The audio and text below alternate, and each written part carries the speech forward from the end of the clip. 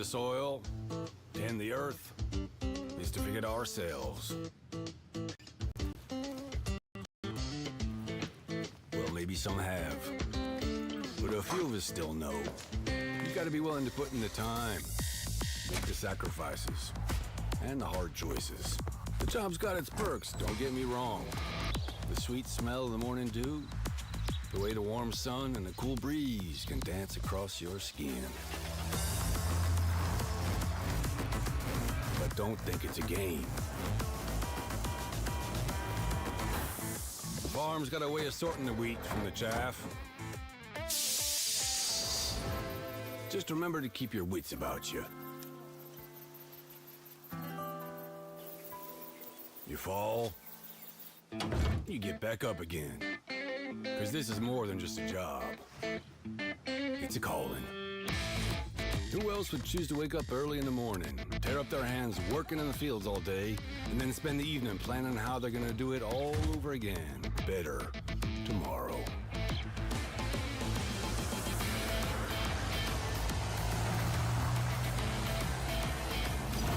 Day after day. Season after season. Year after year.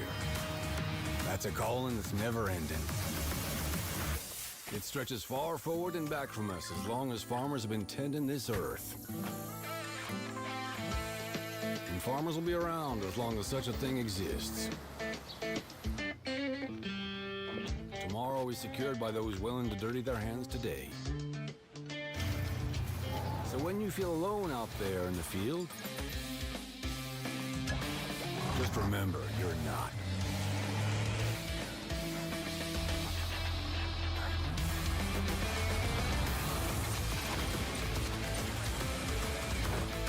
Think about all those that have come before you.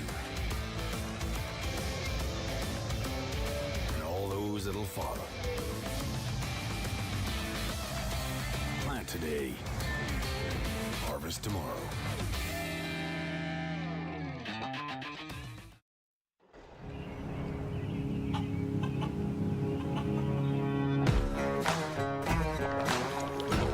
All around the world, farmers know farming is an art. Like life, we know it can be hard. And it can be surprising, too.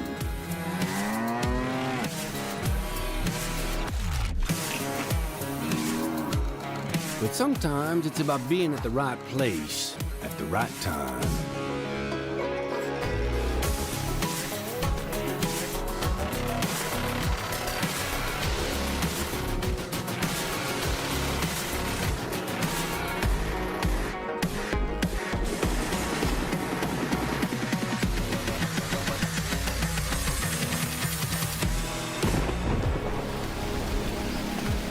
A wise man once said that the best lessons are learned under the wide open sky.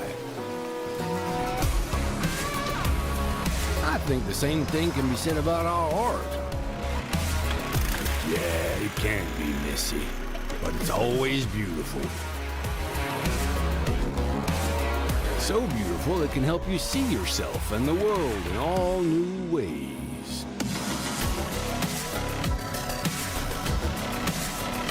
In the art of farming, the soil is the canvas, the seeds are the paint, and the harvest is the masterpiece.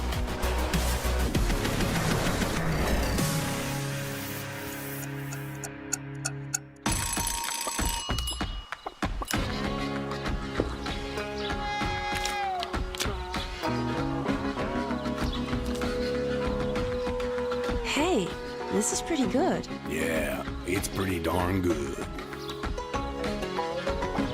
Is it missing something?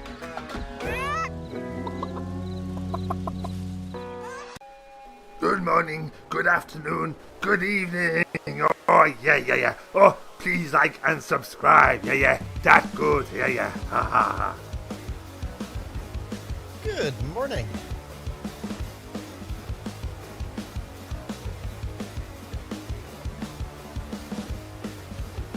How How are you guys all doing today? Bubba, Gadas, welcome, welcome.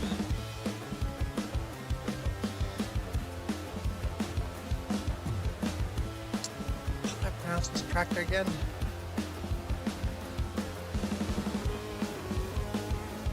Rakovica.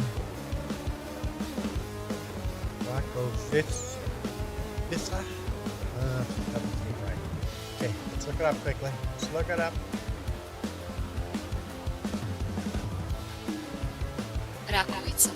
Rakovica. I was close. Rakovica. Got our Rakovica tractor here.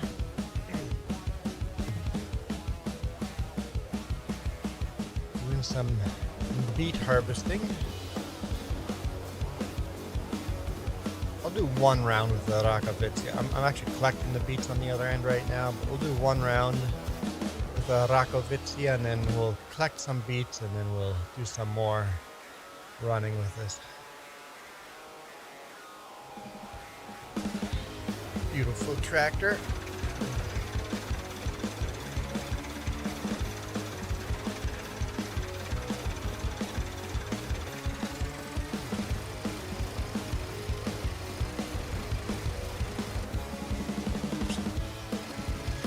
With this harvester, you have to make sure you press the unload here button. So that's control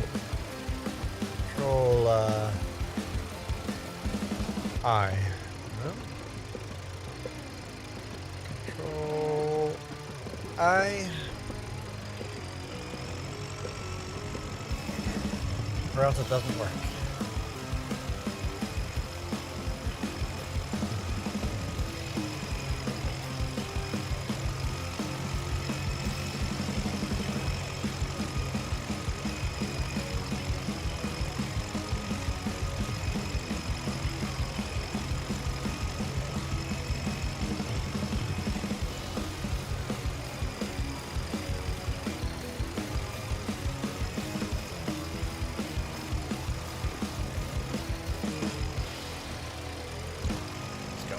Hey farm boy, how's it going? Farming Sim 22. PC only, but multiplayer.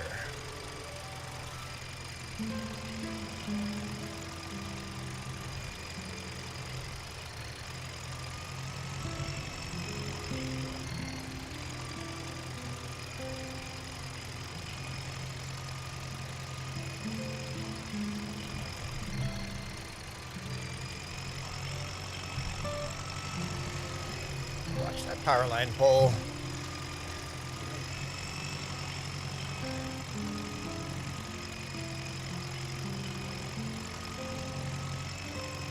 And this beet harvester is a lot of work.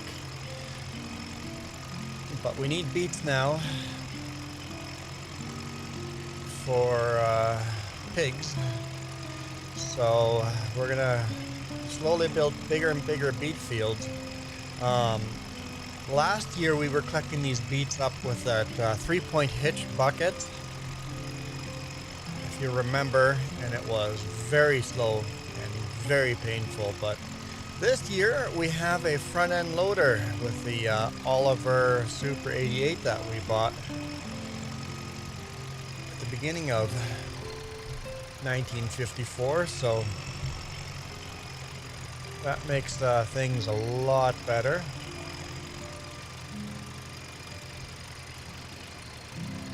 A little more juice there.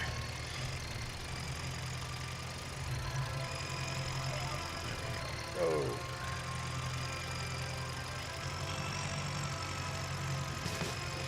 All right.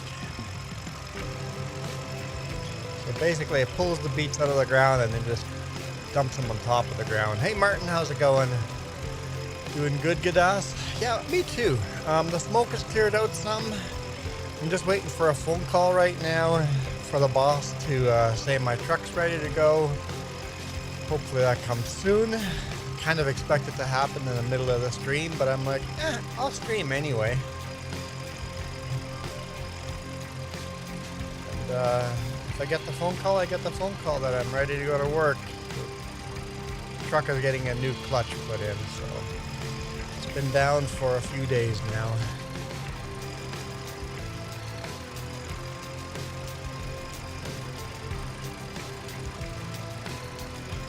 Needs no work from me, but that's okay.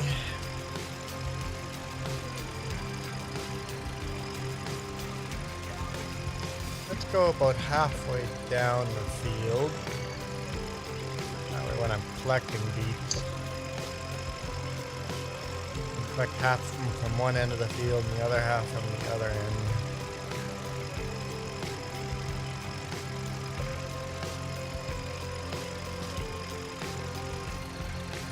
About halfway.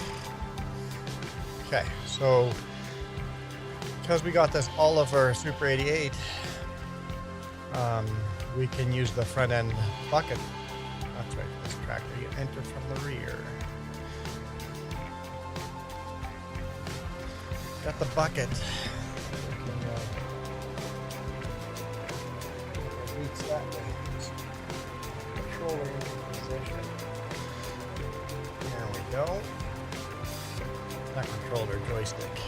Only problem with this Oliver is the front end drifts a bit, so it's actually a little tricky. You pick up all the beets with this tractor, so hopefully we get another tractor with a front end loader here soon.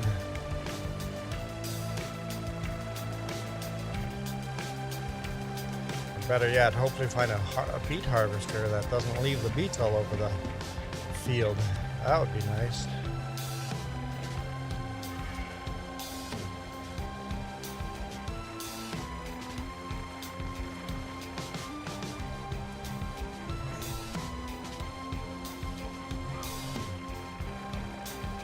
Hope this works.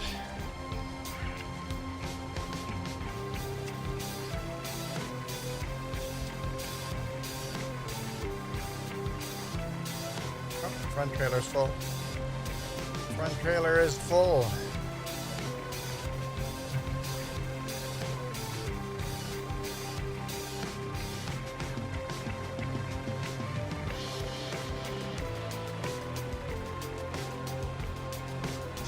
So that's what I'll be doing all day today, is just beet harvests. Unless Jess joins and makes it happen a bit quicker, but beet harvest is a bit time consuming. Bit of work. Well, we got two nice tractors doing the work.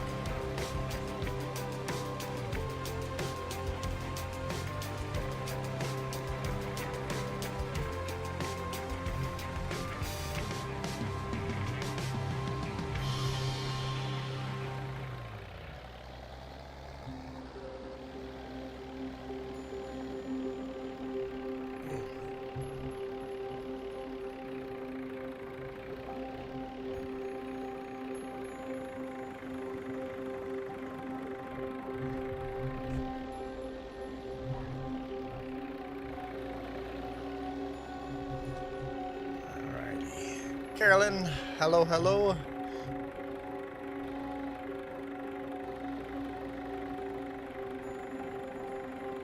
If I got the bucket at the right angle. Depth perception is kind of hard, especially on days that there's shadow and it's early morning here, so we still have tree shadows here. Once the sun is giving us a shadow from the bucket, it's a little easier to get the bucket in the right place.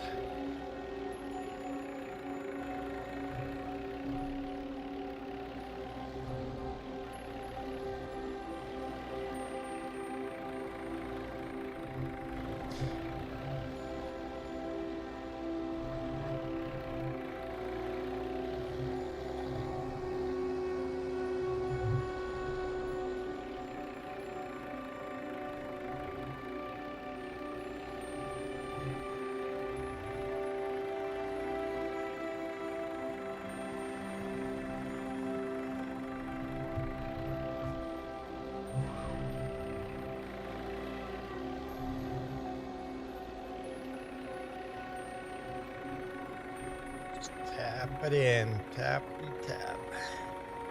Small movements on the joystick. There we go.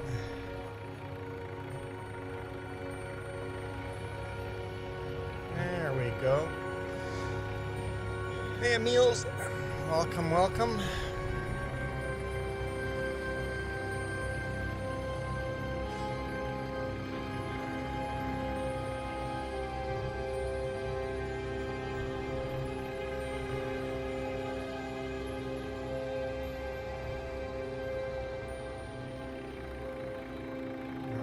Rakovica is sitting back there, waiting while we load. Emils, if you click that link at the top of the video and go to my other live stream with a full screen, every song is actually shown at the bottom of the screen. On the other screen. This is called Earth Appears by Brian Blogger. So yeah, basically right below my webcam on full screen, every song is listed.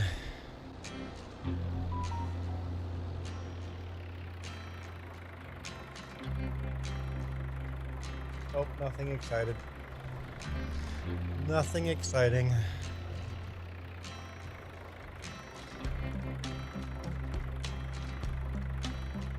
See the front end drifting like that, just sliding? That's the hardest part about this tractor. I don't know why it does that, but it does. It does what it does.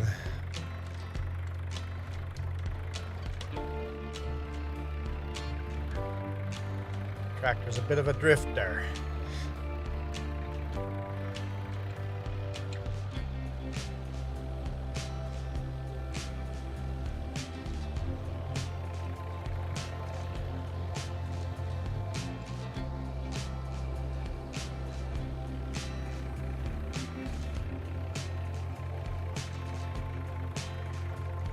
Man, it was so painful when we had to do this with the rear 3-point hitch buckets. We had to do each bucket, go back to our storage on the farm, fill up a bucket, drive to the farm storage, fill up a bucket, drive to the farm storage. It was painful. Now that we can put them in trailers, this is so much nicer.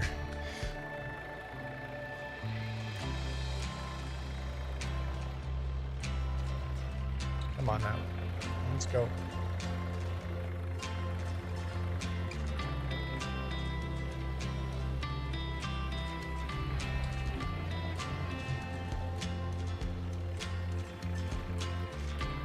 Okay. What do you have to do? I don't know if your phone lets you click the link. That pinned message at the top, if it doesn't let you click on that link, the best way to get to the other stream is just by clicking on the 3J's logo at the top and then go to live and then click on the horizontal stream instead of the vertical.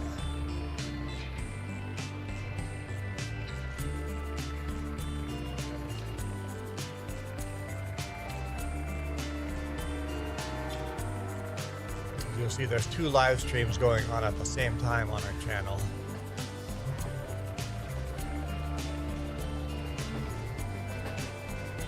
Some phones don't allow you to click links, and if not, you have to do that manually. Robert, yes, absolutely you can join. This is multiplayer. I mean, if you're capable of joining, yes. Lots of mods, PC only.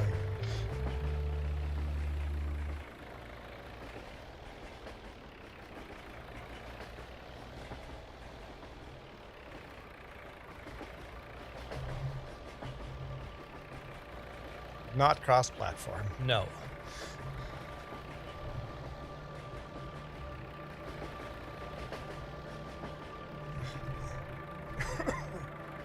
Way too many mods in here. Consoles don't have the mods we're using here. 5 billion mods. Well, maybe not 5 billion. But there will be literally thousands of mods we go through. Yes, Robert, we are on PC. We do cross-platform, usually Friday nights, but that might change. Friday nights might change as James gets his stuff organized. We used to do 3-player. All 3 J's work together.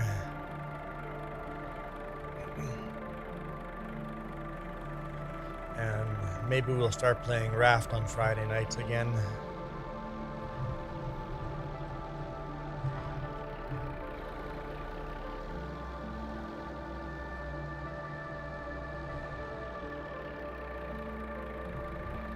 And then we'll just move Crossplay somewhere else. I don't know where we would move Crossplay to. We'll find a way of playing this map and Crossplay.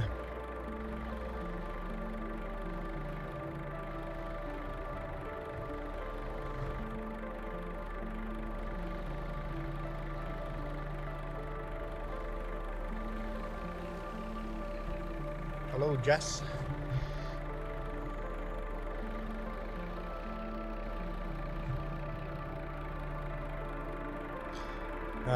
Next Crossplay should probably be on Thursday. Thursday afternoon. Pacific time zone.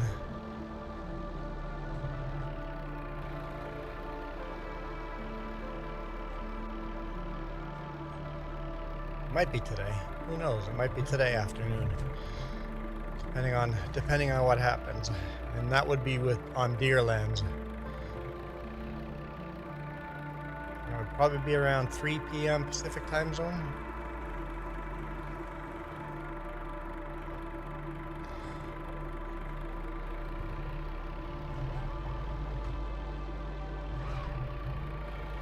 Yes. So today's a maybe. Today is a maybe cross-platform on Deerlands.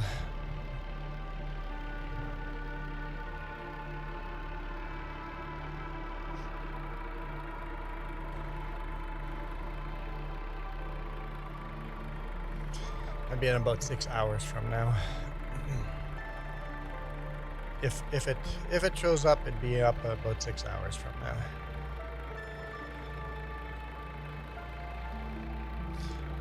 Deerlands and like 20 something mods on that one. On the one that we've been doing on Friday nights, it's only got like a total of 7 mods, including the map stuff. I think it's only 3 mods for equipment.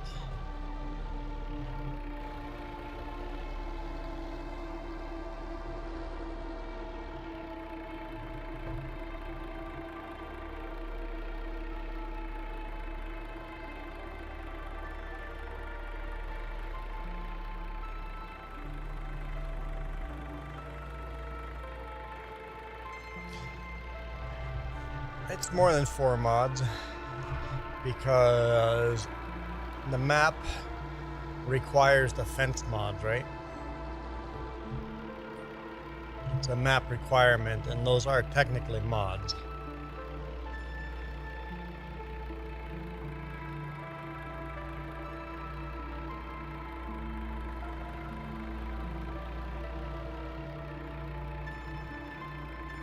And that's El Dorado.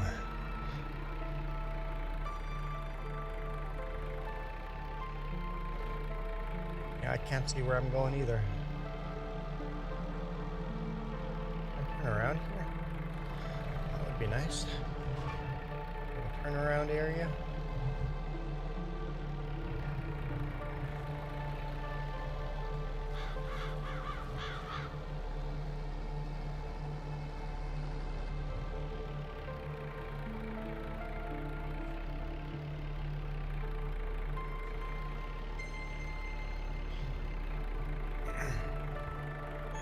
Deerlands has got like 20 mods. Talking about Jess's cross-platform.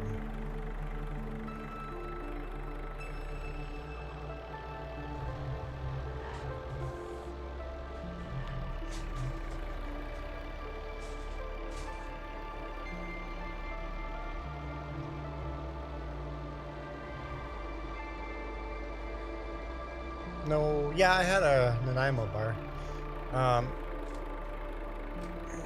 Gadas says that you only have like 4 mods.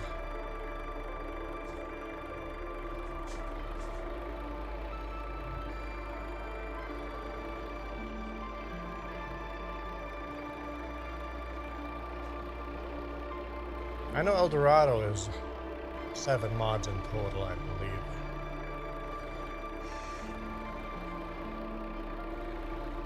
Seven or 6. It used to be a few more than that. When we first started to try to figure things out, what worked for the old PlayStation 4 players.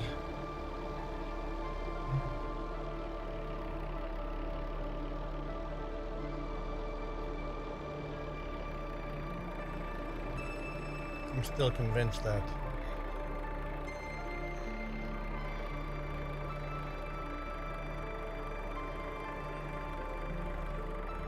people that couldn't join just didn't know how to add multiple mods on the details button.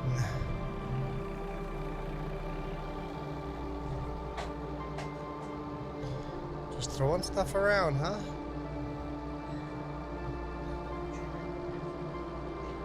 Well, if you were trying out for a basketball team, they're not going to accept you.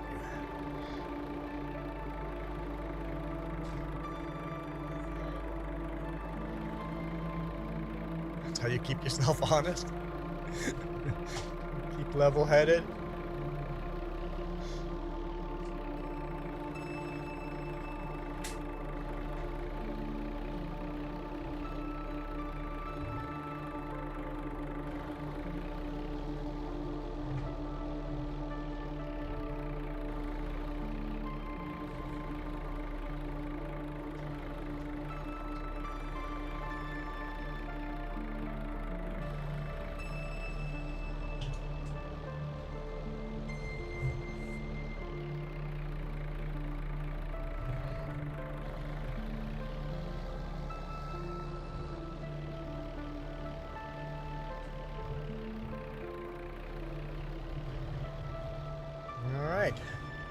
Full load.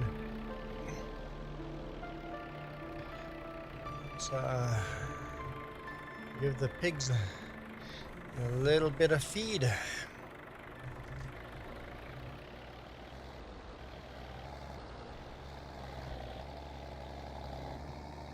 That's a heavy load.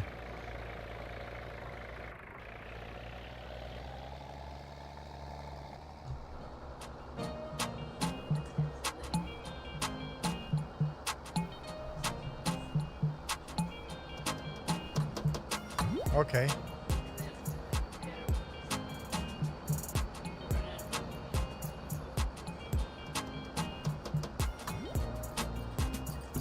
Having a vehicle full of fuel this time of year is so important with the forest fires.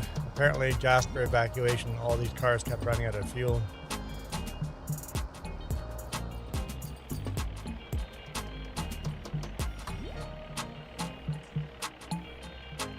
Turn your engine off if you're not moving.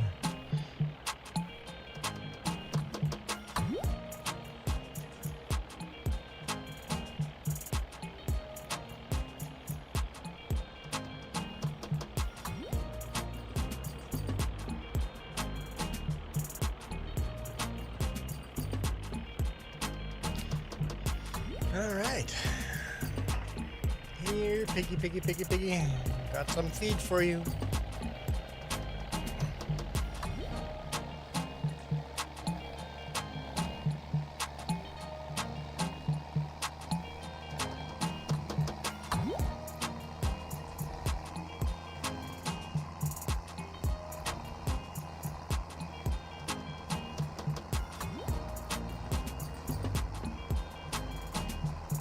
So I guess you can't give horses sugar beets with precision. Yeah, so we tried.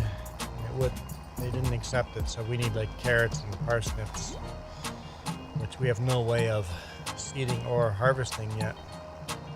Oh, missed that, Emils. What tractors do I have? I have lots of tractors. We're currently running the Oliver. And the harvesting on the field is Rakovica. We've got John Deere's, we got Farmalls. Got a Ford N. Got a good mix of tractors. You want me to go through show you I can tab to each tractor and show you every single tractor if you want.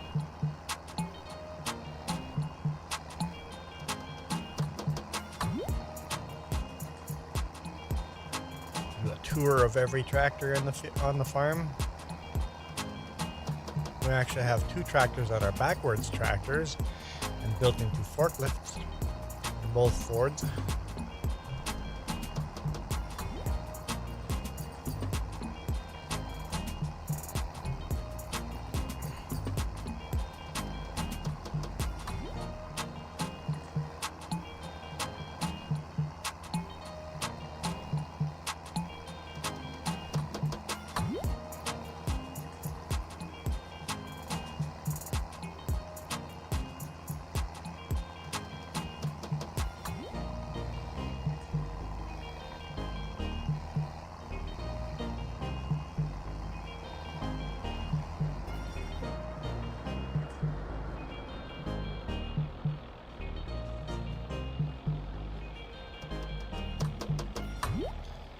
Hey, Stefan Family Farms, how's it going?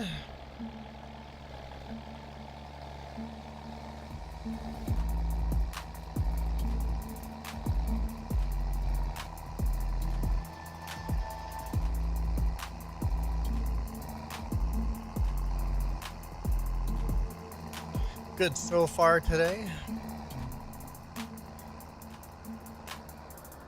I guess that's all we can wish for.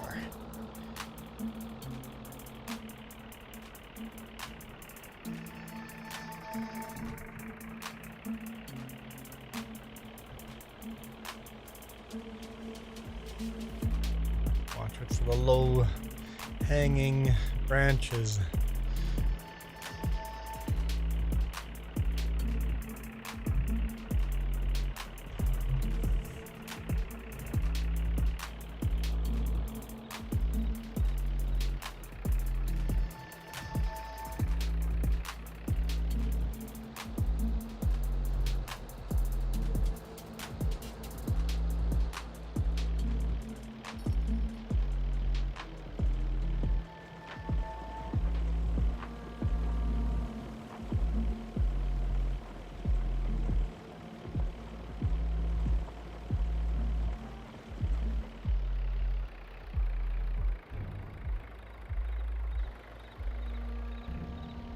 How's that look for pig feed? Yeah,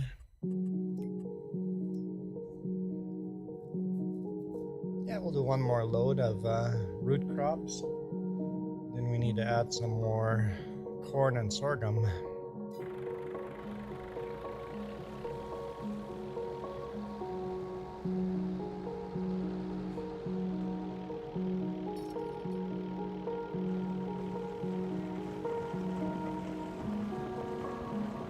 If this doesn't max them out. Gotta be careful with pigs.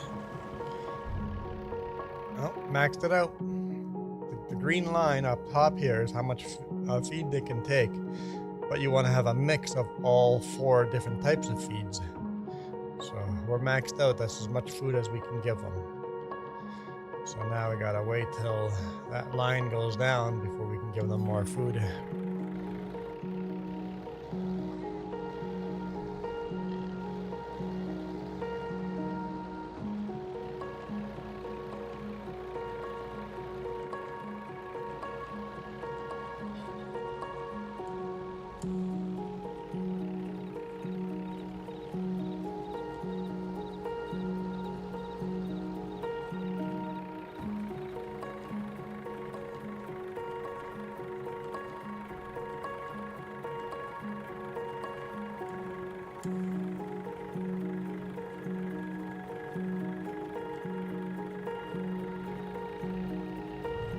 Yep, let's just jackknife the trailers. Why not? I'll go around this way then.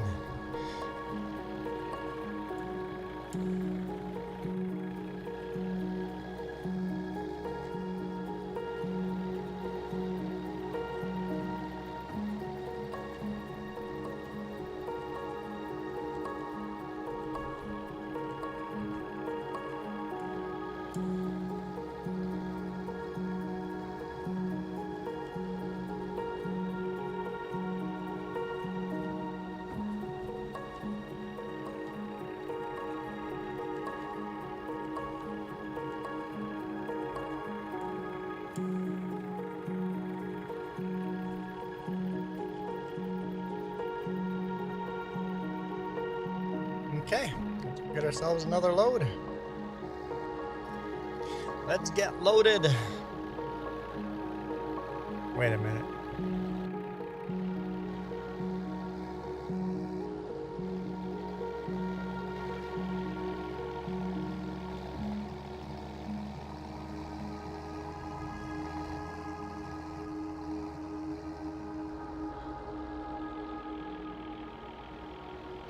I guess that was a negative. Emil's didn't want a tractor tour. At least no response anyway.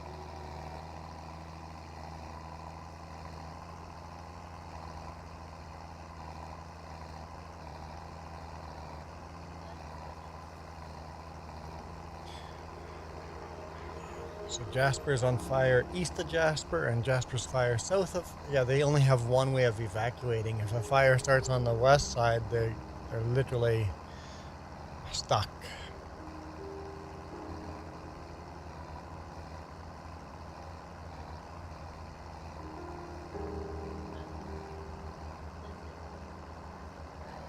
McBride does a fire, that's more southwest, but yeah. Yeah.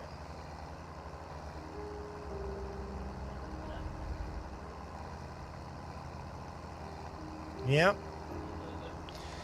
Evacuation might be impossible with the way the fires are going.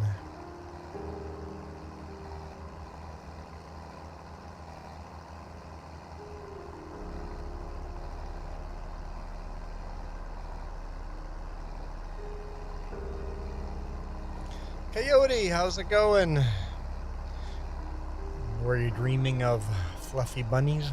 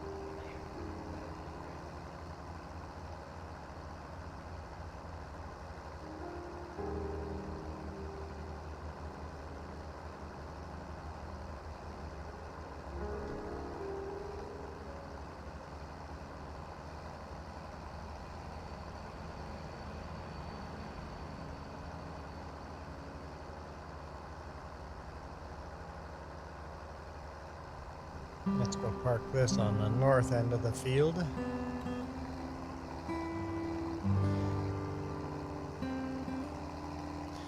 Woke up, you had to settle for toast and jam because there's nothing in the house. That's the way I feel sometimes. Like, I ate everything in the house and I don't want to go out. Okay, what can I settle for?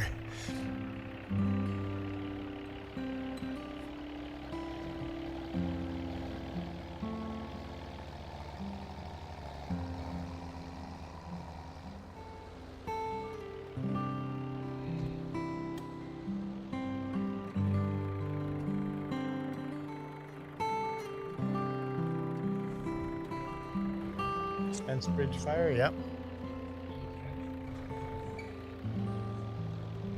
They've lost 6 houses in Spence Bridge. And then 20 structures altogether, like sheds and barns. Yeah. Yeah, that's not good.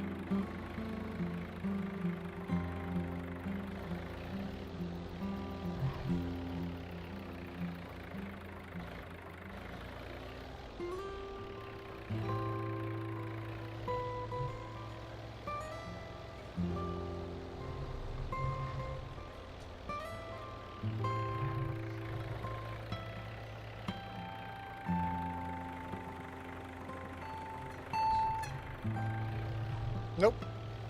Not at all. I'm not going to worry about it until afternoon sometime.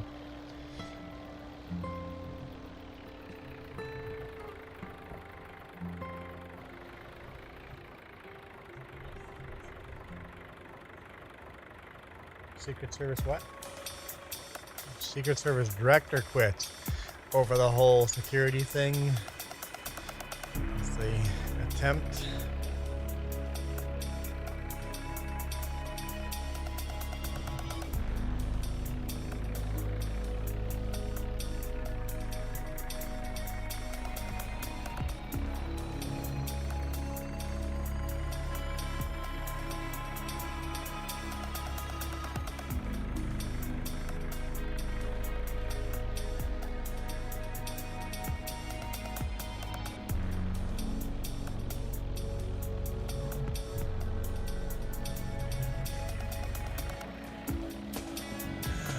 No bunnies.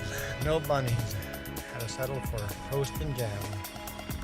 Never actually had bunny.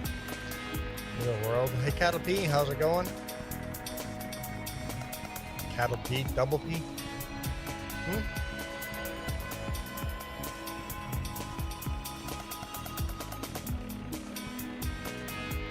Yeah, I guess if you have them as pets, it'd be harder to eat something you've had as pets. But if you grew up on the farm,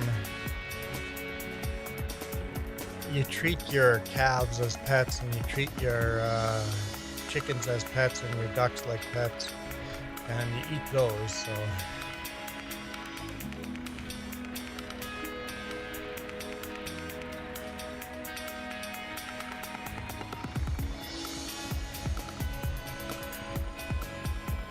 for farmers, it's fairly easy.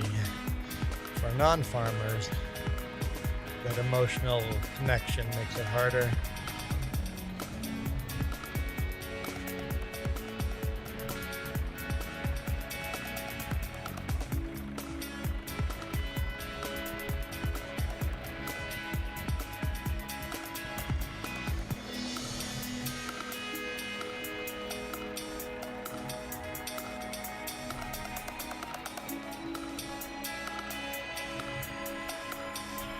How tasty.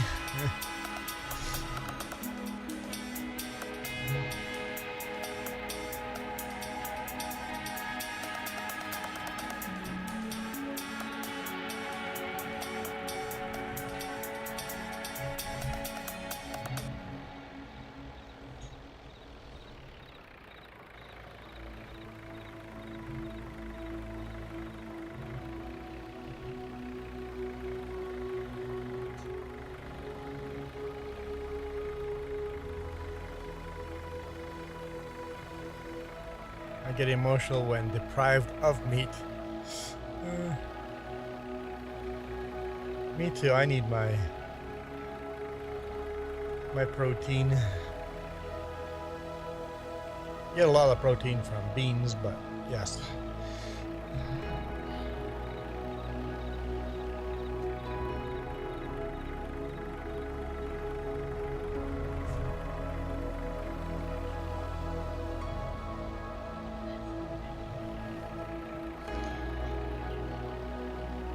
It's kind of like over here, it's unacceptable to eat horse.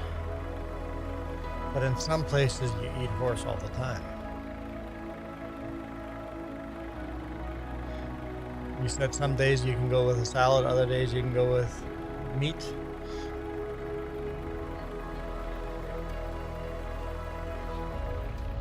Okay, so taco time you usually get the veggie burrito, not the meat one. I like the meat at taco time.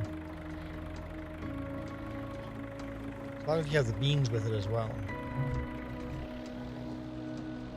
Oh, you have beans in the veggie one? Cool. Refried beans. Don't eat horse where you live. Yeah, parts of the world eating horse is completely acceptable, and other parts of the world eating horse is not acceptable at all.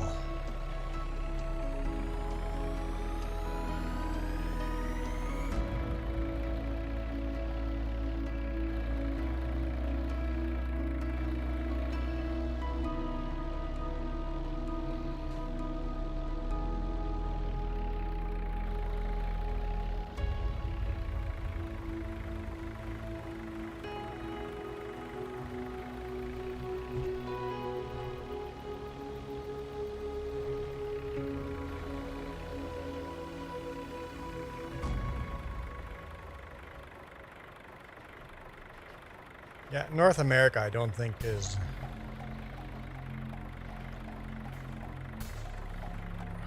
Horse is not acceptable. Hey, Agro, how's it going? Welcome. Jess just joined, so she's gonna steal the job of one of these jobs. But since you're here, Agro, we'll switch jobs and run the beet harvester for a few rounds. Oh, this is going to be a long synchronization. Okay, let's do an ad. Having shortcut means that some of your body parts are on the outside of your body. I've had to have things removed, things put in place, way too many surgeries to even remember. My G2, it helps me get the nutrients that normally other kids would just get by eating. Since I don't eat like that much, that I have to get nutrients through my stomach. Without Children's Miracle Network hospitals doing Kamari's care, we would not be the family that we are today. And we are very grateful for them and all of their help and Kamari's GI team and everything that they have done for us and for Kamari. Without them, he would not be here. He would not be the kid that he is today or be doing the things he can do and enjoying life as a 13-year-old teenager.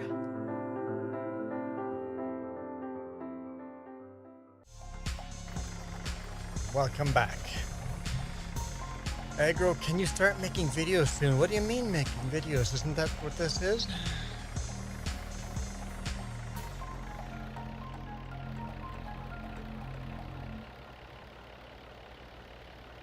We're shooting videos right now. Live stream. Non-live stream, don't have time for editing videos. This is live, yes.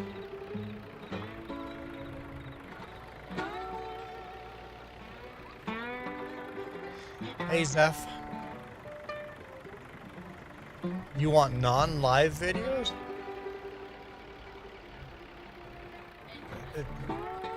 It's just not gonna happen.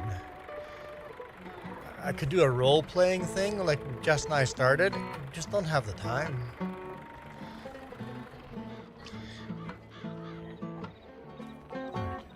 So we're gonna let Jess run this for a bit. It's not letting you join right now. That's okay. We'll do a couple of rounds with this tractor and then see. I'm not sure why you're crying. I don't understand.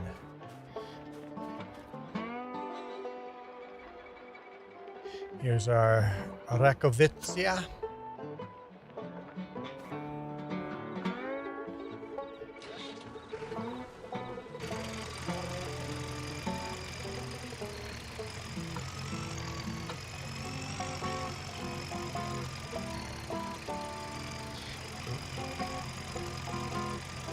I have to go to the control. I unload here every single time.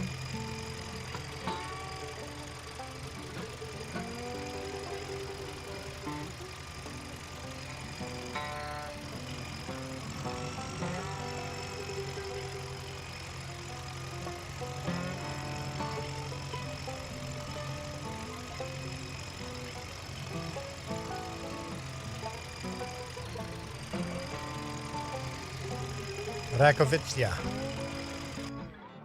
Here. Rakovica. Rakovica.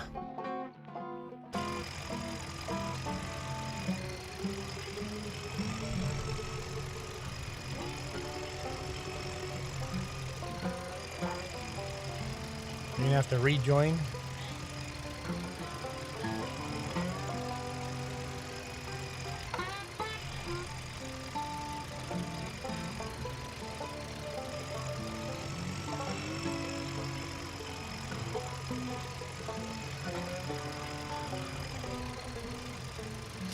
IMT 5106 is the best of them.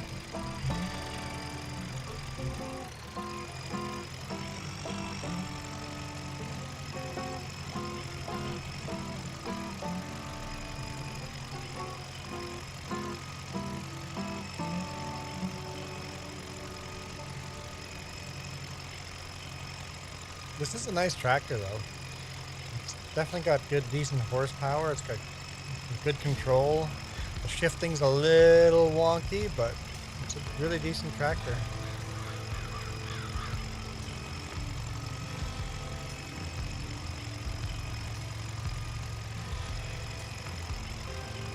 Jess is having trouble joining. I will go back to loading Beets for a bit, just so that's a little more caught up.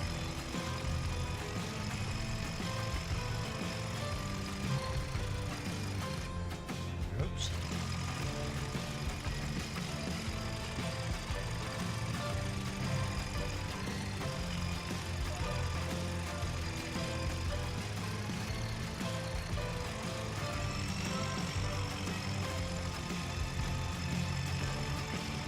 Good tractor to do a beet harvest with.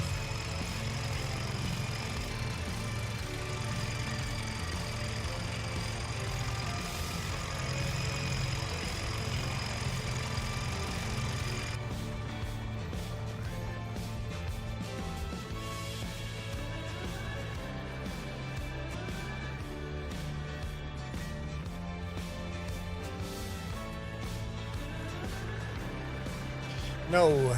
Play with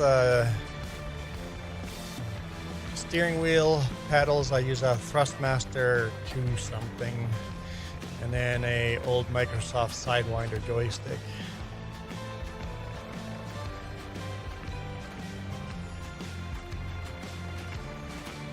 Come on. I think my tools will get in the way there.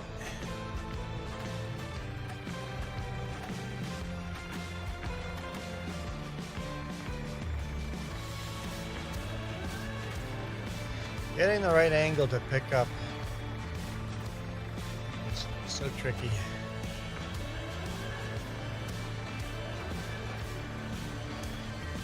Where am I from is a loaded question because I'm from a lot of places, but we are currently in British Columbia, Canada.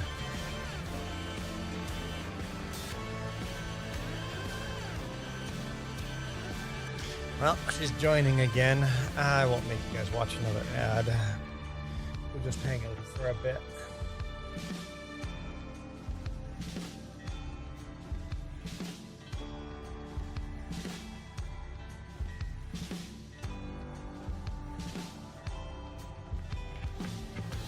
And do a whole lot of nothing.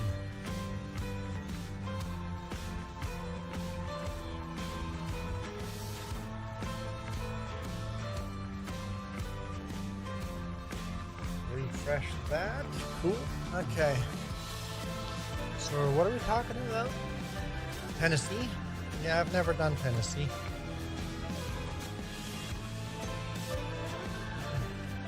Yeah, we're gonna go through Tennessee this fall. My first time going through Tennessee.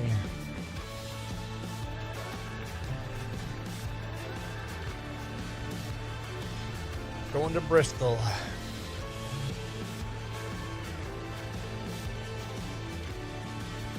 Supposed to be keeping up on NASCAR racing this year, but kind of failing that in the summer here.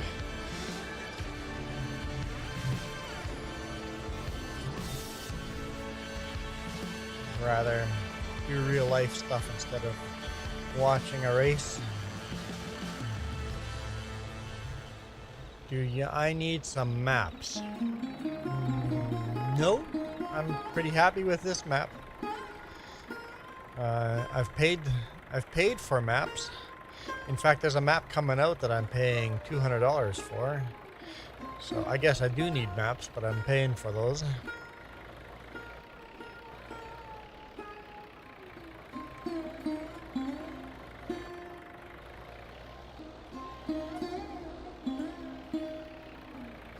And this one will be cross-platform. There's going to be a cross-platform coming out that's going to be called Gnadental. It's out on PC already as a 4X map, but we're making it as a 1X map, cross-platform.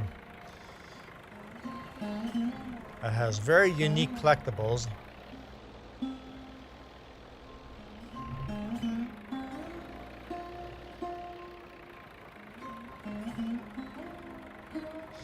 Well, living in Canada, I'm not going to focus on Salvic tractors.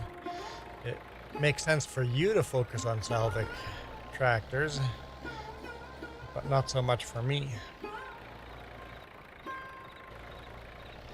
Here, I need to focus on versatile tractors. Canadian tractors. It's not letting you join?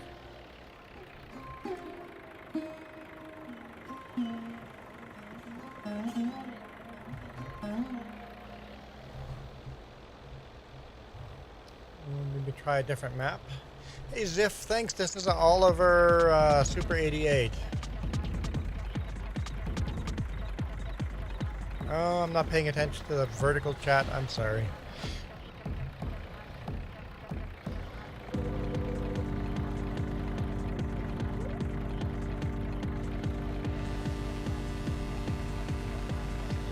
Yeah.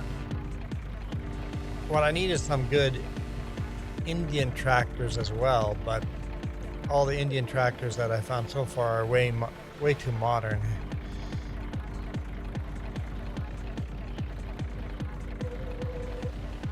Nobody seems to want to give me links to mods.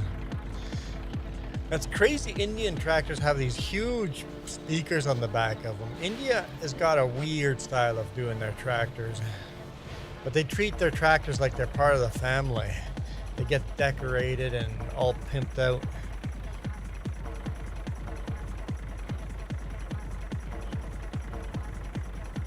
Fancy rims on them.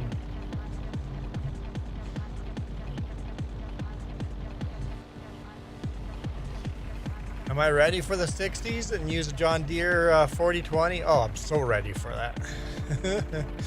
We've got a couple of years to go.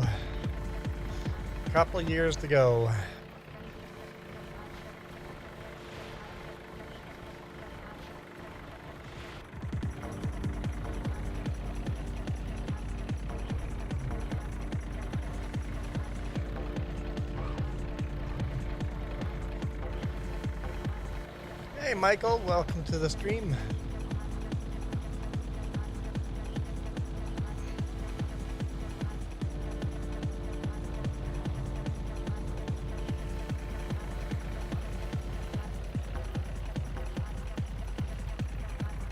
Not a lot of green names out there today. Michael's the first green name. No, Coyote was the first green name out there. Coyote and Michael, that's it.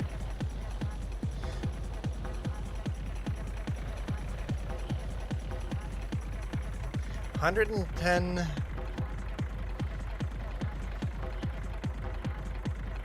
Fahrenheit, I'm assuming.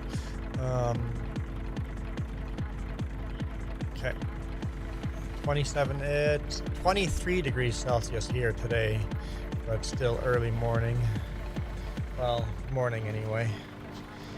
Not all that early anymore.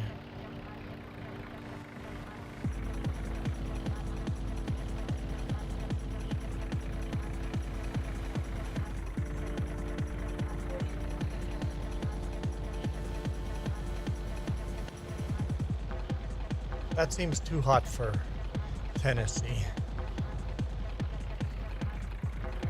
Does it feel like 110 or is it actually 110?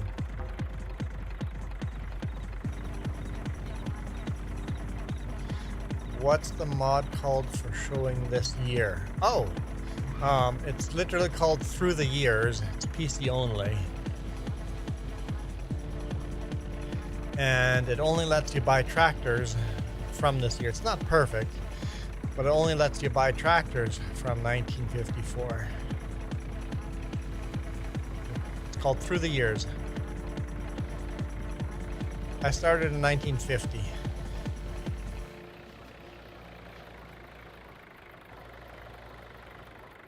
So we're only 5 years in. There we go, Cattlepea. You Americans always do the feels like temperature. What's the actual temperature?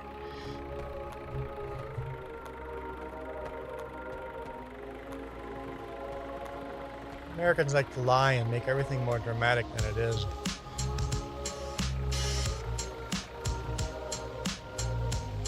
So Michael, it's not just you. 96 Fahrenheit feels like 110. There you go.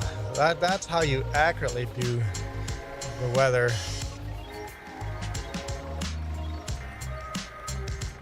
You gotta give both numbers.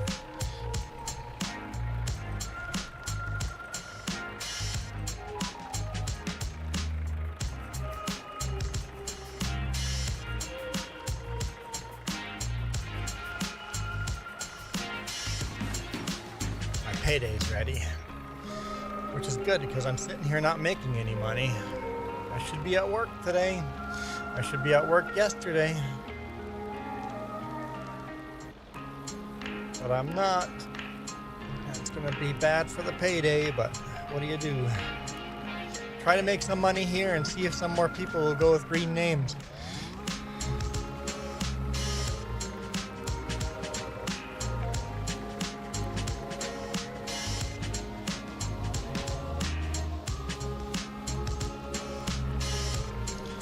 Jess is having trouble joining any server. Did I not? Maybe I didn't update a mod or something? And you did? No?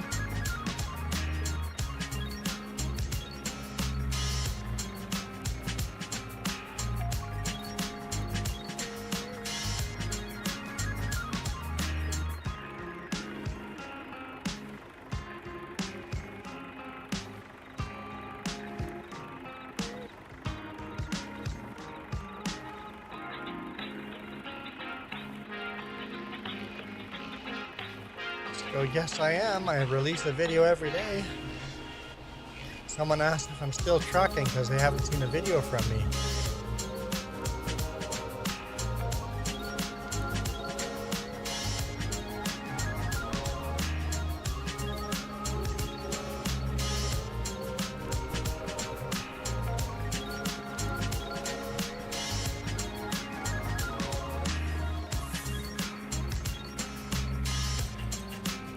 Why you need to pay attention. Subscribing isn't enough. If you have a favorite YouTuber, subscribing's not enough. A lot of my favorite channels I watch, you have to actually manually go and look for. Winter's coming.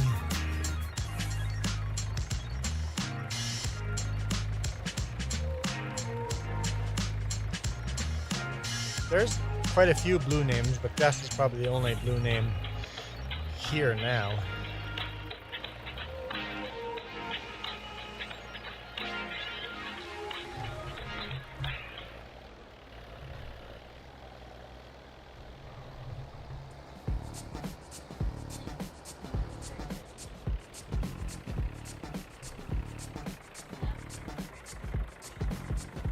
You can't even get on your server.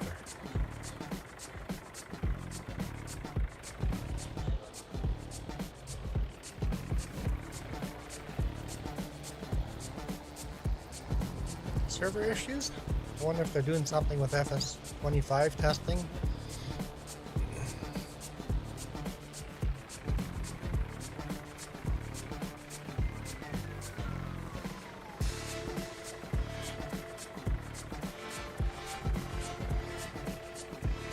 Michael says, feels like 90 is 90. Or not 80. Not 90, 80. Feels like 80 is 80. It might be in a bad mood, Jess. That's what Double P says. Or it might be a bad mod. Oh, not mood. There's no E there. My bad. We haven't updated anything and added any mods. What? Oh, mood would be double O. Fine. Not mode or mood or mod. They're all the same damn word. It's just... they're all spelled so similar. Okay, see ya. Enjoy your work, Michael. As much as one can.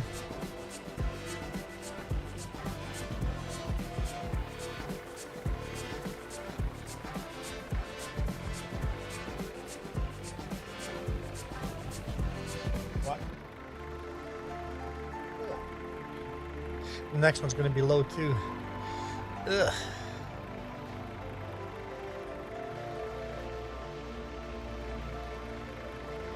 Ugh. Not making a lot of money. I need green names. Someone please, green names. Pop Corks goes lumber. What? What Pop Corks? What do you mean by lumber? Just jumps in and yells, lumber!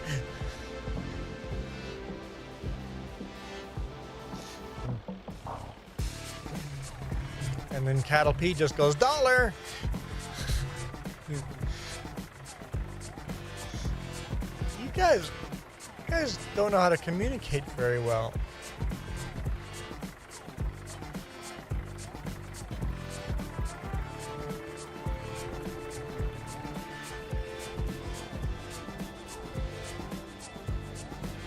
Getting mods for FS15.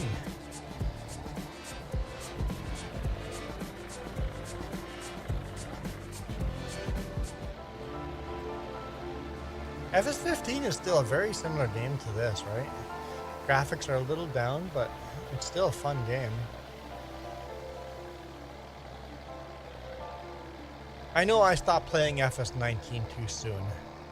So this time when FS25 comes out, we're going to continue playing FS22 while playing FS25. We're going to mix it up.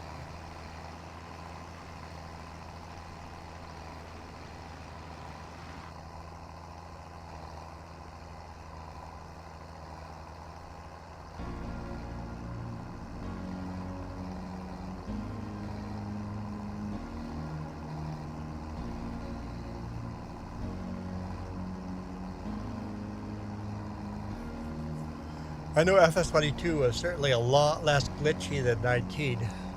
19 was fairly glitchy.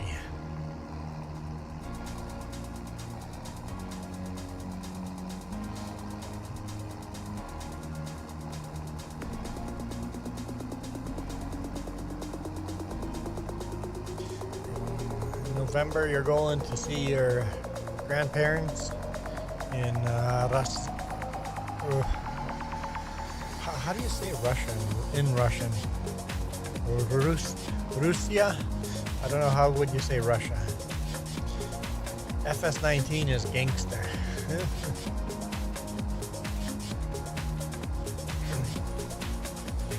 I have family in Russia as well, but I would have no way of knowing how to Russia. Is that close?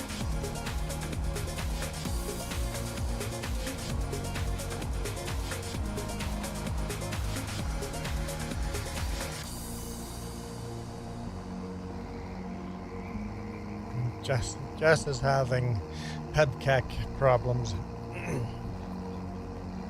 You don't think it's PEBCAC?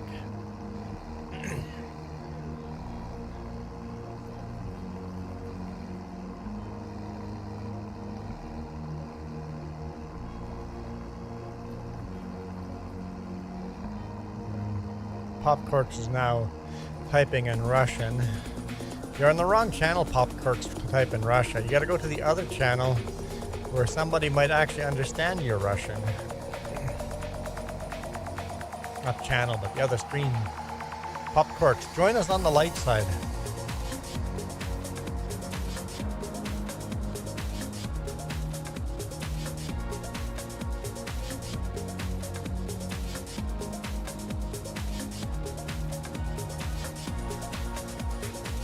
There we go.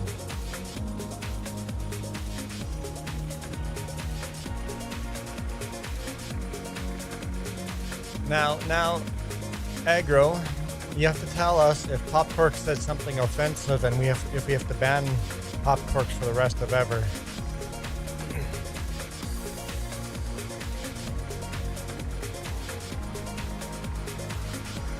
Double P's just like, what?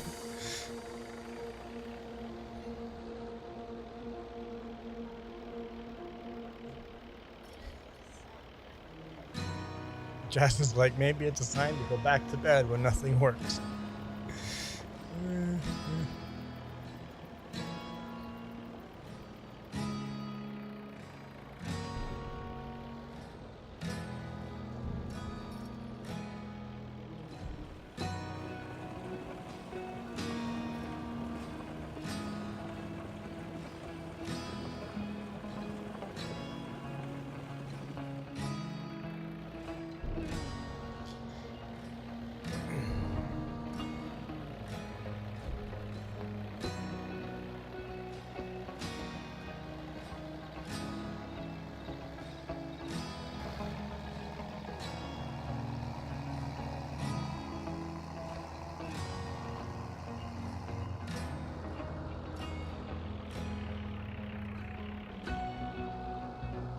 climb through here to make sure we don't hit anything.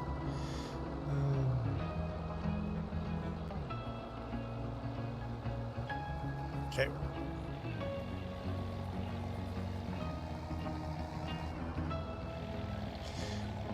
Sure, pop corks. Sure.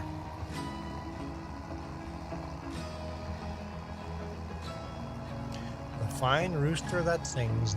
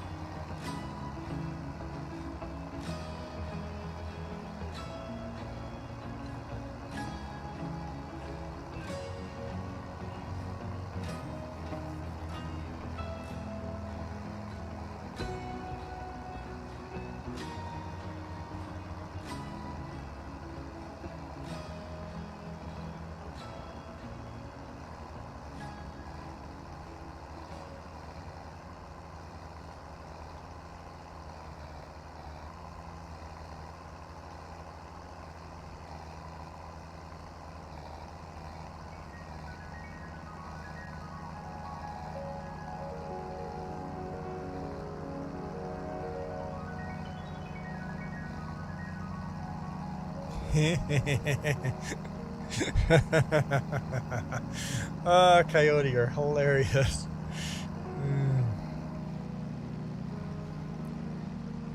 Lots of people having heat strokes these days. Funny how they all show up in chat over here.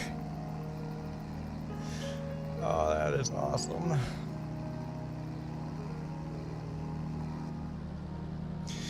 I think Coyote called all the rest of you guys out.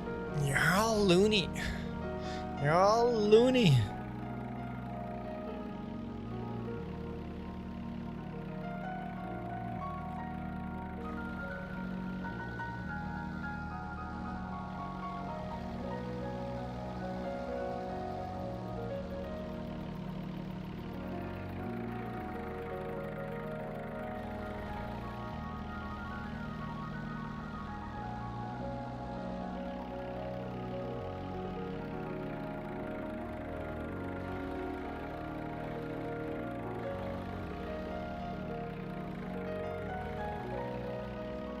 Come on.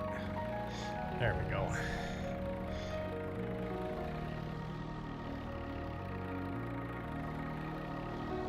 Popcorn is like, how did you know? Just a hint. Just felt right? Coyote, it just felt right.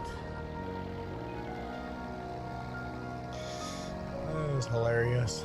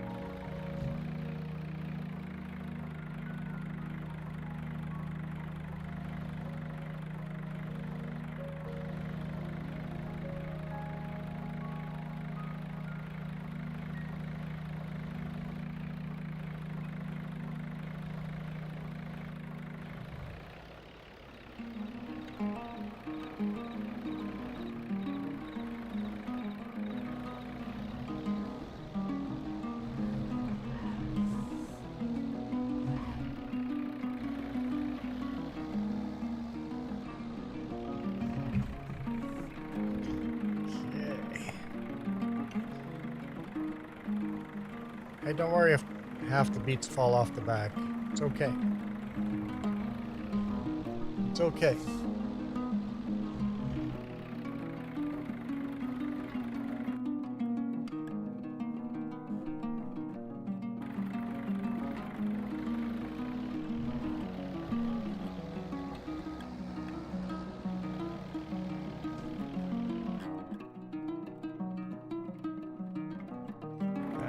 full screen.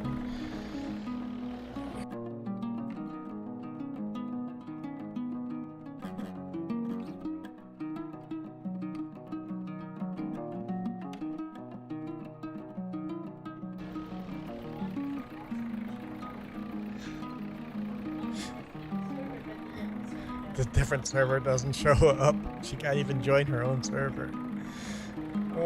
That's when people go, hey, I can't see your... And it's like, maybe they're not crazy. And people go, I can't see you. How do I join? I can't find your server. Maybe they have legitimate gripes. It's just sometimes the server just doesn't show up. Come on. Pick up the beats. There we go. Okay, there we go.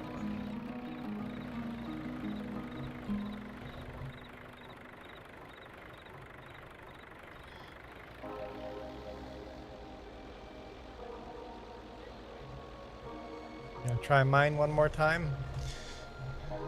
Look for synchronization.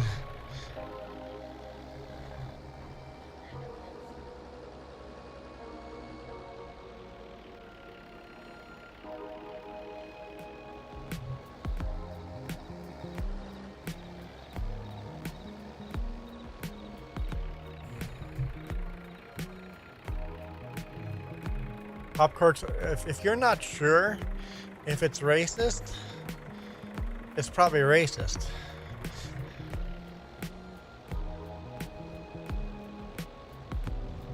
If you're not sure if something is racist, just assume it is and don't say it.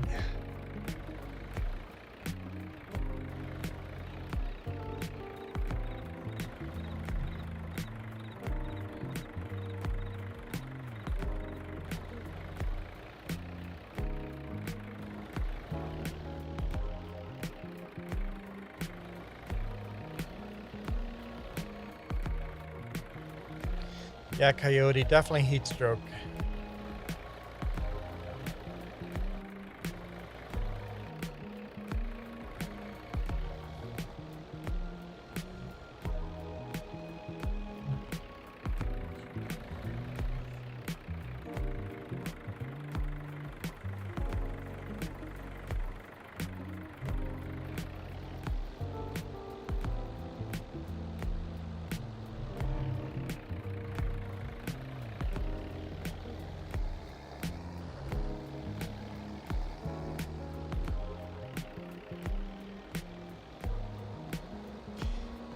Concrete, working concrete all day. I don't think any of you know what all day work means. Unless you're doing a 14-hour shift or longer. You don't know what all day work means.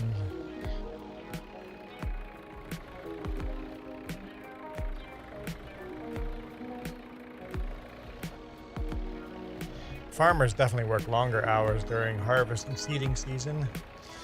Negative, this is FS22. You do 10-hour shifts, so is that 4 days? 4 days? Is it 4 days on, 4 days off? Or is this 10 hours daily? As you're working on your own farm, I'm assuming, so it's probably 10 hours daily. Except during, well, I guess, I don't even know if you guys do fields. If you guys plant and seed and harvest.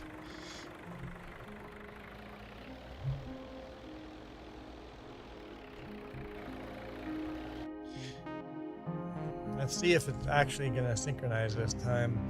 This is the Oliver Super 88. Came out in 1954, if I'm not wrong.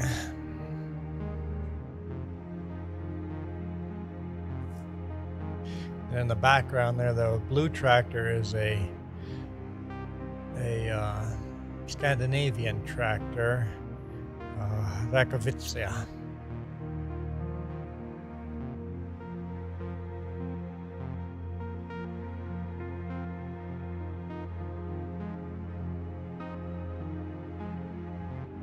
And we've got John Deere's and Fords and Farmalls, International Harvester Farmalls.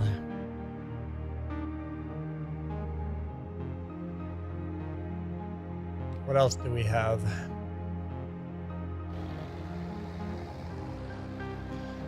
So you guys do. I'm guessing a comment didn't get through because it says and hay. Oh, cattle and hay. There we go. Cattle and hay. 10 hours in one day and then sit around the whole week. Yeah, that'd be nice. I use 60 to 70 hours of work a week. Not this week, obviously. I actually do more work than that. If I took the honest calculations in, it would be more work than that. On record, on paper, I work 60 to 70 hours a week.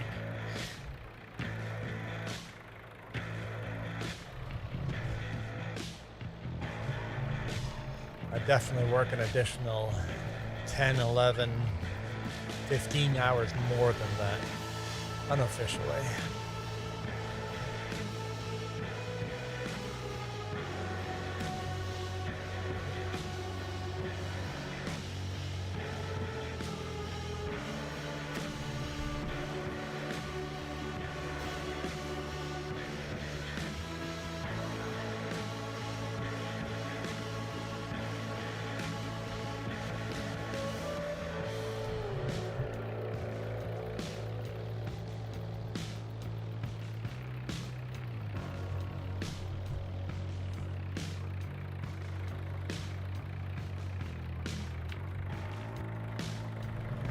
Okay. Here we go. You just finished corn harvest in FS19.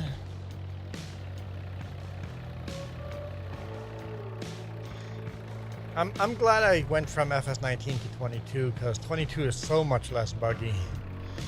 19 was so buggy for me.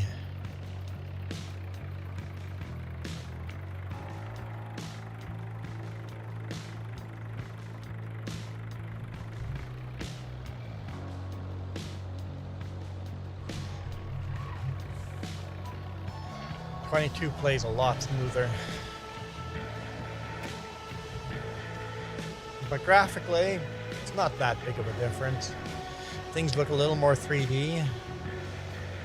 But graphically, you're probably better off not buying FS22 and just wait for FS25. And hopefully my computer can play FS25. Yeah, I'm on PC.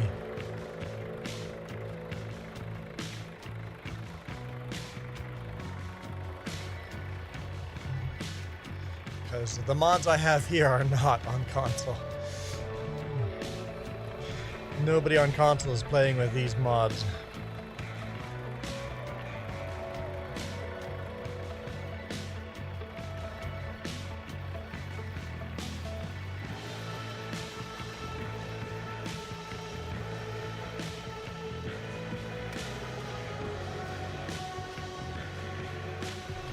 Well, maybe Bolos, you're gonna get a FS or a farm. You're gonna get a PS5 and Farm Sim 25 for Christmas.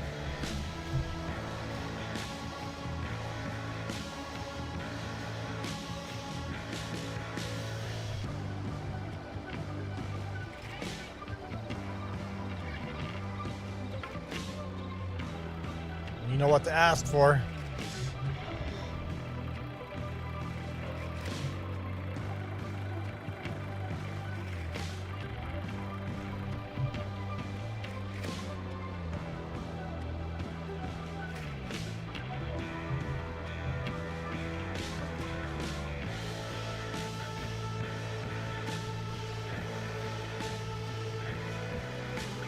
Yeah, saving money is good. Sometimes you have to really think before buying a game or a console or a PC or whatever and go, I worked how many hours to get this money? So buying this is worth this many hours of work. And it's like, maybe I'm not going to buy that. If I had to work 100 hours to get get that. I'd rather have that 100 hours of work go to something else. Hey, Sonny, how's it going?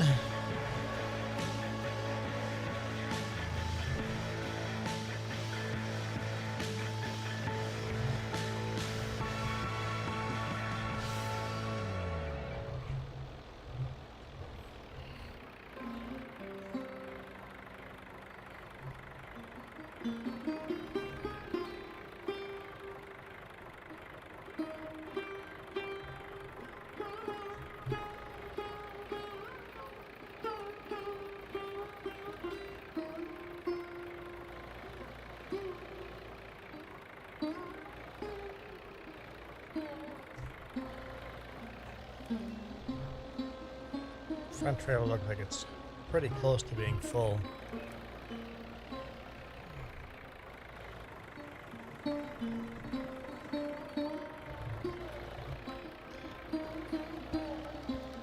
Does it say you joined? It says she joined. Are you okay with doing this work, or would you prefer not to? Oh, you haven't tried it yet. Okay, yeah, that's fair enough. So I've been doing this for a while. I'll switch it up for a bit.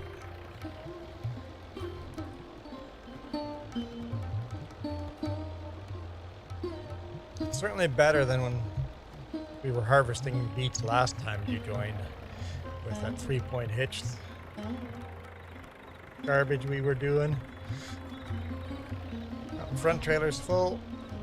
I'll let Jess take over for the rear trailer.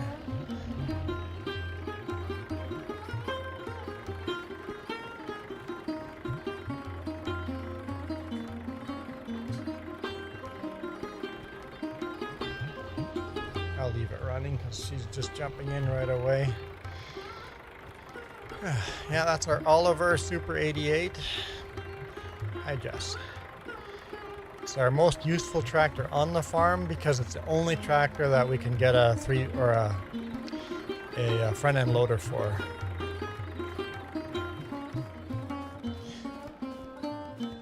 I'm gonna run our Rakovica and dig up some more beets. This is the most modern tractor we have, I think. But getting that front angle right is a little tricky with that.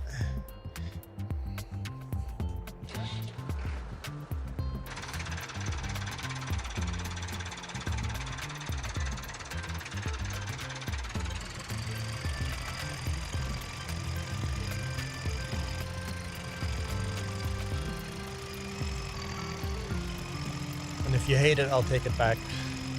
And then you can do this. What's that?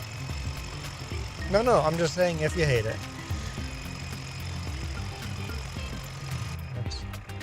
I don't like the sound difference.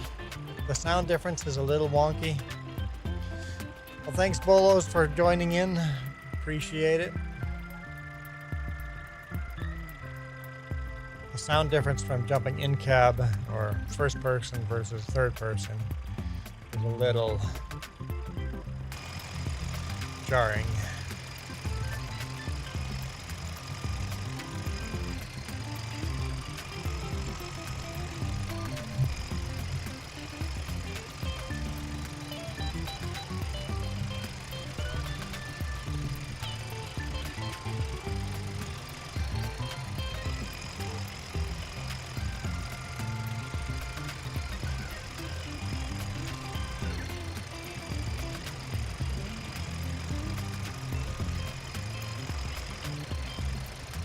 So, Sonny, actually, I have a question for you. I was looking at a video with Indian tractor mods and stuff.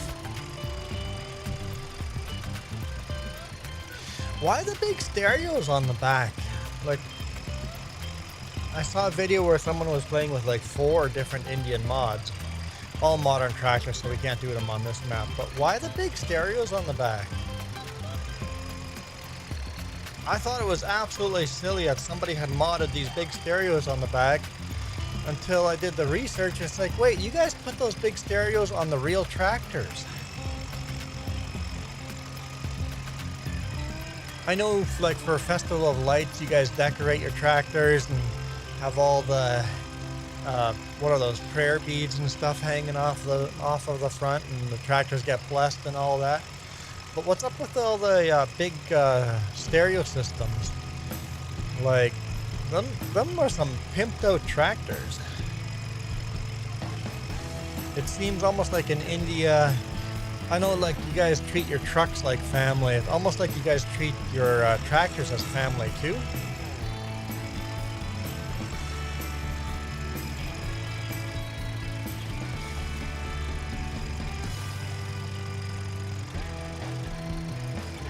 How many hours on this save? I'm not sure. Multiplayer it won't show me. Single player it'll show you, but not multiplayer.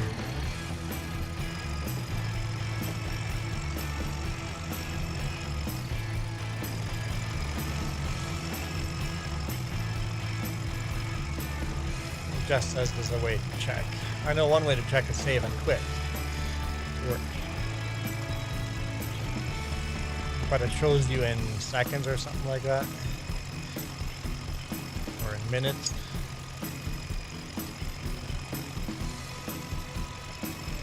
Divide by 60? No. That seems like too much work.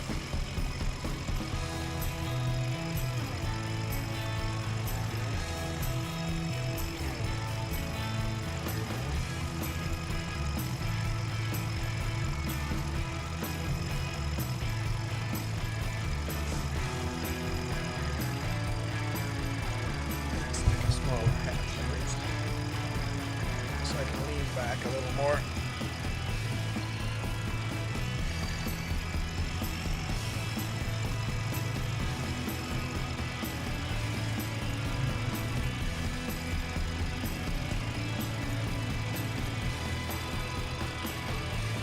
Hopefully I have enough room to make that turn. Just barely.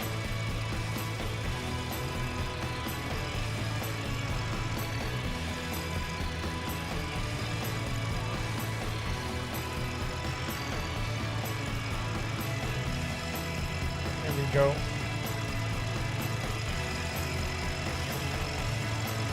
So is that my answer? Why? Just nice?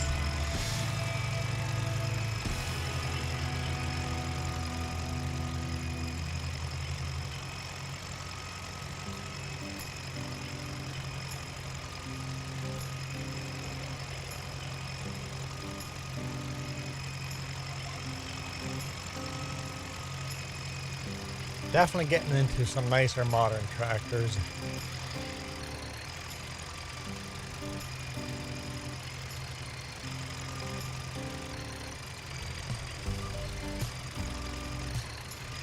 Let's get in the forward gear here.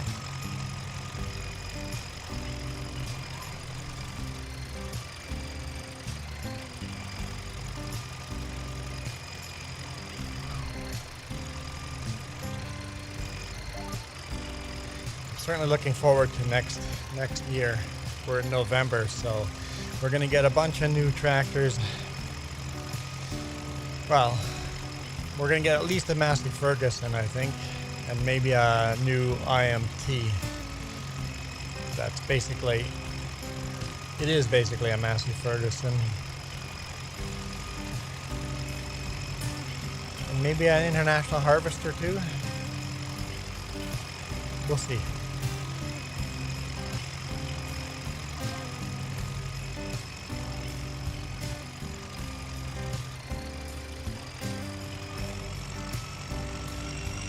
Quite remember.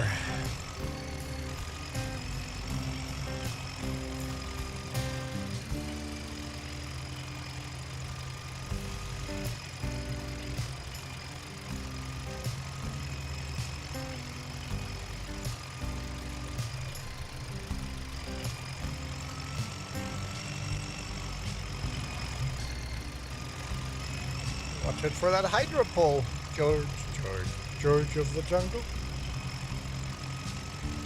Okay. Main craft.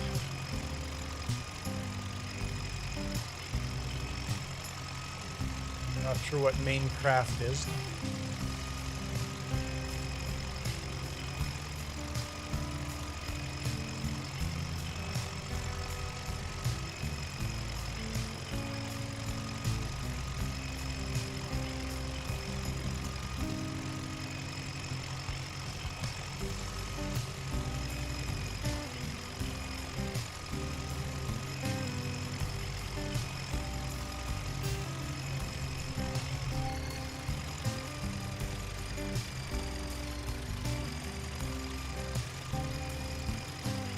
Yeah, we're starting to have enough room to do U-turn over there.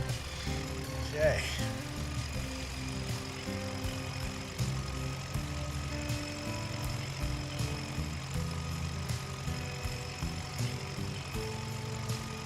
Tess is actually making pretty good, quick progress with picking up. Oh, that's a good idea. Turning the headlights on so you have a shadow for the front end loader. I was complaining. I'm like, it's in the dark in the shadow. You can't. It's a hard time getting that front end loader at the right angle. I mean, it still is hard to get that front end loader at the right angle to pick up, but turn the lights on, you silly. I don't know why I didn't think of that.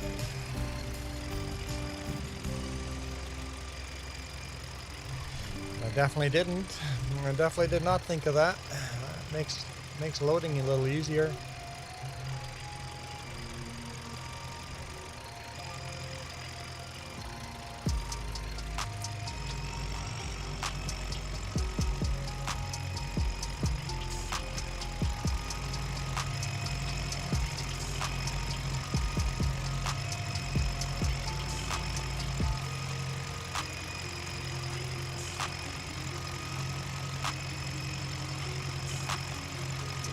Our trailers are almost full.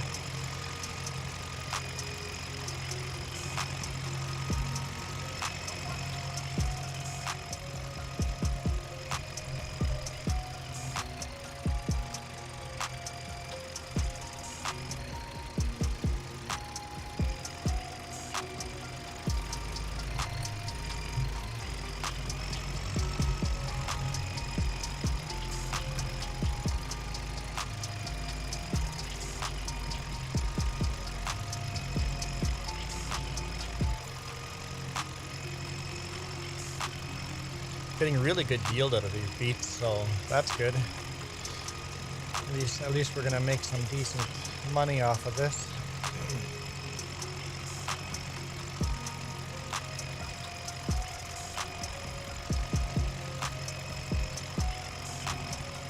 Or we could just hold on to them and then we don't have to plant beets next year. Huh? Oh, we could build a sugar mill. Yeah, we need to do that for... Yeah, you're right.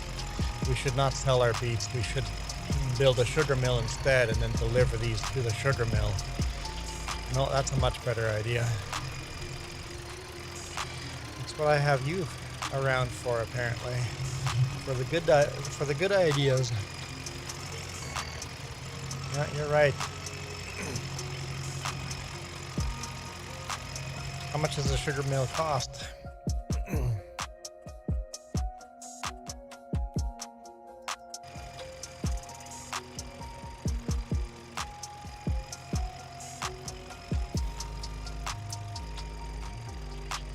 Sugar mill, 80 grand.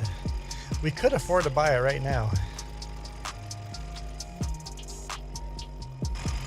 But then we would be in trouble for repairing tractors and all that stuff. We'd only have 8 grand left.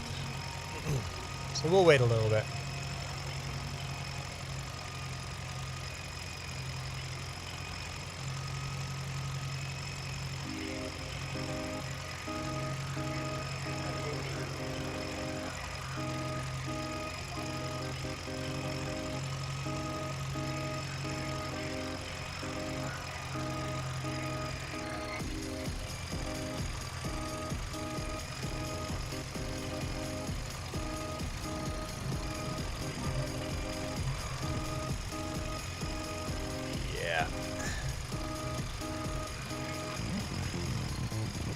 Seems like our chat has kind of died.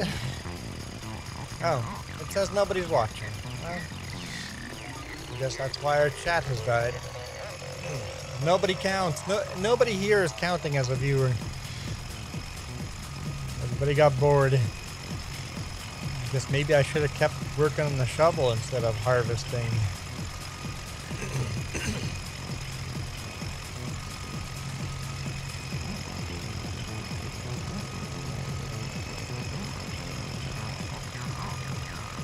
What's that? Trailers are full.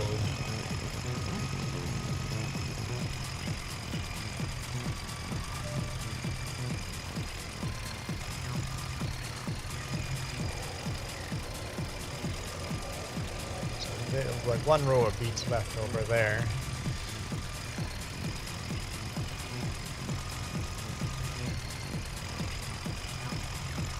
Well, if we bought the sugar mill, Coyote, you don't count. No, apparently not. Only people with heat stroke count. If we bought the sugar mill now, you would not have to bring that all the way to the farm.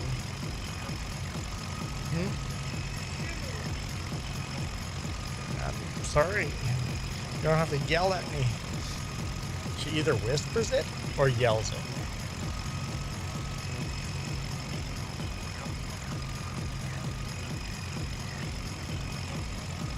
No happy medium. Huh? Happy medium. Oh, that one started happy median. I want a happy median. That one started at a happy medium and then it ended up being quite...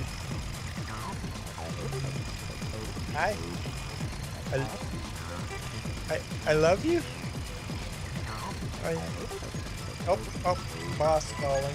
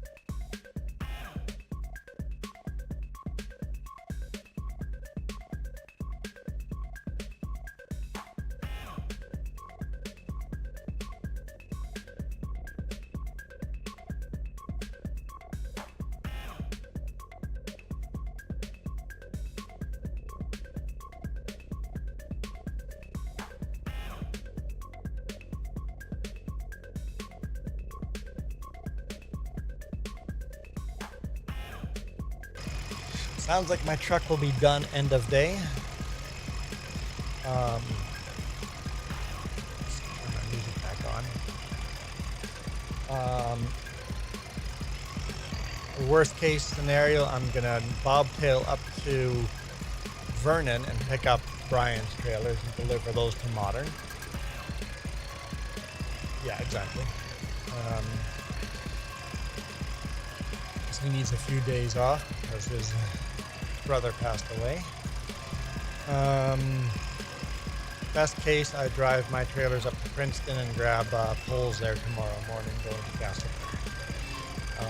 The KMT loads that we were all on high priority for got delayed a week.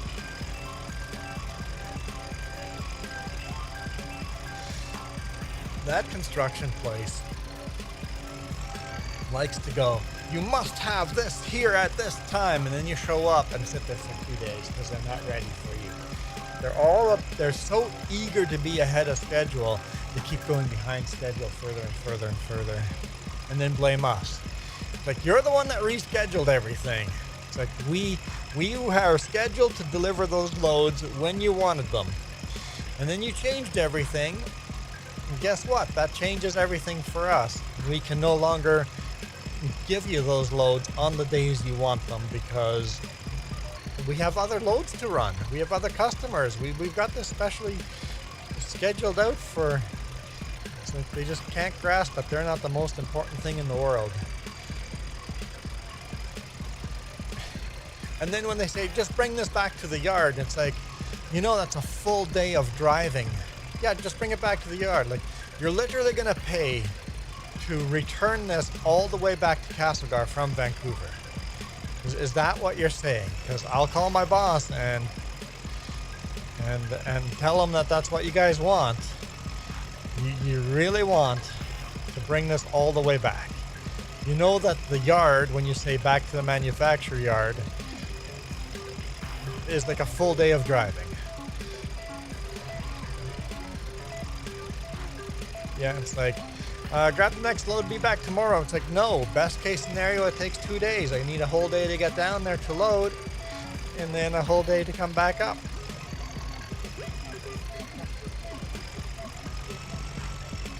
It's like, they just seem to be the most important people in the world and don't grasp the concept that everything else is far away. Let's see if I can square this map up a bit. I will know later on in a few hours. So we're in limbo land. Until then, I'll bring it. I don't want to go through loans. Bring it back to the farm. Bring them back to the farm. And then a little later on, we'll pick them all up from the farm and bring them to the sugar factory. You're right. I guess I should just go into debt instead. Because in the long run, that'll actually be better. Okay, let's build a sugar mill.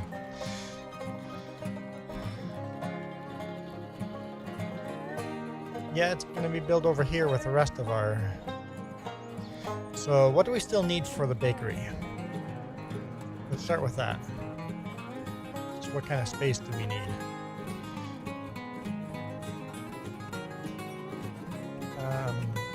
Let's take a look. Bakery. We got strawberries, we got eggs, we got butter, we have milk. Just sugar. So just the sugar. Okay. So it is just the sugar. And I have to move again.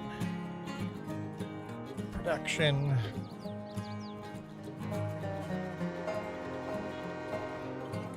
Not enough money. I do have enough money.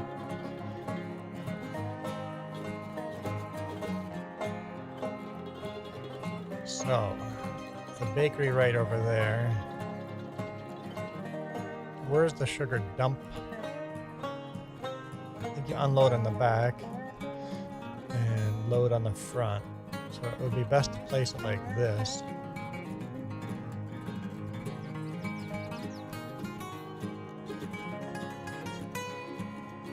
or up along here? What do you think? Would you place it down here with in the row, or would you put it up over here, or down there's a little too far? You'd put it in here? Straight or at an angle?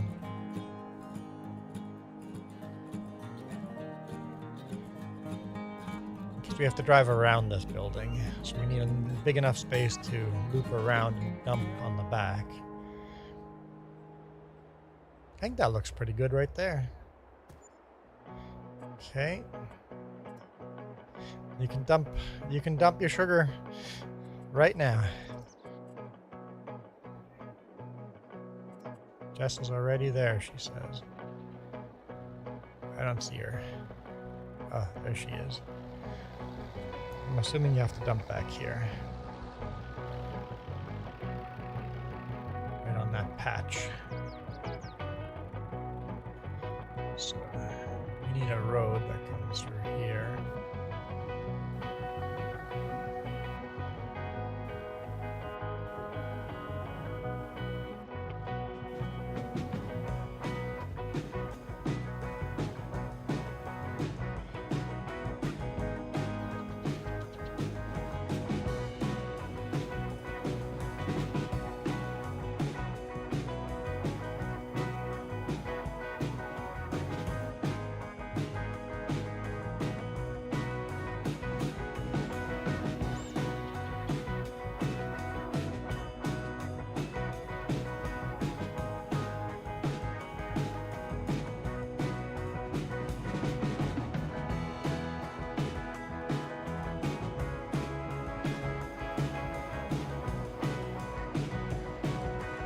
Kind of leave that a different color gray so it's easier to see where the drop point is.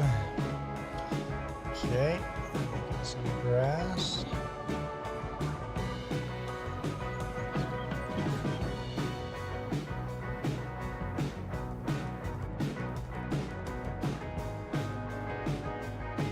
Grass over here. Yeah, that's good.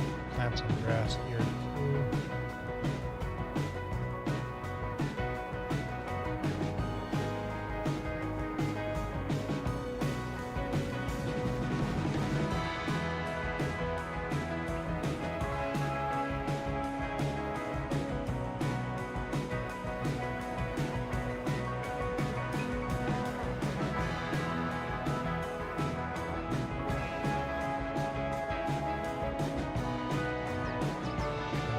Straighter line along there.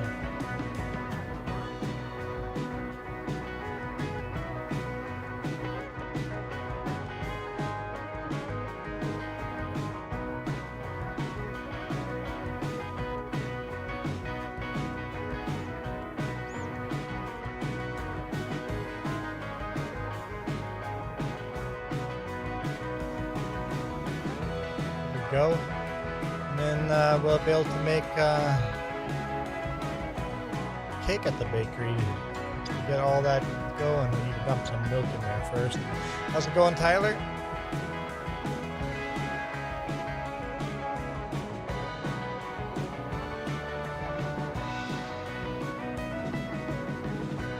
All right. Plants. Grass.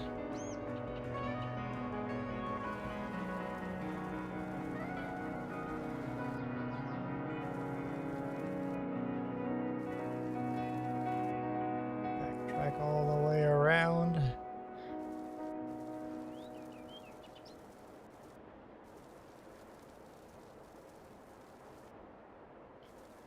There we go. Now we can do sugar. Guess we need to turn it on. You turned it on already? Never mind, Jess has already turned it on. We're making sugar.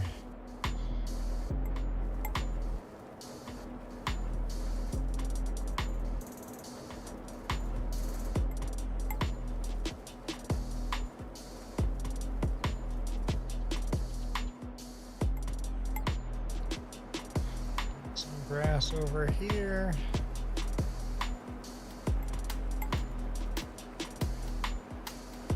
There we go.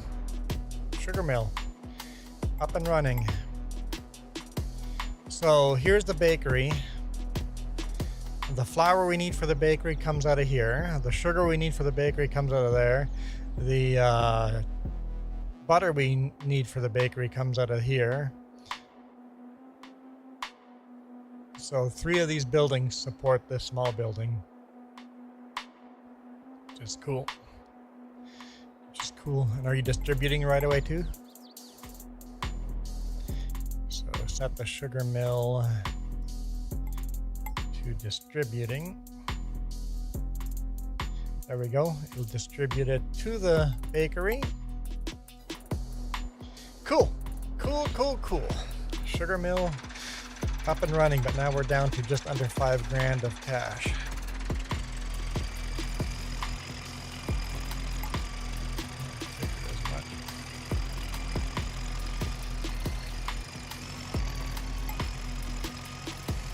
So we're broke, but that'll make us a lot more money in the future.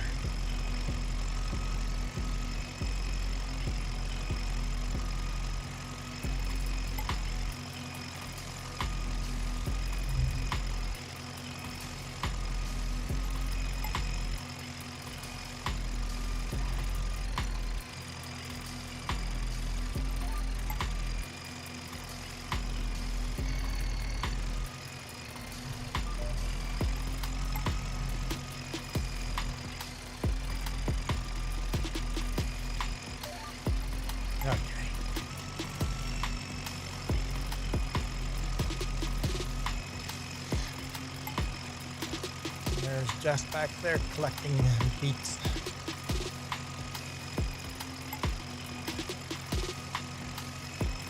Yeah, that little part of the field is done.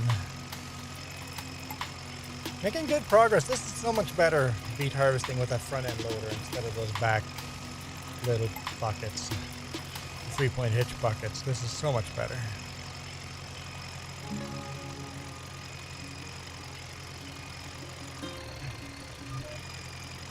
Although the beets that get pushed into the grass kind of suck to collect.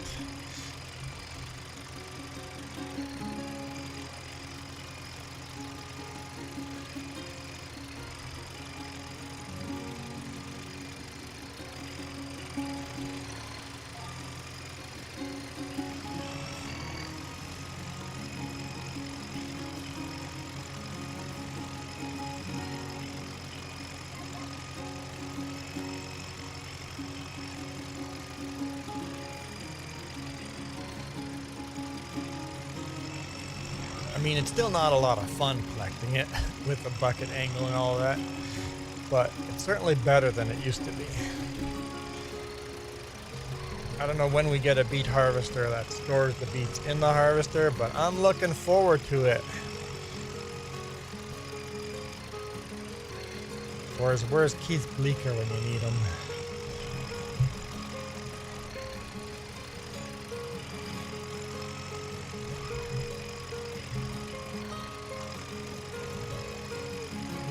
He's running from fire? I hope not. He lives in a near fires anyway. Hopefully he's not evacuated yet.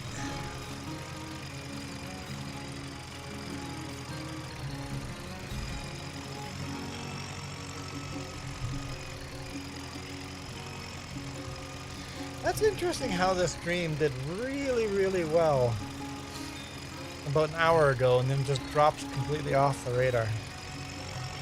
And there's like nobody watching. Like, go from a whole bunch of people watching to Coyote Dreams, who doesn't count. That does say one person watching, so Coyote apparently you count right now. Unless somebody else is watching as well on horizontal. Vertical, I have no idea how that's doing, but the commenters have gone dry there as well.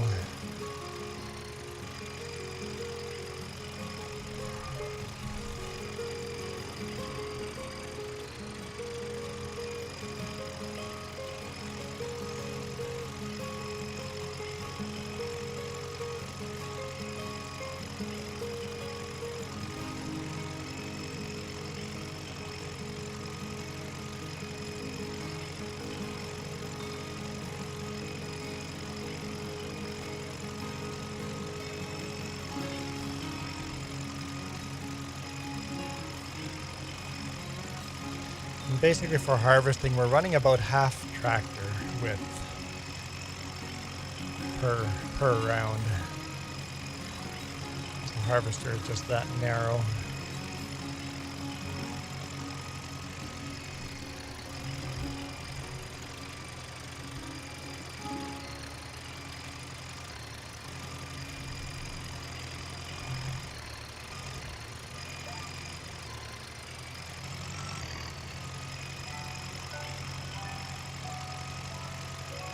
I know the smoke for us has cleared out dramatically. Wind direction changed and smoke is just gone.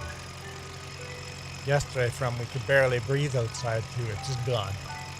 Completely gone. Hey Moose, how's it going? Moose in the house.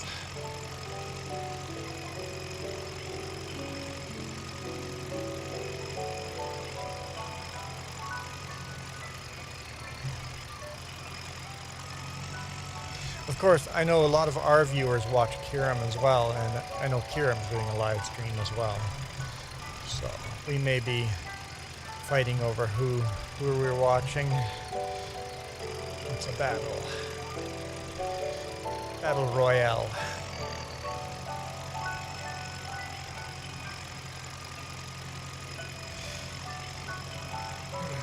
So after yesterday's stream, you went and did some railroading? We made it from Halifax to Vancouver, just not within the allotted time. Moose, you were over at Kiram's stream. Did he end his stream? Or are you stabbing him in the back with us?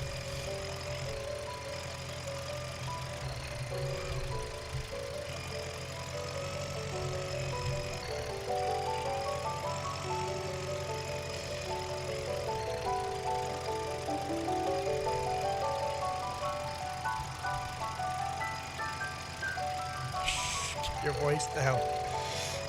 Sorry, Kiram, I'm stealing your viewers. Bad news, stabbing Kiram in the back.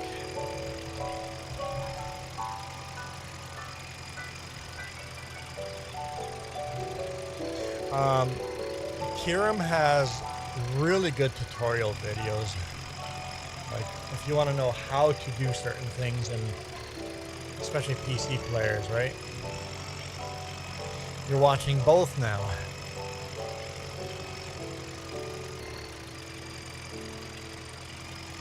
Two separate windows.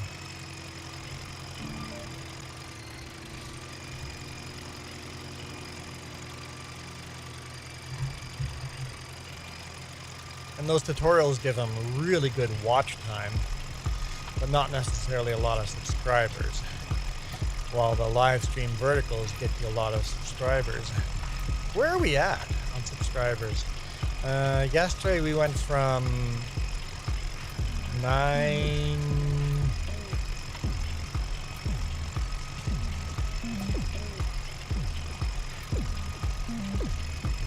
What was it? 940? No, that's not... Where are we at? I don't even know where we are at subscribers. I know we gained 4 subscribers yesterday. So the last digit was 4.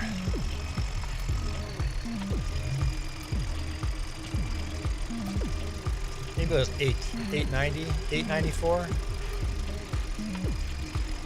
Maybe that's the number. I don't know. 930? Where? That doesn't make sense. We were at 920 yesterday then. We gained 10 since yesterday. Welcome back, Stefan family. Gained 4 yesterday. That would mean we gained like 6 today. That seems high for how low the chat rate has been. We're that close to 1,000. 70 subscribers to go, guys. 70 subscribers.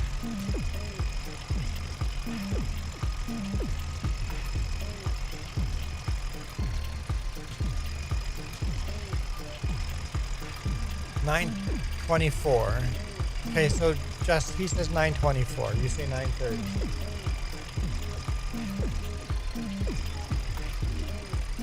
Well, you're contradicting each other. Refresh the page apparently, because 9:24 was yesterday.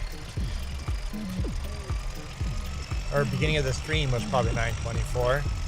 And if you haven't refreshed since the beginning of the stream, yeah. Jess is giving you crap. You hear that, Coyote? You're getting chastised. So that's 6 subscribers today. For a slow little stream like this, that's... How? I mean, thank you, but how? Bro. Just a cable. Just snag the cable.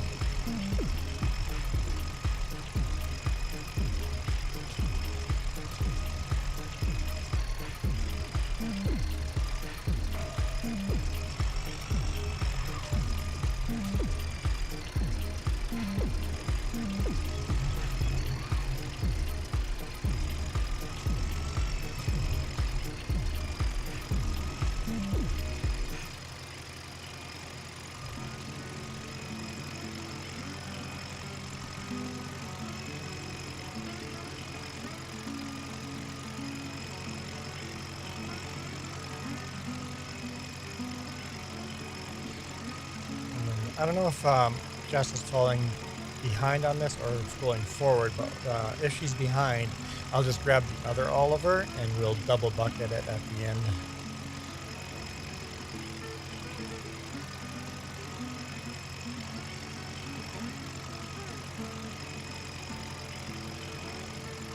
You got photos? Where did Gadas head to?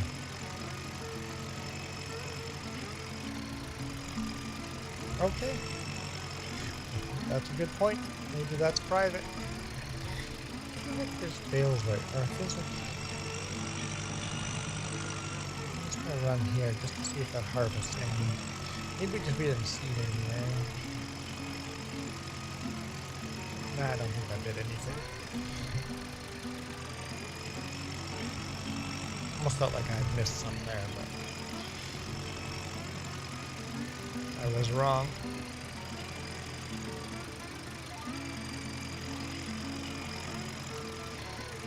I was wrong. Okay. So yeah, I'm running this new tractor that we bought last time we streamed. Rakovica.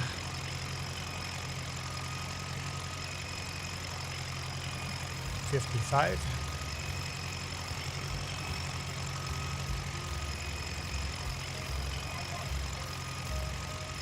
That's more of the style of tractors we're going to be going into, so we're getting more and more tractors in this style, like the Ford N, Rakovica. We're going to get some IMT, some Massey Ferguson.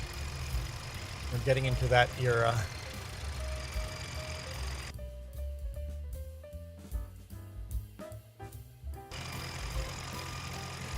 We should change crashes into has an accident. And then you can always claim you did it on purpose.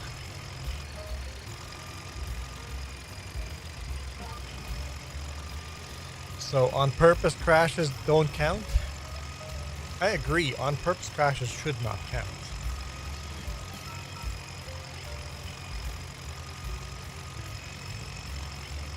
Are you saying you're calling me out on the wires that I clipped? Is that what you're going on? Or is that what we're talking about here?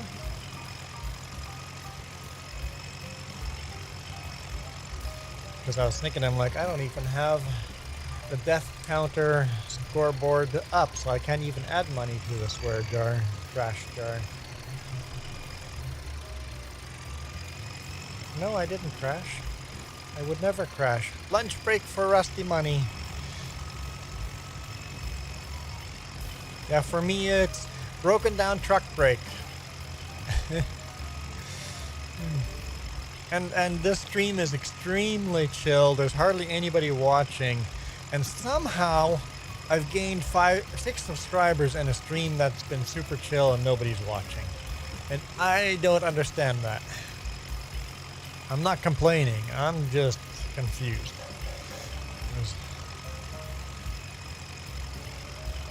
Dead stream. Nobody watching. And here we are gaining subscribers.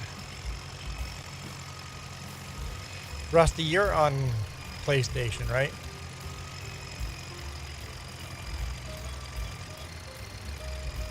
Because I keep going, Rusty, you need to get a webcam and you need to do vertical, but if you're on PlayStation, that's not as easy. Yeah, okay. Keep trying to get Kiram to do webcam. He literally bought a face cam and isn't using it. Get Kiram to start. Let's get in. Because a face cam somehow gets you more subscribers. I guess you get that more connection with the streamer, right? So, like Moose, when you're watching Kiram, you should ask him every single time he streams, going, "Hey, when's that face cam getting put up for the face reveal?"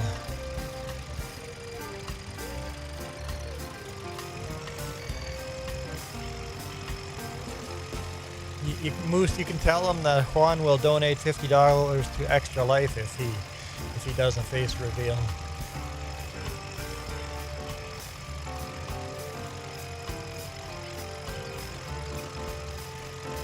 I have no interest in vertical either, Rusty Money. Zero interest.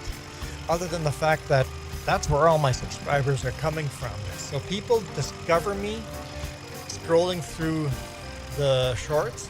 So when you're doing a vertical stream live, it shows up in the shorts feed. So people discover me in their shorts feed, subscribe on the shorts, and then come and watch me on the horizontal. So I get the subscribers from vertical, like way more subscribers on vertical than anywhere else.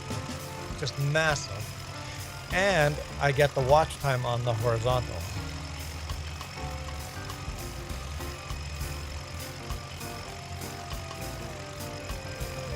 Yeah, like people always just go, "Hey, I was scrolling through shorts," and that's how they found me. So that's the only reason I'm interested in vertical, is the amount of subscribers. Actually, you know what? I'll show you. I'll show you when we started vertical. Here. Let's fire open my studio. Was it around January when we started doing vertical? No?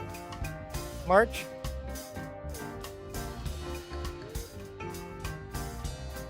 Just says March 17th. Hey, Gaming Joy. Okay, here, we're going to show you my analytics. I know people are always like secret on how much money they make on analytics and all that. I don't care. I show everybody. How are people supposed to know? Here we go. Subscribers.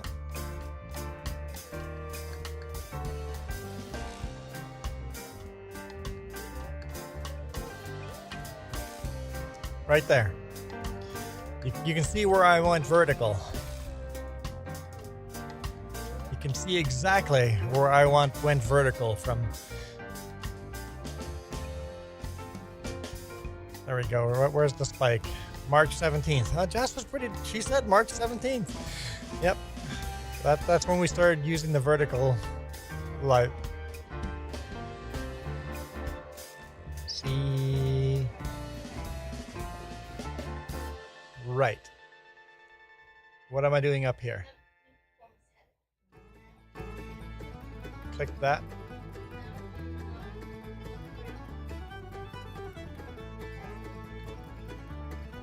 What is this?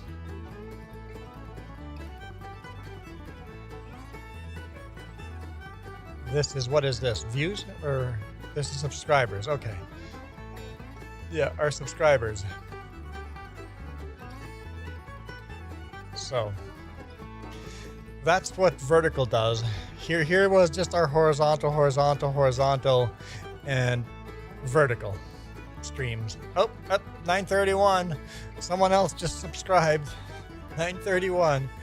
So that's what the vertical has done for us. So I had no interest in vertical until Kiram was telling me how many more subscribers he was getting running the vertical, and it's like, let's give that a try. And yeah, I all of a sudden had interest in vertical. So I do both at the same time, vertical and horizontal at the same time. And then I try to tell people like, Bolo, welcome back, to join the vertical. No, not the vertical, join the horizontal. Come join us on the full screen. Should actually tap that button too.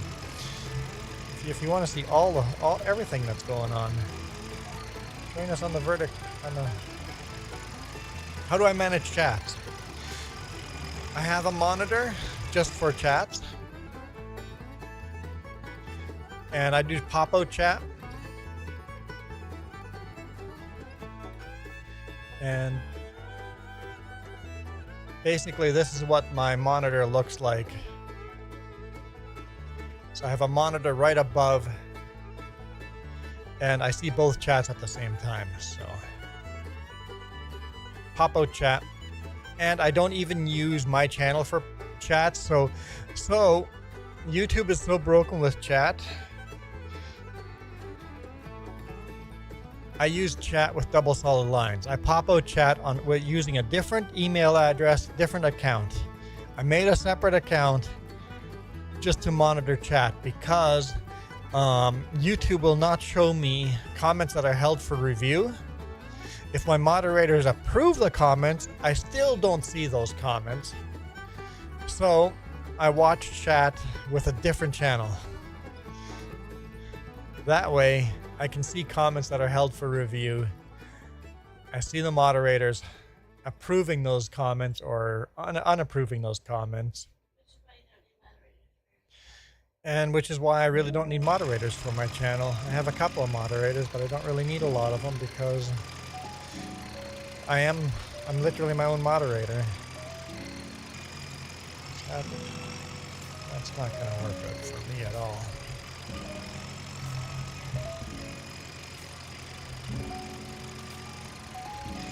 Yeah, Kieran uses a caster box, so you can't really merge the chat. So caster box kind of merges them, but I don't show both chats on screen. You guys are only seeing the horizontal chats on screen. That's why I try to get people on the vertical stream to join the horizontal.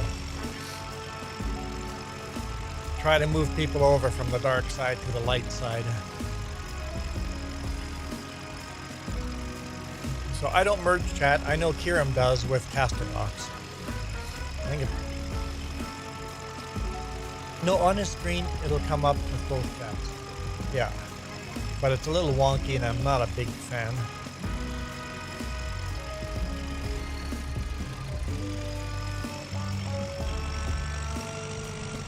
I just keep two windows open, and on screen only the horizontal chat shows up.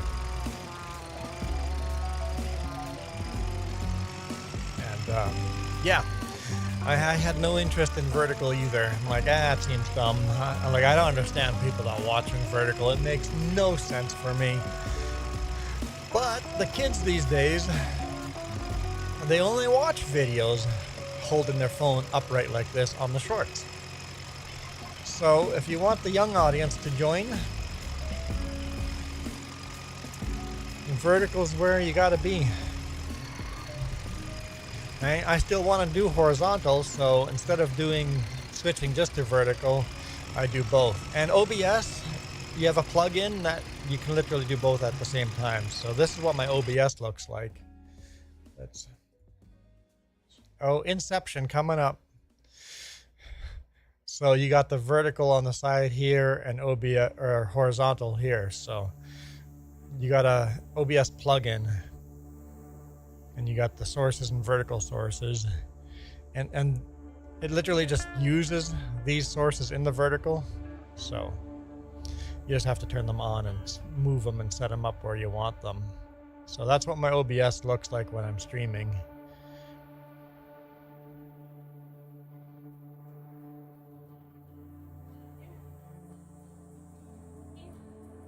It's a Kiram! Kiram! Hey, Moose, hide, Moose! Moose, run for your life!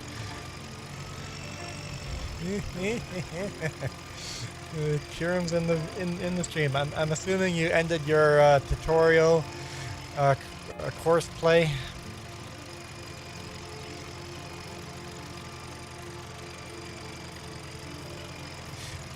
Coyote's like, all the best people end up on horizontal. Yes. Kiram goes vertical.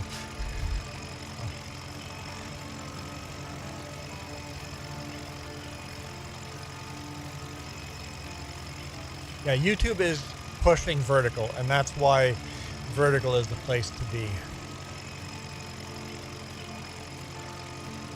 And Kiram is pressuring you too.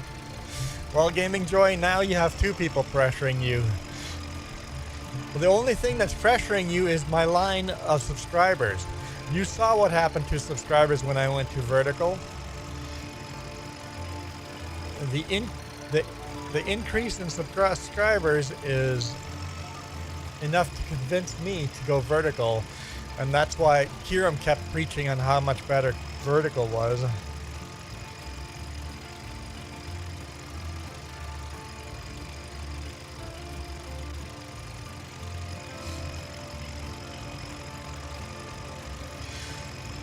OBS is a power hog. Having the vertical going can take some extra power. If it is taking too much power, turn the preview off. That helps. But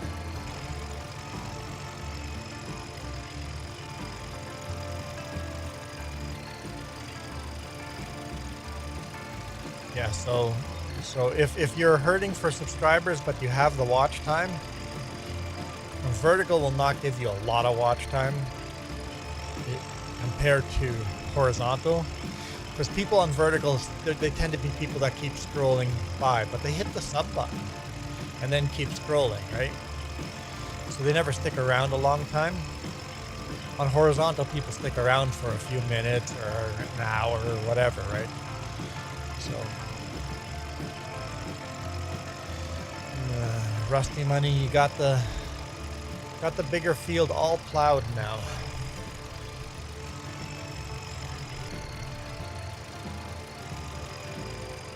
I'm not sure how you would do that. Having a separate computer running OBS. Might need a capture card for that. But I imagine that would be very beneficial. I'm not technically advanced enough for that. I should just plug in my other graphics card and at least have the OBS monitor, all the rendering that's happening on the OBS monitor, on a separate graphics card. I've got an old graphics card sitting there. I should just try it. And that would take some of the load off the main graphics card. With FS25 coming out, I'm sure I'm going to have to try to take as much load off as I can, because I think my PC is going to get maxed. Well, no, my PC is maxed out now. My PC is going to be even more maxed out with FS25. I'm sure my computer can play FS25 at full graphics, but while streaming, I doubt it.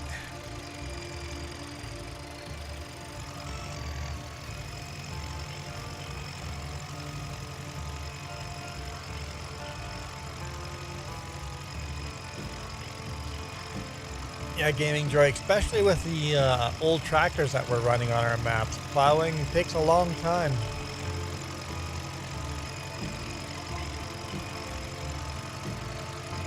I'm running the Scandinavian tractor here now. Rakovica. Gotta roll the R.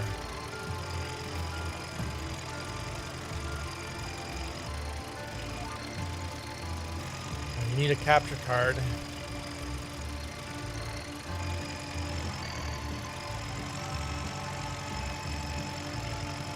So yeah, so capture the full video and audio on your main PC, and then output it to a second PC where OBS is running. Well, Jess, if we buy you that fancy laptop, I could use your PC as the second PC. In fact, you could use your old PC as a second PC and have OBS running there. But just need a capture card.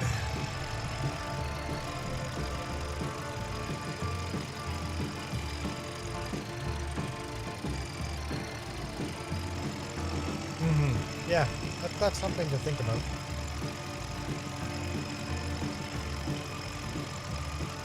You know, it all costs money. It all costs money. So yeah, you could do all the, like the switcher stuff, like all that stuff on the second PC. The music, OBS, all, yeah. All the graphics would pop up on screen and yeah. Very good point.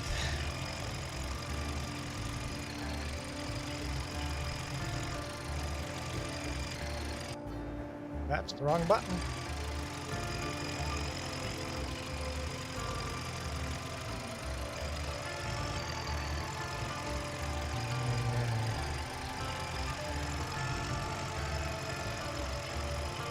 That wouldn't make a difference on the internet. That's just local. Before sending it out on the internet. That wouldn't make a difference at all.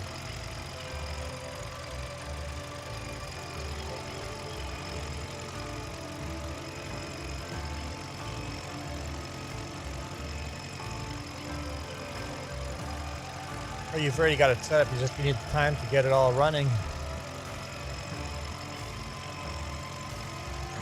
So that's your next goal. Awesome.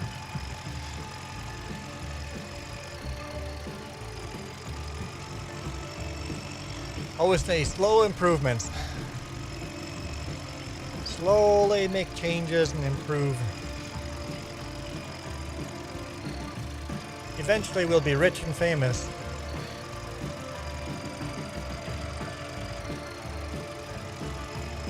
Eventually we'll get the point to just survive. Let's go with survival first.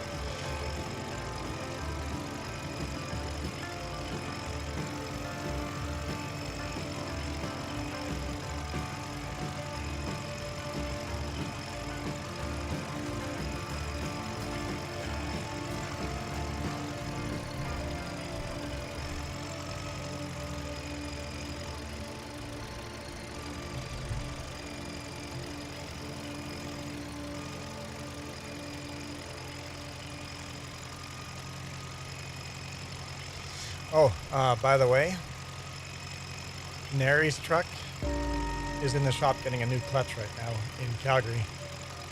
Yeah. So 2 new clutches in a week. That's like 14 grand. 14 grand in just clutches. So you got me down. You got Nary down, not running. You got Brian off because of bereavement leave. So I guess Jeff and Steve are just keeping everything going. 3 of the 5 trucks down.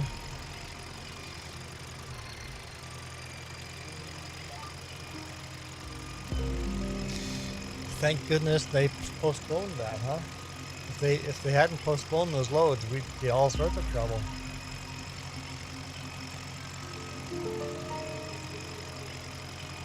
Every Tuesday is news day for YouTube? Really?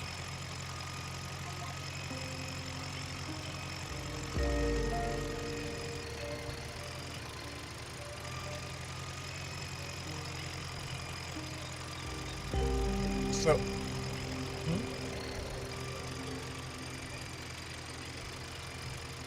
yeah, we have a lot of beets here for sure.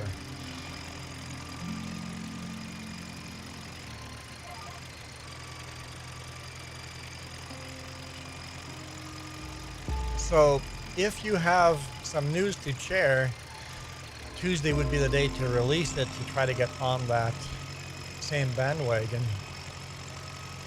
Unfortunately, I'm not home on most Tuesdays.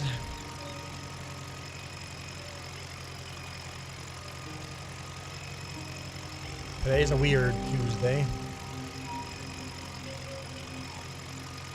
This week is, oh, you mean like, okay, news for like creators, YouTube creators news. Got it. Okay, I'm following you now. This week is another beta for shorts.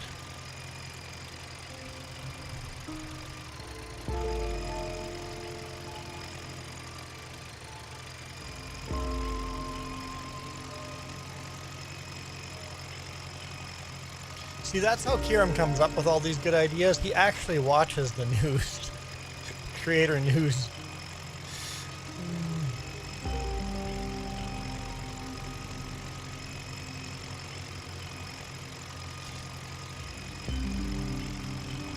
There she goes with another load of beets. Going to the sugar mill.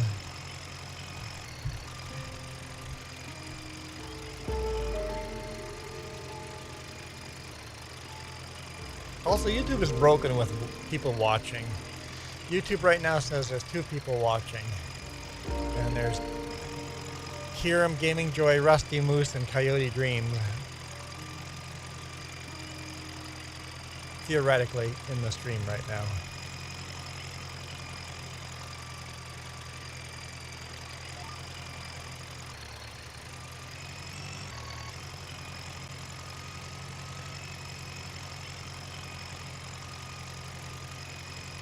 Yeah, I've watched some of the algorithm videos too, but you know, I don't have time when you work as many hours as I do. But today would maybe be a good day to go catch up on some of those. I'm either live or I'm working.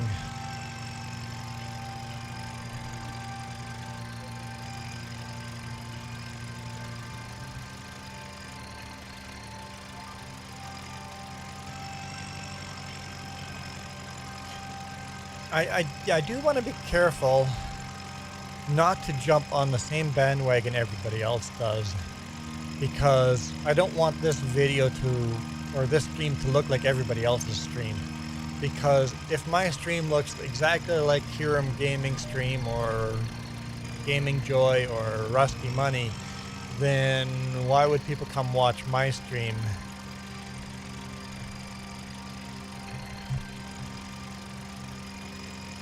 If I'm exactly the same thing. If we both do something unique, they can come watch both of ours. So we gotta steal the good ideas from each other, but also do something unique and different.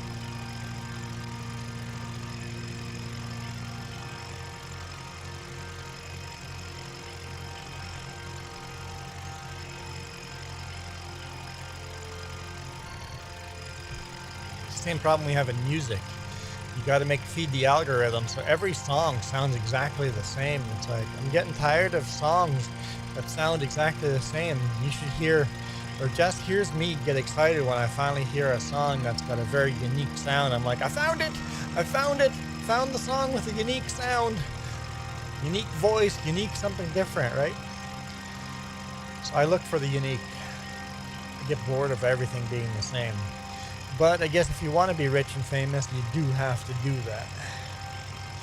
You have to follow the algorithm.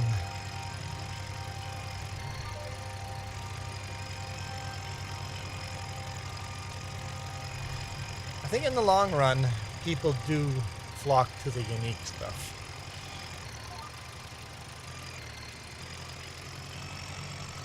Like Gaming Joy with his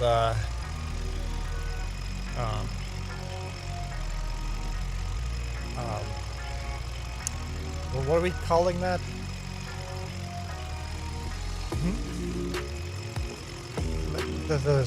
Not survival, but the skill tree, the skill unlocking skills. Like that mod is pretty darn awesome. Did I say but welcome back, Michael? I think I did. I can't remember.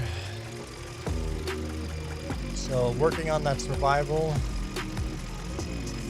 mod, super unique. Survival skills. Okay, Jess was right. Survival skills. Like, that's super, super unique. And that's why people come and watch you, because you have unique mods, right? Is this important?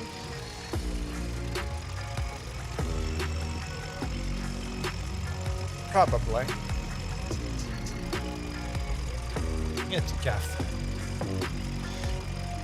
A co-worker is texting me.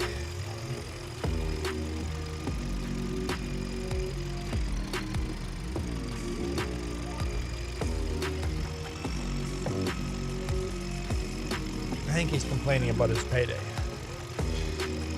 Don't worry, mine's smaller.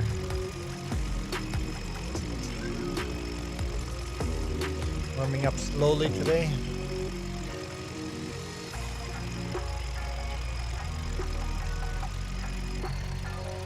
Because Gaming Joy, I would be all over that survival skill mod if I wasn't already doing the Through the Years challenge here. That takes up like all my time. Because those survival skills, it's just like we need that. Giants needs to hire you, Gaming Joy, and put that into the base game. FS28, you're gonna be the one modding that for them.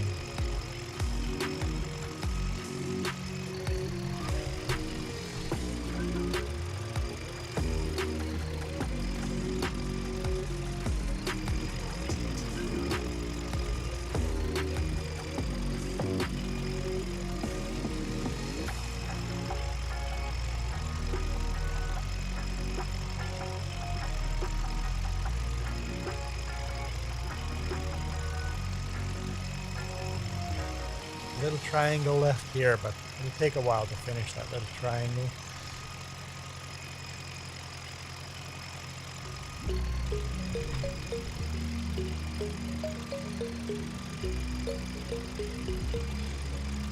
Fires are, well, the wind has changed, so we're not getting the smoke, but some of the fires are pretty bad.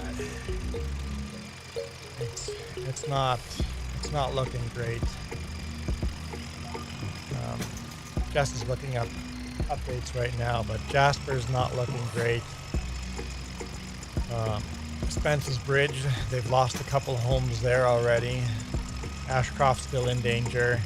Barkerville is in huge danger. I don't know if they've lost any homes there yet. It'd be a shame to lose Barkerville. It's basically a living museum. It's a town that actually is a town, but it's also a museum. The whole town is a museum, but they've got stores and shops and hotels and restaurants. As if you're still in the 80s. 1880s. 1880s.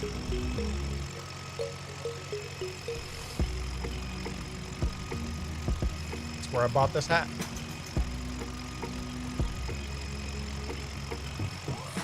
Nobody's buying anything there. They've been very evacuated.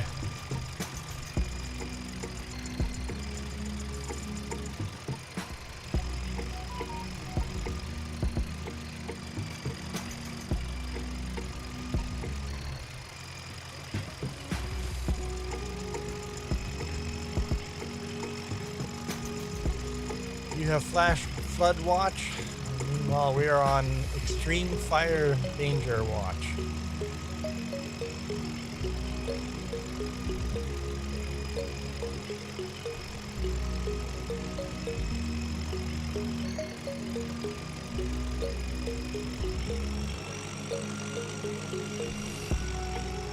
Yeah, I'm definitely going to have to come back with the other Oliver and help just gather this up.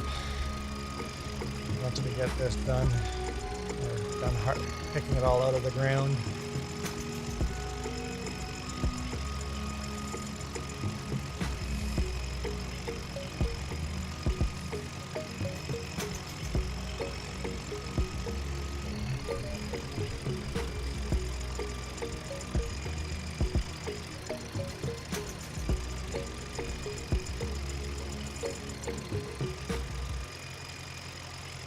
Beets just are so time consuming. It takes so much time.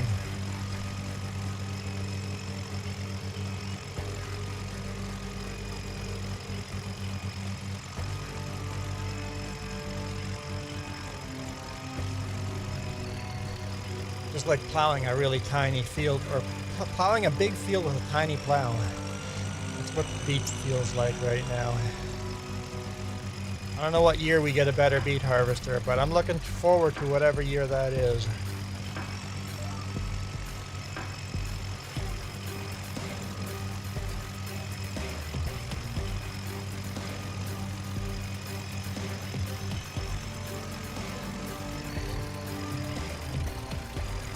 Jasper? Took people 4 hours to drive 5 miles while evacuating. Fire moves faster than that.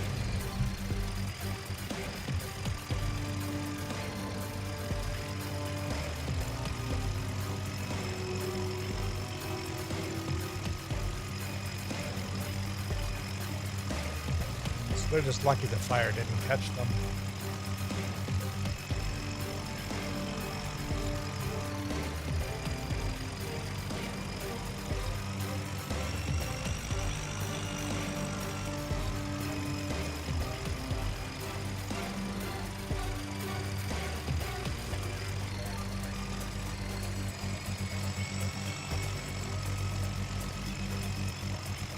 Train in the background.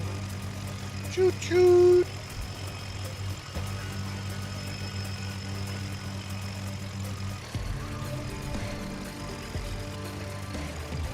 Kind of glad I'm getting all this sugar beet out on a Tuesday, because it is kind of boring to watch.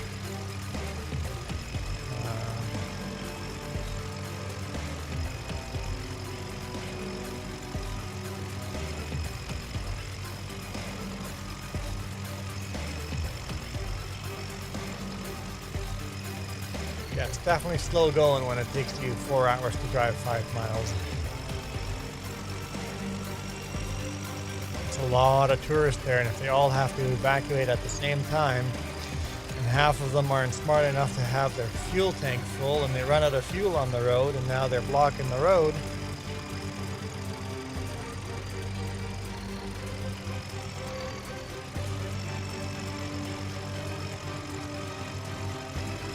And some people are probably lining up to fuel up for hours, just waiting to fuel up.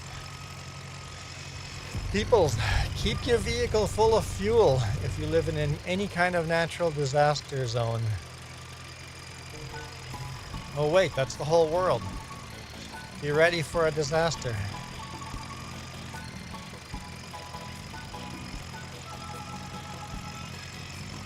I haven't heard anything from NVIDIA. I just have decided not to update.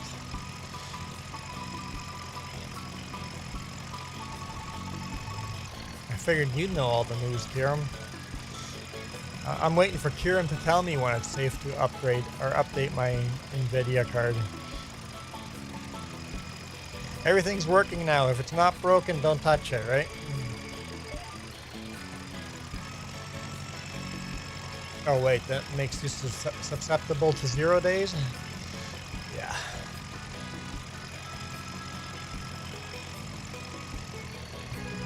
It's a good idea to keep your drivers updated, unless they're bad updates, and they cause the whole world to blue screen.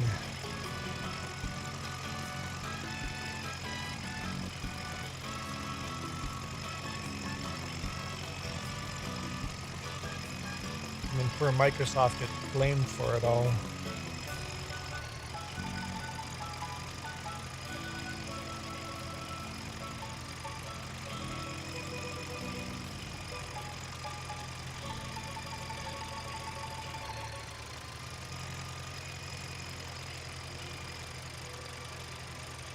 I found a link that you can backwards compatibility. You can download the older version. I guess it might not have been an official NVIDIA link. 1,000.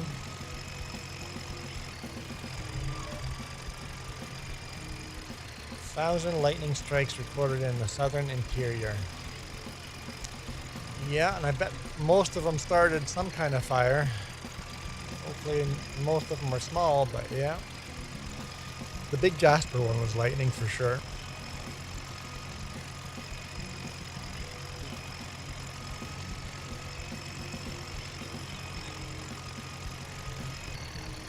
Manning Park. It's just raging out of control.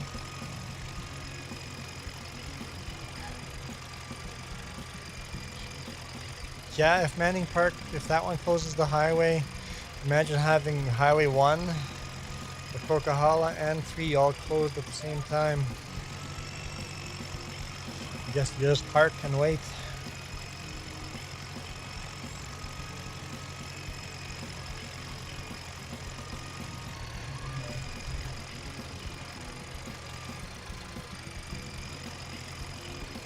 Oh, Gaming Joy, that's part of the Through the Years mod. So Through the Years mod adds a date to the map. The only problem with it is that since Farming Sim New Year starts in March, it's going to say 1954 till March, and then it switches to 1955. So yeah, Through the Years is actual. I'm using a mod to play Through the Years. Yes. So, yep, it's a Through the Years mod. You think I could do this without a mod? It's not 100% accurate at unlocking tractors and stuff. Like here, let's go to, as they update it, there's always new tractors getting unlocked and locked, right? So it's they did touch some of the DLCs. A lot of the DLCs don't show up anymore. So it literally only shows me tractors that would have been available in 1954.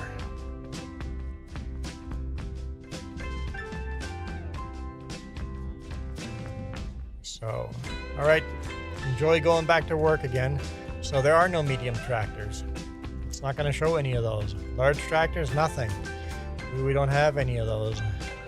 Trucks, nothing. Harvesters, got the class.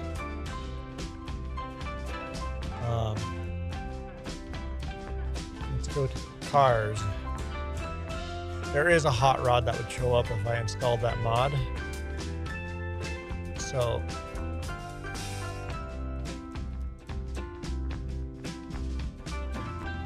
yes, it does. I'll show you. I will show you the. This is not the full because I've been deleting it. If you put it in Notepad++, the links are clickable. So I've been deleting this. I've been deleting this as we've been using the mods and deciding which mods to use. But this document, starting in 1955, is 7,812 lines long, just of mods. Mods and mods and mods all these it will automatically unlock if you've installed them. So if you installed all 7,000, over 7,000, it would only show the mods that are through the years. So because I don't want that many mods installed, I'm just installing the next year's mods as we get there. If you go to the actual Mod Hub mod, there's 2 links to these files. One is just all these files. The second link is organized by year. So I use the second link. So if you go to Mod Hub,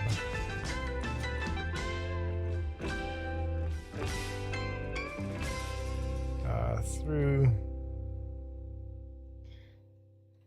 the years, FS22.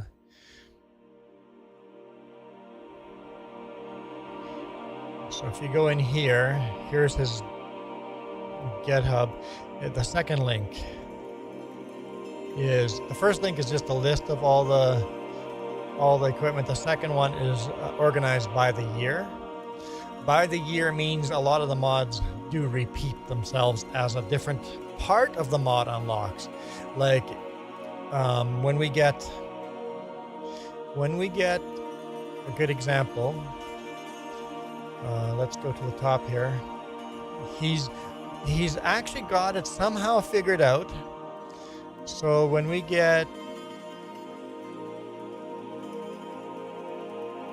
which one is it?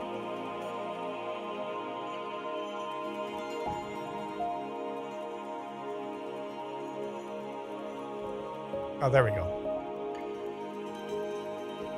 Massey Ferguson.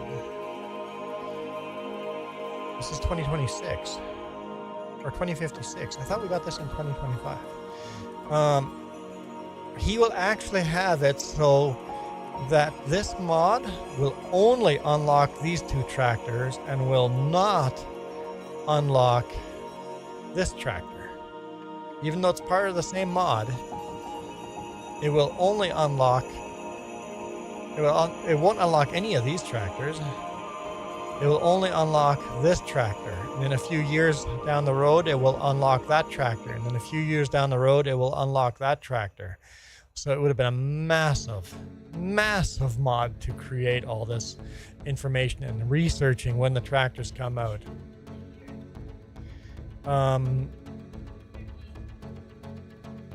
Okay, okay, about starting year. Here, I'll show you that too. When you go in here into settings, is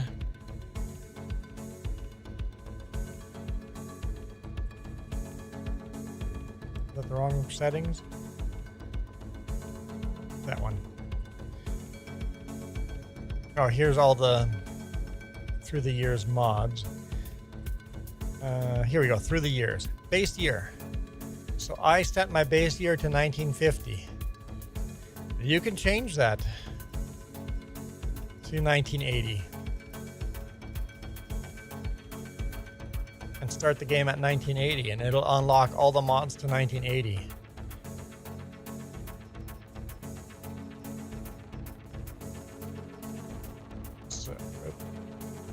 So 1950, yeah, or 2000 or 2022. So we're starting in 1950. We started at the base, and then you can actually unlock and just say, hey, actually, don't use through the years for this certain one. Like if you want to unlock all the forklifts or something, you click that, and then all the forklifts will be unlocked. So you can go through this whole list and all wood tools unlocked, right? So windrowers unlocked. You can unlock, make it very unique. So yeah, and you could even not even install this mod and just go to the spreadsheet and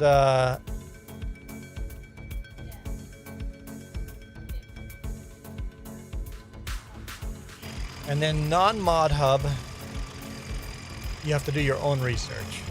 So non-mod hub, I have made myself, as I find mods, I've got all these mods listed here that he hasn't listed. And what I do is I find out what year it came out and put the date in front of it. So I've got a lot of them that he doesn't have listed there that I've found or people have shared with me that he doesn't have listed to Mod Hub. And I'm manually doing the research and then just putting a date in front of it. And then once I hit 1955, I'll delete the date and copy it into my folder. So currently I'm only using 144 mods. Only 144 mods on this map right now. And that will grow and shrink as we delete mods. Yeah, so yeah. It's a big mod. He's done a lot of work. Obviously it's not perfect because you just can't make something that big perfect.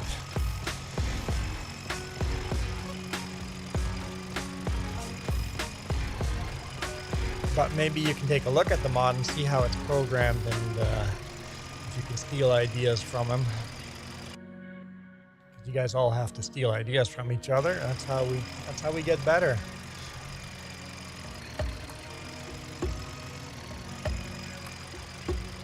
And then these like Siberian tractors like this is like impossible to find manufacture dates for. It's like, when did this tractor come out? So you have to sometimes make your best guess and go, I'm pretty confident that this tractor would have been out by now. Here I thought that we were getting Massey Fergusons in 1955. But it looks like we're getting the Massey Fergusons in 1956. I'm confident that the Massey Ferguson actually did come out in 1955. At least IMT did for sure. Oh, love the Beacon mic. Man, that's such a good mic. I found issues with the software, so eventually I'll have to do Elgato or something like that. But I figured it out now. As long as you only have one profile in the software, it works. Or else it wasn't saving all my settings. But now that I have just the one profile, it's saving the settings and everything just works. So very, very happy with it. I would buy a second microphone for just to use. But with us planning on going RV life, it might not be useful having two microphones in the RV. We can probably just share this microphone and swing it back and forth between the two computers. Yeah, we'll see. But yes, thank you for the suggestion. It's hard to find. It's hard to find. Hard to spend money on a microphone that you don't know if it's going to be garbage or not. And since this is a local microphone that's made, or at least companies based out of Victoria, I guess, you can just go to London Drugs and buy it. So you can just buy it right in the store, and if you hate it, it's easy enough to return.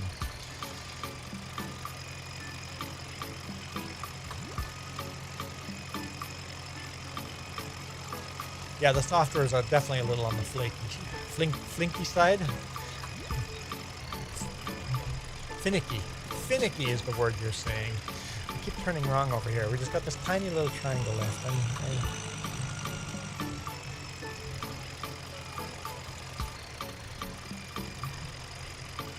don't want to set up my... You know what, I'm going to just stop using the guidance steering. The way that it only captures audio right here is very nice. And then with the filters, I got the AC running, a big fan running, and you guys can't hear anything. I know Kieran was watching when I was setting it up. I was setting it up live, and I accidentally turned the filters off altogether, and all the background noise comes in. It's like, yes, the software is actually very good at filtering the audio and getting the audio to sound good. And you can do a lot of tweaking in the software, so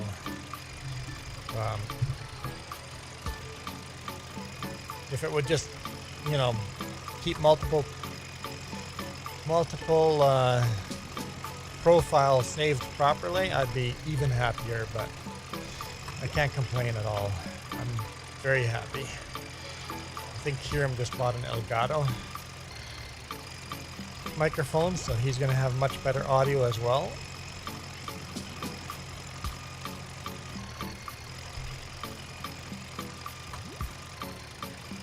Yes, exactly. The built-in filters on their software is what 99% people, and we have so much noise living in this place, so much noise, and it just cuts it all out. Like, we're worse than a bad hotel for noise. Yes, especially with the construction. Well, the construction's pretty much done. When the construction was going on outside, like, Jess can literally be making food 15 feet away from me, and it doesn't pick up 99% of it. Every now and then a loud bang will cut through quietly, but yeah, like before this microphone, people would go, "Is Jess working with tin foil?" And she's like, 15, 20 feet away. It's like, yes, she's working with tinfoil. People can't do that anymore. Elgato software auto-saves sound settings. So does this one, except that it forgets it every time you restart, especially on if you have multiple profiles. Now that I have one profile, it auto-saves. It's just got a little glitch there where it saves the main profile on startup, or it loads the main profile on startup.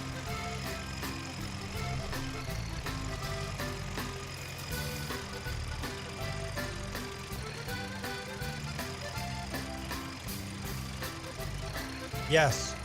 No, that's, yep. Microsoft screwing with sound settings. Yeah, now having the software separately doing the sound settings will save our butts a lot, yeah. And no longer running an OBS. No sound settings. Well, OBS I have just, well, everything.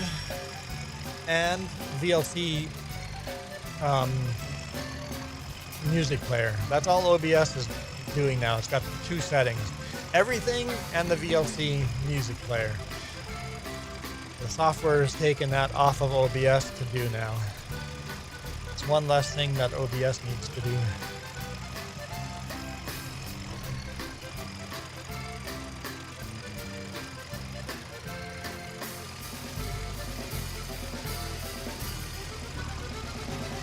So, yes, thank you so much for the suggestion. I've been looking for a good microphone for a long time. And I had looked at other microphones like Elgato and stuff, but I was always nervous because I didn't have anybody's first person reference.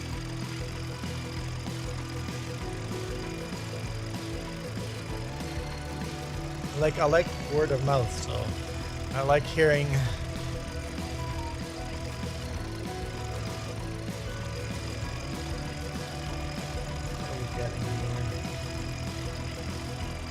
stub.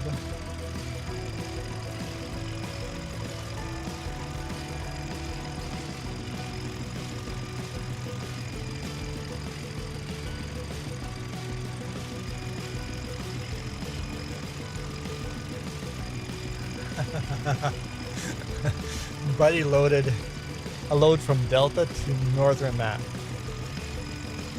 in Ericsson, all the way from Delta to Ericsson. He showed up in Ericsson, and Ericsson Northern Matt said, "That's not our wood, your problem. We're not receiving it." Weird.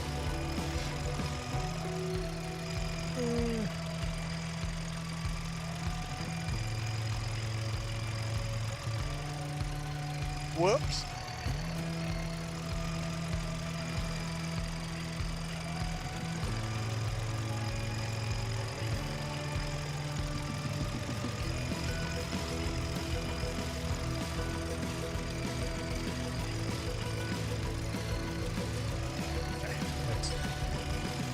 Get this last little bit done.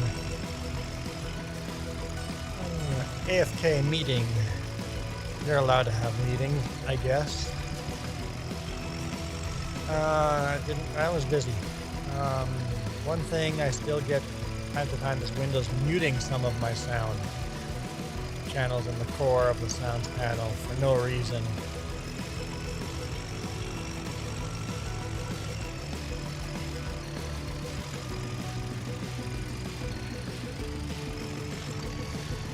Yep. It's always a little quirky. But more often than not, I can just start the stream and there's no problems. I used to not be able to do that, and now my settings are pretty much tweaked to the point where I can just fire it up, get everything up and going, and everything just works. And that's nice. And now I don't have to always be wearing a headset either. That's super nice too. Still have to do that when we're on Discord, because it would be a little wonky getting Discord audio. I could do it, but just sitting next to me on Discord and hearing her voice on my speakers would suck. because this mic is so directional, I am listening to the tractor and the music on my speakers.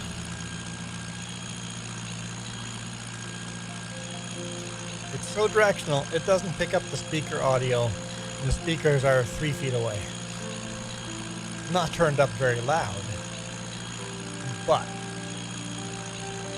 the fact that I can listen to my speakers while live streaming, that's pretty impressive.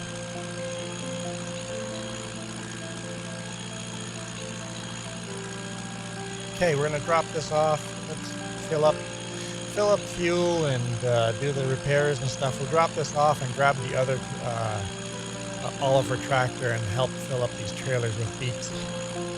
We're gonna have to run to the shop and pick up a different bucket. Unless I can just use the buckets. Yeah, maybe sell the bucket and be better. It would be better that way. We sold the bucket and grabbed another beet bucket. We need the bucket for something else. I guess I shouldn't sell it just in case. I don't see where I would need that bucket. For something else.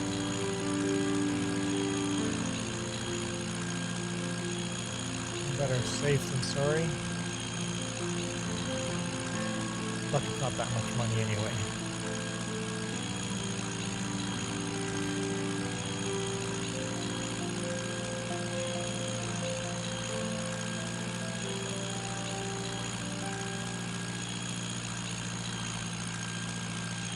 I am getting hungry though as well.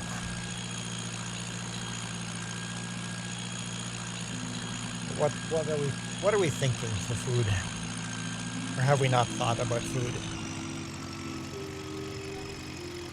You thought about food yesterday. Well, I guess that counts. So we have food in-house. Okay, because you thought of food yesterday when you were grocery shopping, we do have food in the house. Awesome. That's a win.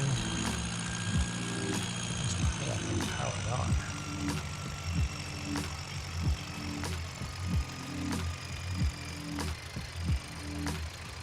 Fill up some of that go-go juice.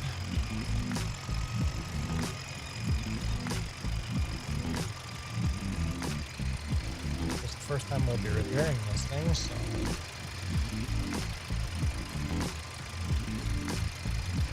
Only $44, so that's not bad. It's not going to be very expensive on repairs.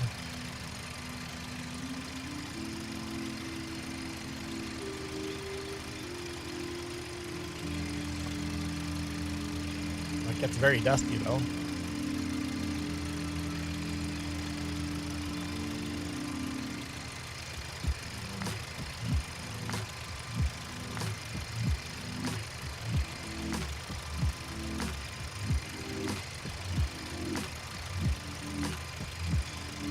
I don't see any paint chips at all yet. Well, maybe on the very front there. Is that just a reflection? Can't tell. Can't quite tell. Okay, let's park this.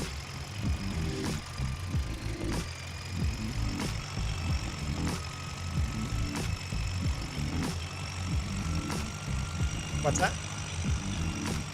Oh, you got full trailer again? Yeah, I'll be there shortly. Help you load trailers.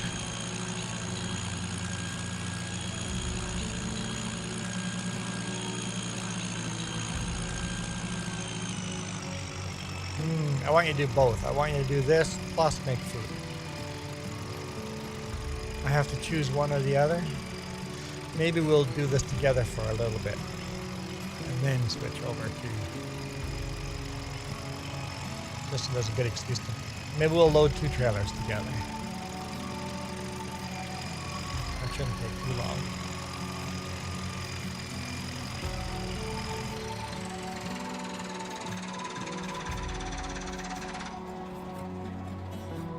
You're only one person, huh?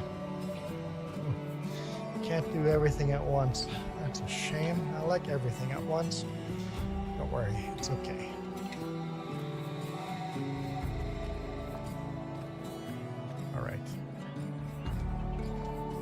actually get into this tractor from the back.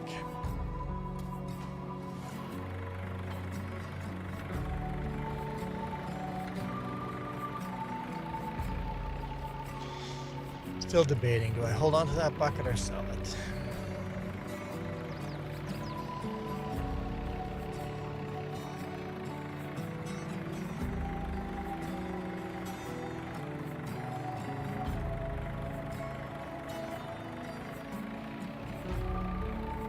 Where would a bucket like that be useful?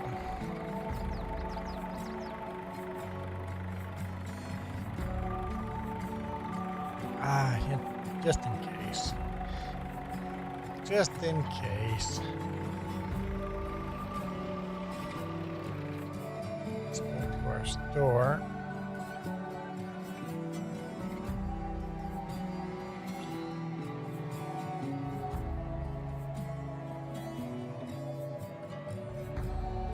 It's right at the end.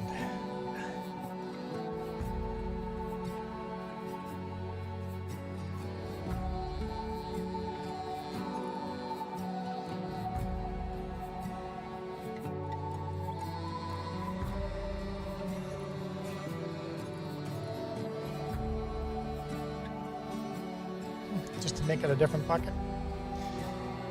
I mean, I could go Oliver Green.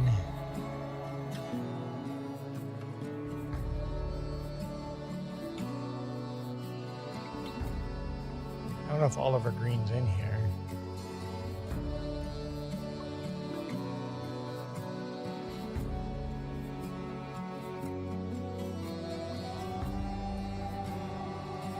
Oxbow green. I don't see Oliver listed in here. What does that green look like?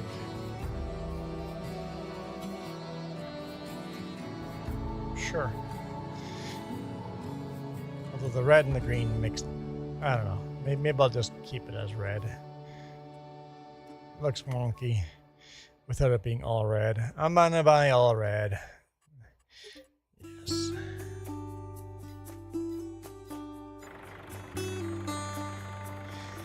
Caved in. Looks too funky with the off colors. If the whole thing changed colors, maybe. Let's head over to the store.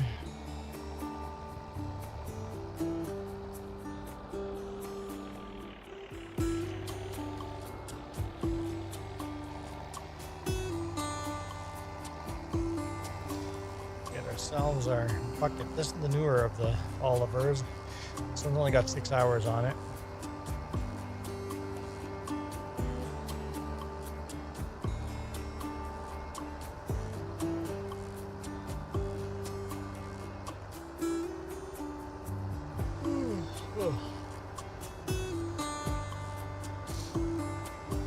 Oh, I didn't even see Stefan come back and say I'm back. I guess that's like, 20 minutes ago, but welcome back, I guess.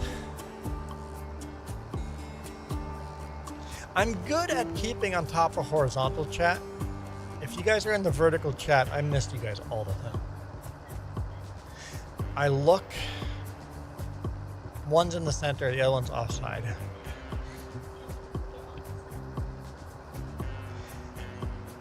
My eyes pop to the horizontal chat first.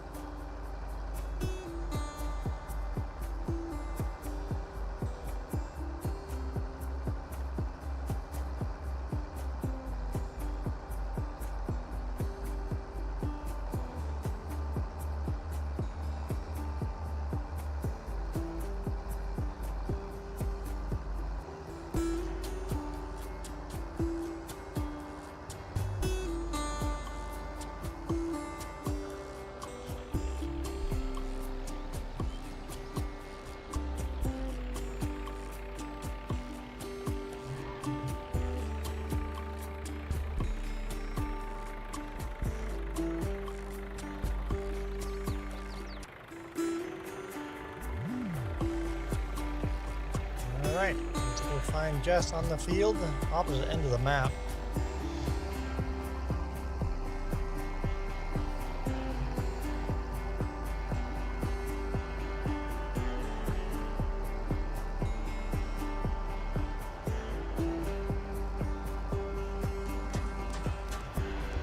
Coyote, refresh. Tell me how many subscribers there are now.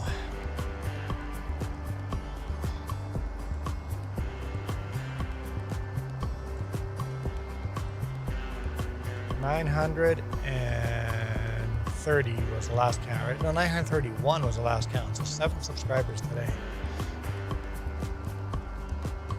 In fact, that chat has just completely died.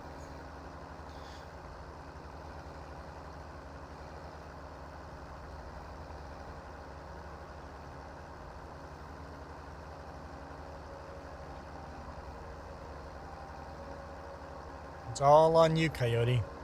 It's all on you.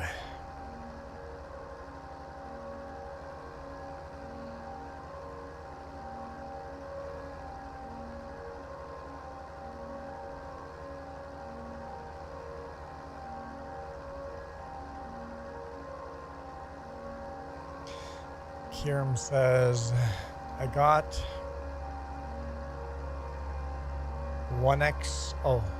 1 sub this morning. You're at 444. That's a nice number. I like 440. That's a nice number. Yeah. I don't know, Kiram, where my subs are coming today. The stream's like dead. And I've got 7 subscribers. I'm like, how? What? Why? What's going on? Huh? You're getting bad legs suddenly.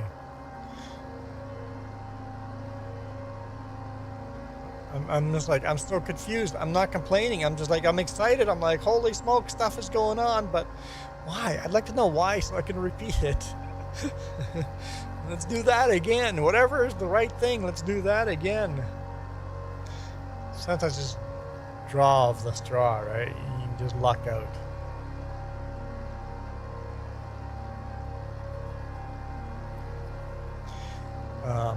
Viewers number is broken. Definitely. Have you been noticing that too? It says 1 person watching and there's 4 people chatting in comments. I'm like, how's or even sometimes 0. It says 0 people watching and there's 4 people commenting. There's something broken with viewers. Concurrent viewers, viewers currently watching type of thing. That definitely seems very broken. It's like, I swear there's more people commenting in chat than it says I have viewers.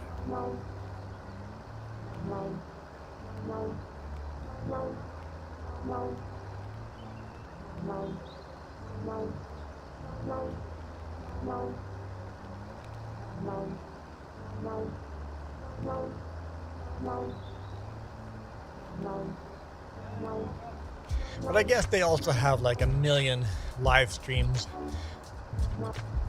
to process at the same time.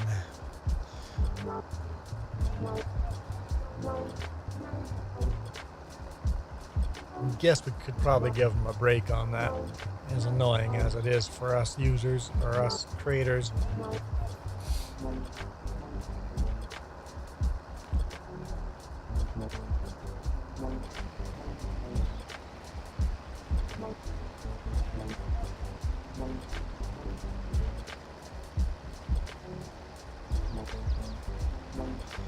So the live control room, so basically the big streamers get a higher refresh rate than we do. That could be it.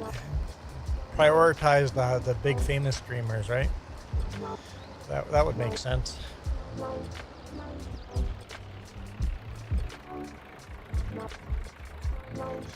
Us small potatoes aren't making YouTube rich, but they put up with us because all of us small potato streamers together make YouTube rich.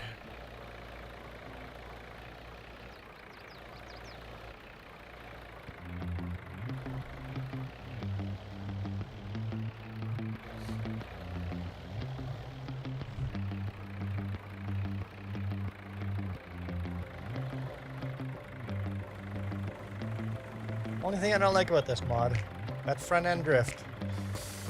Don't know why, but it just does.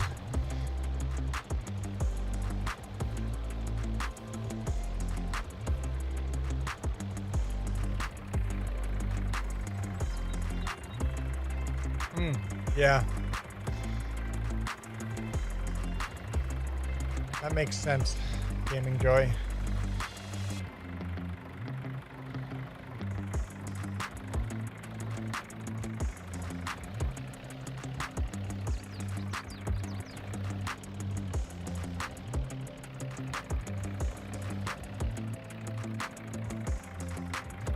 Yeah, big streams don't need to see when the views went up by 1, 2, or 3. Meanwhile, we get excited when our stream all of a sudden shows 8 people watching.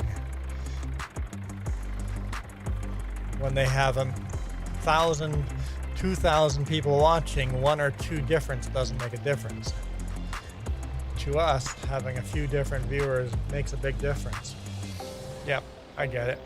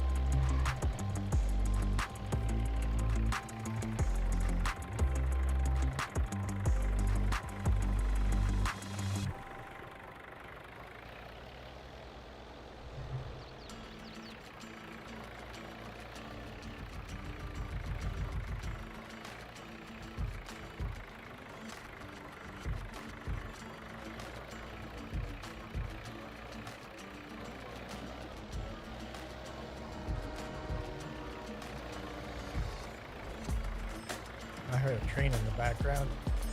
There he goes. Just caught the engine, at least one of the engines.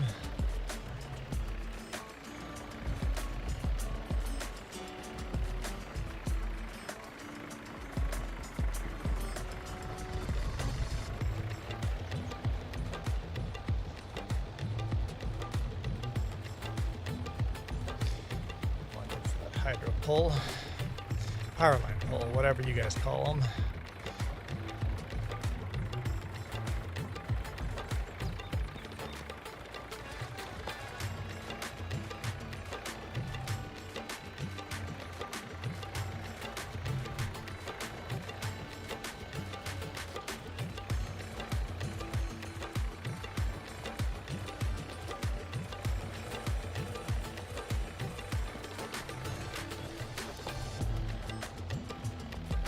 Sure, much nicer beet harvest doing it this way than last year. In 1953, no, we didn't do beets last year. So 1952, we had to load the beets with a 3-point hitch scoop, drive to the farm, drop off the beets, drive back to the field. Front trailer's full.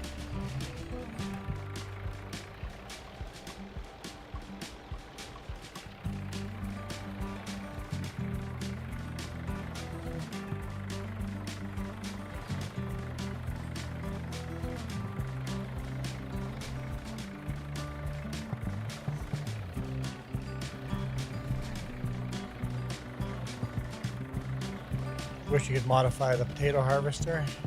Oh no, modify these harvesters so we could do the other, like parsnips and carrots and stuff like that.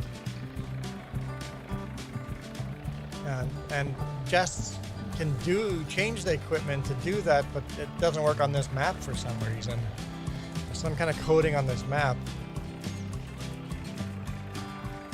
On other maps, we can tweak the mods to work for parsnips and carrots, but on this map somehow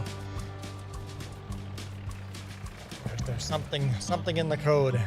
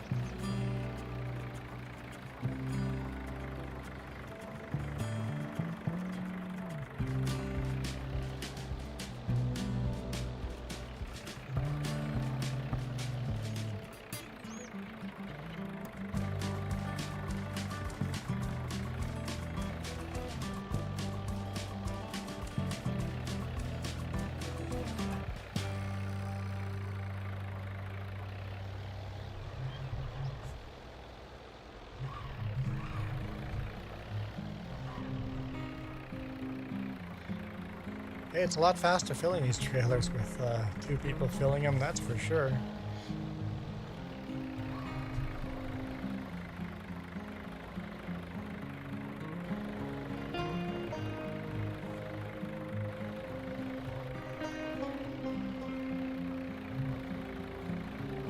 Full? I'll hook up to it and let you go make some lunch.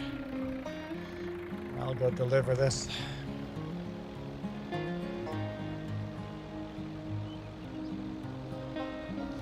To the sugar beet factory.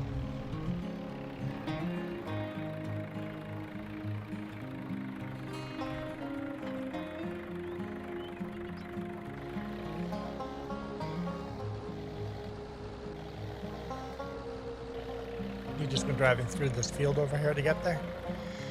Just been driving through this field to get there? Oh yeah, it's right there. Yeah.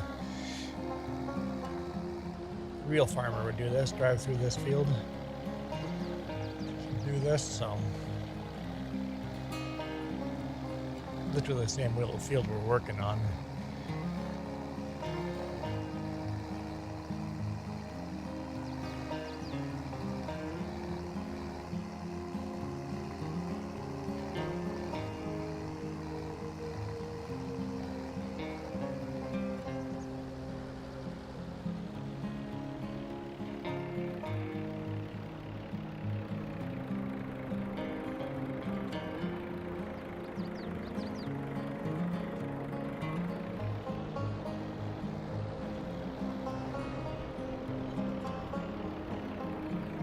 Very likely home for dinner, yes. Yeah.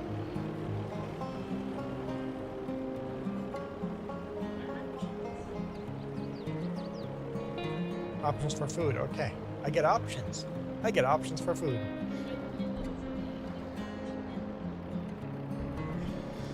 Hey Moose, you've been here lurking? Well, you haven't been counting. It says 1 person watching, but there's obviously more. Moose heard food and it's like, Moose, food. Where's food?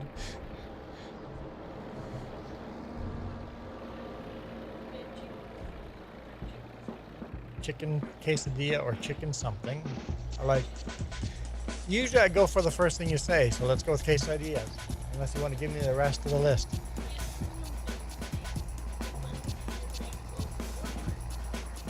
Okay, what's the other options? Fish and chips, pasta, grilled cheese. Okay.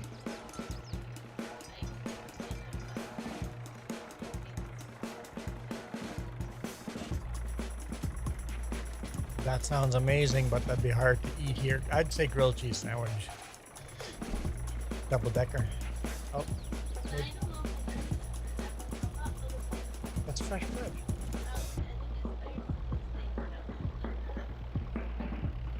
Okay, use the other bread then. Did you buy more icing? That made a good snack.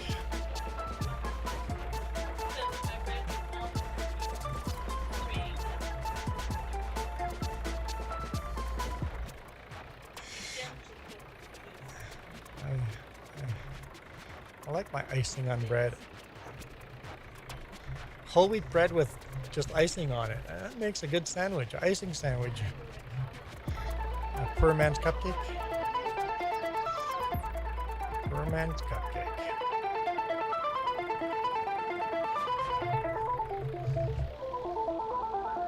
It tastes good. I don't care if it's poor man's cupcake or not. If it tastes good, I'm in.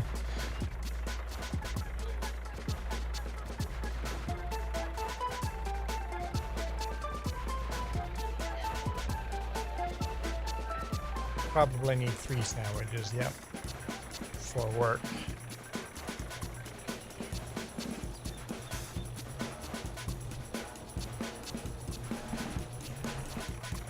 I trust that bread. You can, yes, make me a double decker with that bread.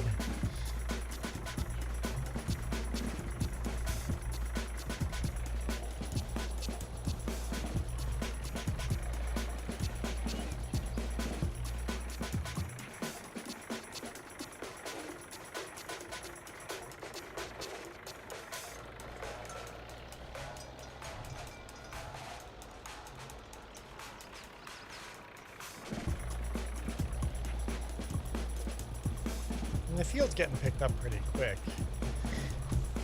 We're making good progress. But it is a lot of beets to be picking up.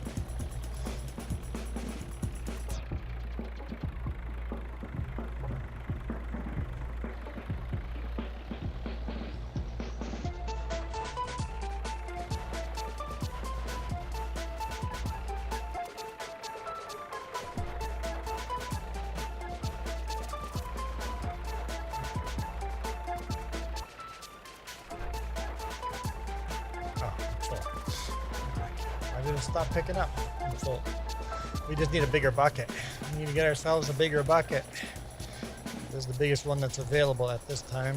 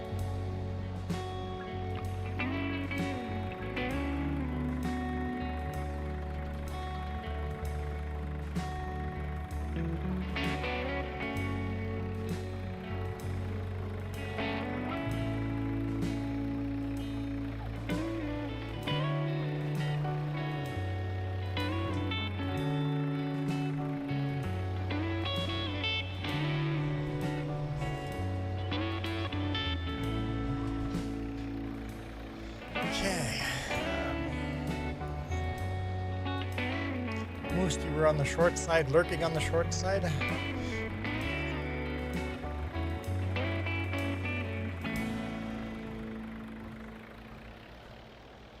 It's weird. YouTube now says there's 3 people watching. For the last hour, it has been saying 1 person watching. Moose, you come back to the horizontal, and all of a sudden it says there's 3 people watching. Apparently you count as 2 people, Moose.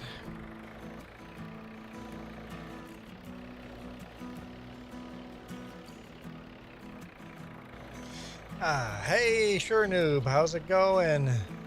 Welcome to the stream. I'm doing fabulous. I wish I was working and making money, but I'm still doing fabulous. Hoping somebody hits the join button down below. That'd make me even more fabulous.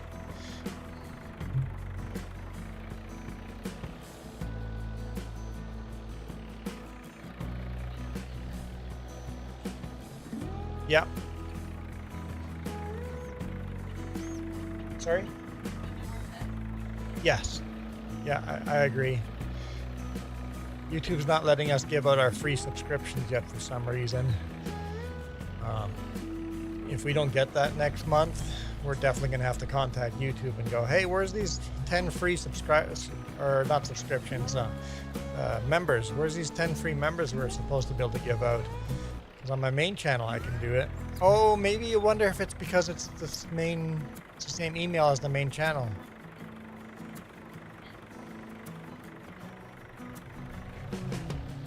I don't know. Oh, you have a question. I have got an answer. It may not be the right answer, but I have an answer.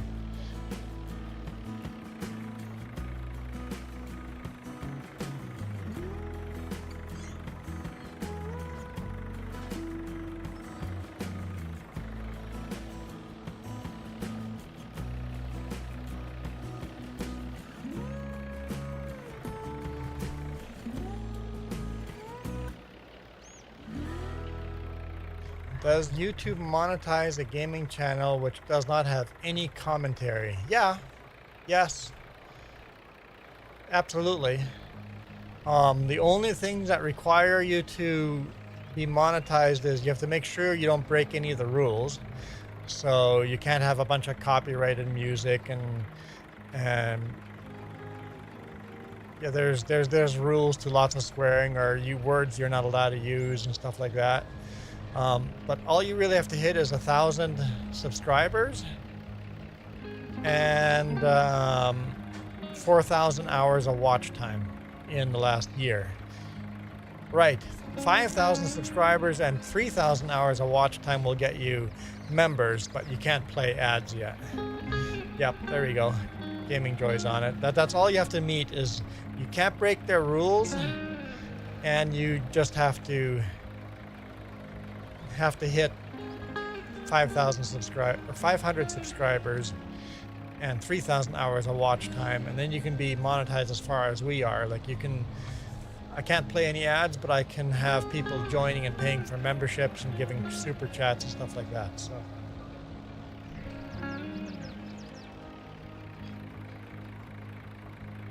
Are there any countries that are prevented from monetizing?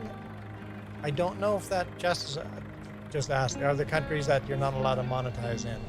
I had never heard of that, but there might be limitations. But so people, if people do streaming without any talking with chatting, it'll be a lot harder to get monetized, but you don't need to do commentary while streaming. So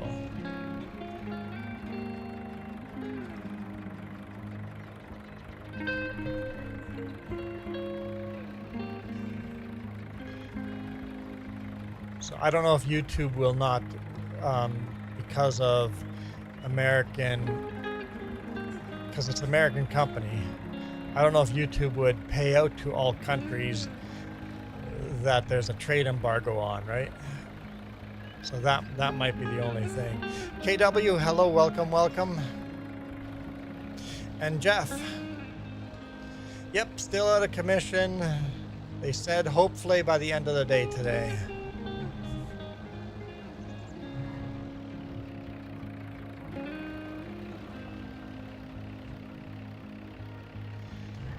KW, welcome to the light side. So, I thought my payday was small this payday. Wait till next payday. So sure noob. Iran, Russia, and Korea will not be able to get YouTube money. Yeah, that makes sense. There's embargoes.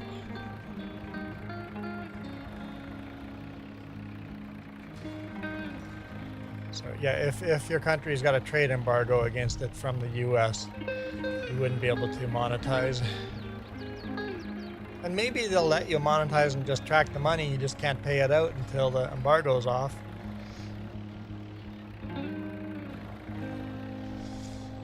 But I'm sure people like that are setting up an address out of those countries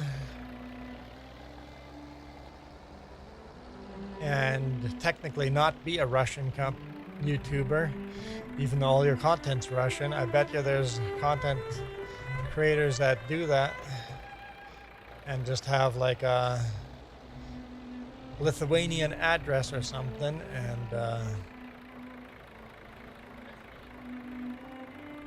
we did have to prove our address for tax reasons through YouTube, but I'm sure people have a way of doing that and then getting paid. I'm sure some people are scamming their way in and getting paid like that, but it'd be work. Too much work for me. Oh, go to that link. Kiram has a link there. Tells you what countries support YouTube. Or YouTube's, yeah. Sure. I heard 2 slices of cheese and I said sure.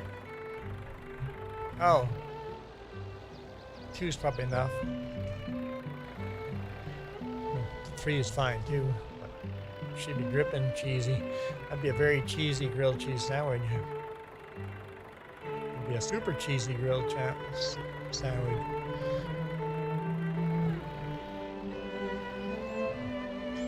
But like Gaming Joyce says, there's lots of channels out there that do no commentary, but as a viewer, it's more boring to watch without commentary.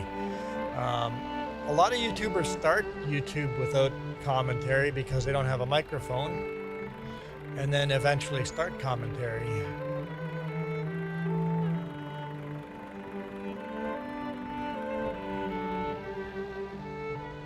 Same with, we didn't start with a webcam. We didn't start with commentary or a webcam when we first started.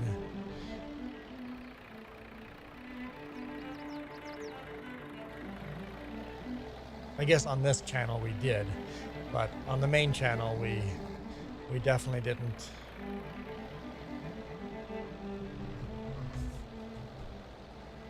And Jeff says, cheese!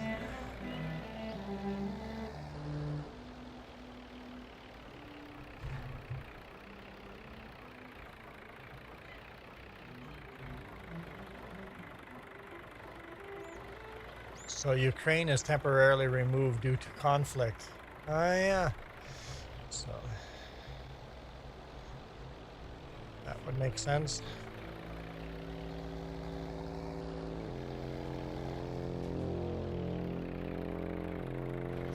VPNs.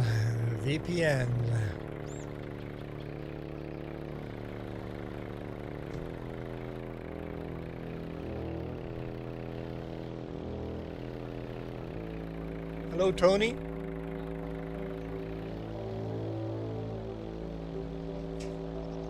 Yeah, so YouTube, I guess, because of conflict, will limit YouTube to certain countries.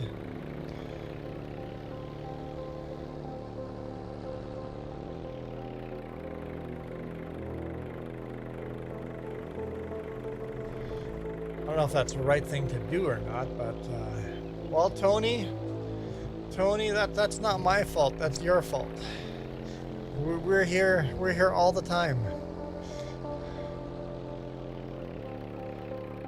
It's all your fault. You abandoned us, Tony. We were lonely the whole time because you abandoned us. Without you, we were just talking to ourselves. Oh, and all the rest of the people in here, but you know, shh, don't tell them. It's just you and I.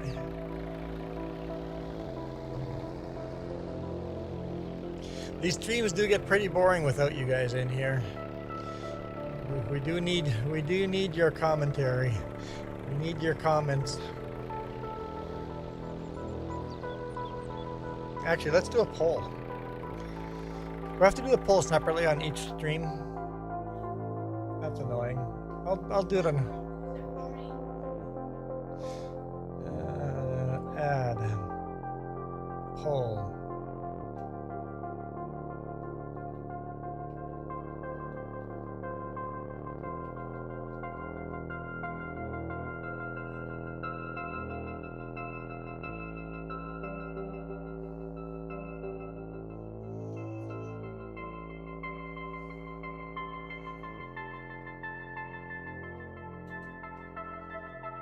Go.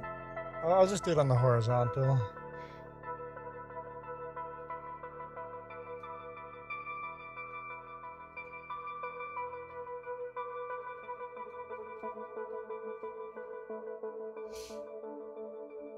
We'll put Case IH and New Holland on the same one.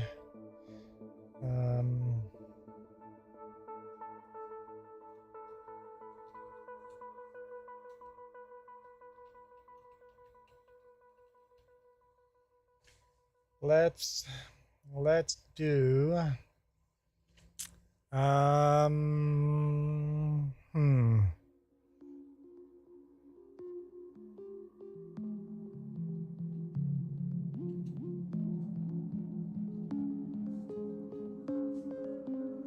there.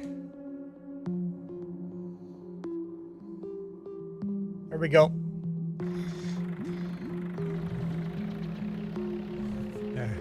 Case IH and New Holland are the same company.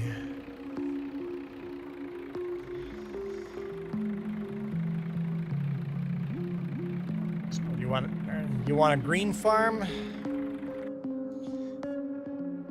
A red farm?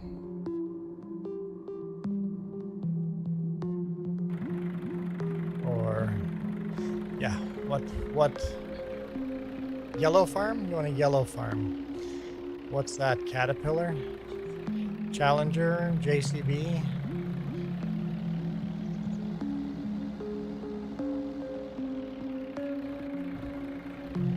I only put in 2 tractors, really. Well, if you count New Holland, 3.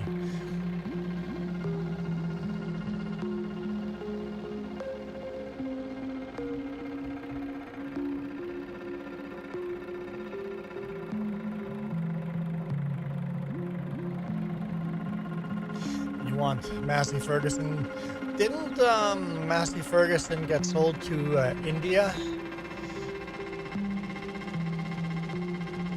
Because I know IMT, which is Massey Ferguson mother company, I guess. I was sure IMT got sold to India. I'm a big fan of John Deere's.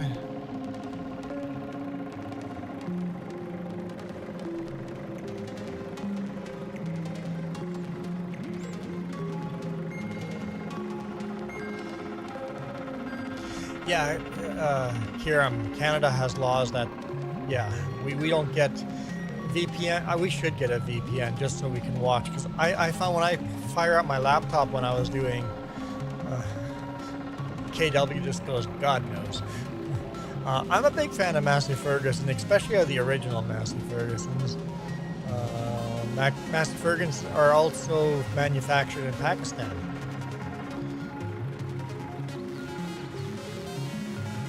That would make sense if they have if the mother company now is based out of India. It would only make sense to manufacture in Pakistan as well. Actually, sure, Noob, I have a question for you. We asked this on Kiram's stream a few days ago. I don't know if Kiram got an answer. What's up with your tractors? I know you guys treat your big rigs like KW Sugar Beet, like family. But I looked at videos with like Indian tractors with like these huge stereo systems behind their head on like the rollover bars, and these front bumpers that stick out, and then these pimped out rims. Are there a lot of people that make tractors look like that, or is that for special occasion only?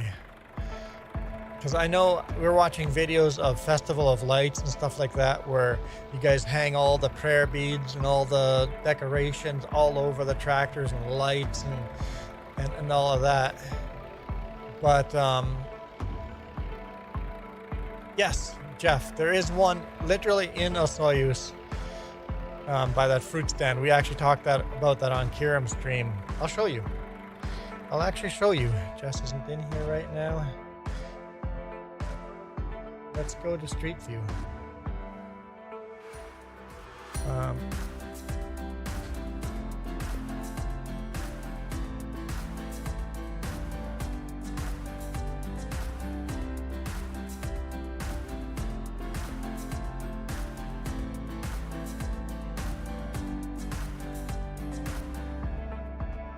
And I thought this was a one-off thing, and then Kiram and I were talking about Indian tractors in game, how they all have these big stereo boxes on the back, and all the lights and the pimped out tires. And then we started looking at Indian YouTube videos and Pakistani YouTube videos, and there's a lot of tractors pimped out to look like this. And I'm just like, oh, the mods in Farm Sim, I thought it was some kid that decided to put this big stereo system on the modded tractor, but no, they actually use tractors like this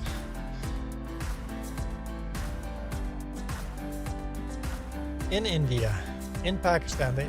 You actually decorate and make your tractors, and then I don't know what the name is on the front bumper, but I saw lots of videos where the front bumper has a name on it. Is that the tractor's name?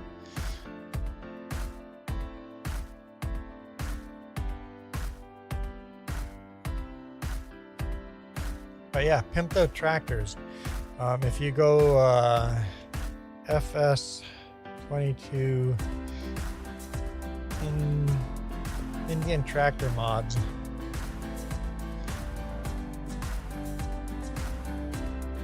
you can find, I don't know if I want to play a video right now.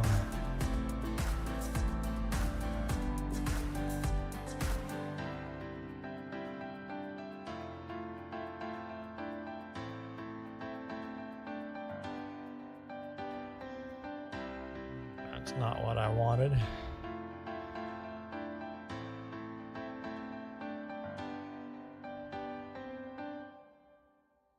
You're not giving me what I want.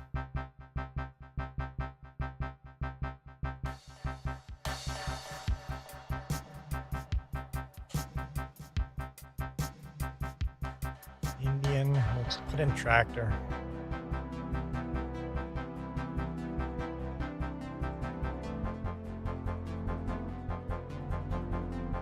Still not giving me. I had no problem finding it last time with Kiram, but there we go. Like that, with a huge stereo system on the back.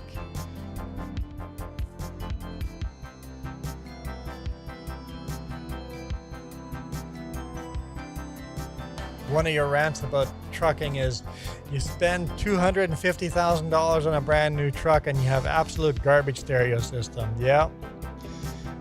So I thought this was fake. Like, what, some stupid kid put a big speaker system on the back, and then they put the silly bumper on the front and the weird little stubby tires.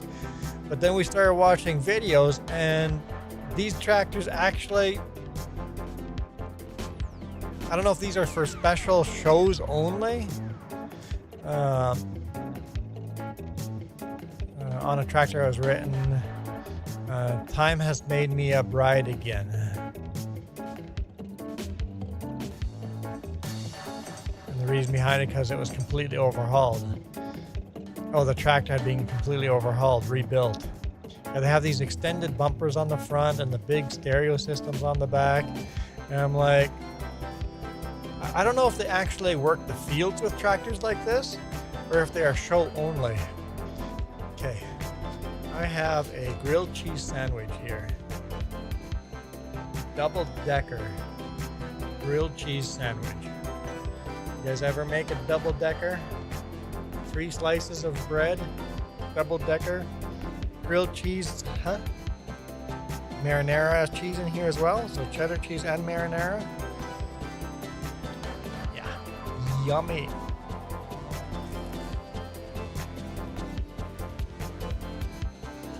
Almost tastes a bit like a pizza.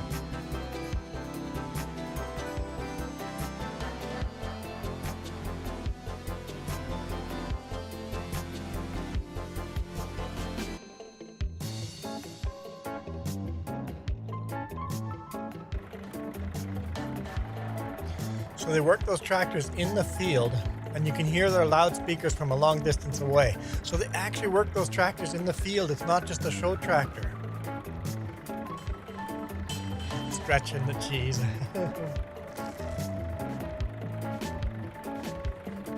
I'm making you hungry?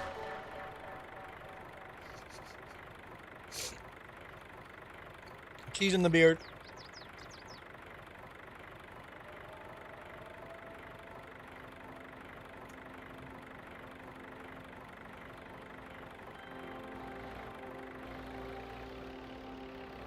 I don't know if I can eat and drive. I definitely can't hold the steering wheel. Sure, Noob says he's hungry. I'll airdrop you some grilled cheese sandwich.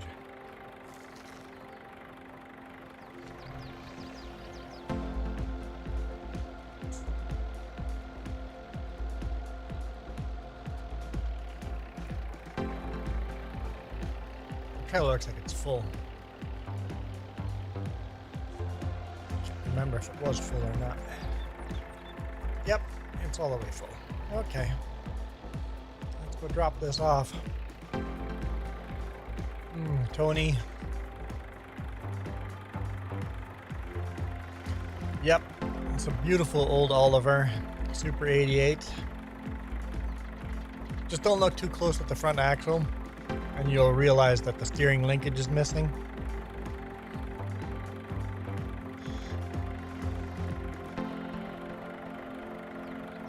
Other than the steering linkage missing, it's a beautiful mod.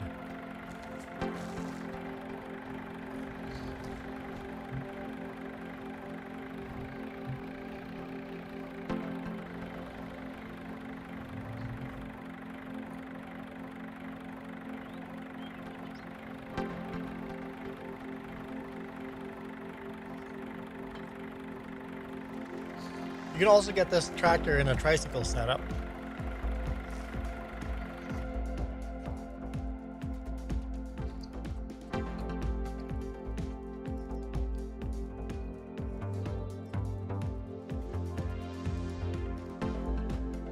So you can do the tricycle and then single tire on the back setup.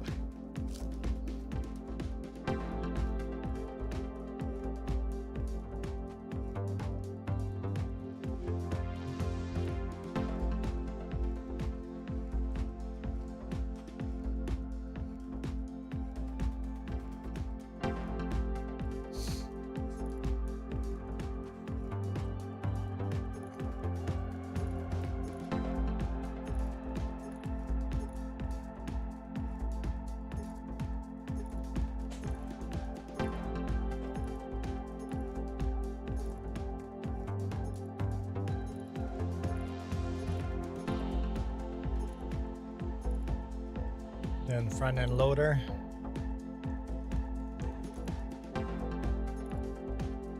So yeah, you can do a couple of different setups on this tractor, but the problem is if you set it up like this with single tires on the back and with the tricycle in the front instead of the wide, I'll show you the problem with the mod. It's not a perfect mod. The problem is this. So all the yellow lines are hitboxes. You can see that there used to be a cab for it as well. There's a cab hitbox. But the front hitbox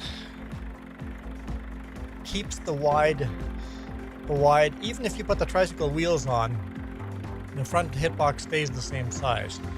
So you keep running into things that you think you cleared. So the yellow boxes, if those yellow boxes hit a tree, you'll come to a screeching halt. Same with the rear tires. You can see the two lines going over top of the tires. If you remove one tire, both of those lines stay there, which means then you hit stuff with the rear because you think your tractor is narrower than it really is. So a bit of a bug there for a hitbox. Where that vehicle makes contact with a different surface, right? So the hitbox is a little messed up, that needs to be fixed, but other than that, it's a really cool mod. There's the lights, there's the loading distances. I think we're back to normal. Okay.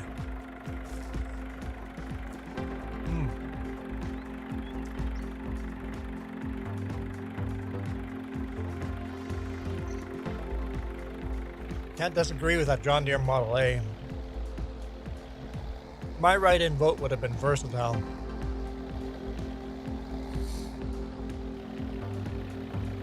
But I know Versatile is not very popular. It's pretty much a Canadian only. Well, US, the North Midwest uses Versatile as well.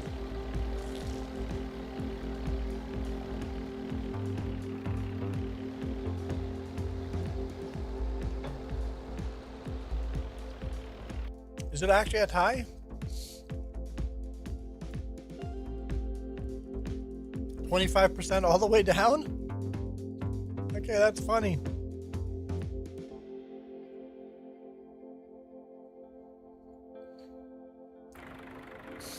So, yeah, I find that so interesting that Pakistani Indian farmers, these big boom boxes on the back of their tractors, that just, I thought it was a stupid mod. I'm like, I wish that was a realistic mod and didn't have those stupid speakers on the back. Oh, never mind.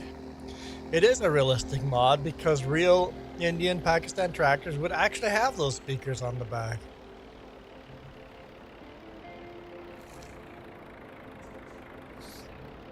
That way they're pimping out to their music while farming. Why not?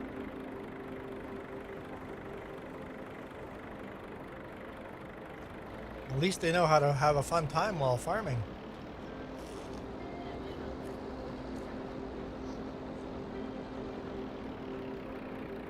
Yep, we have rules.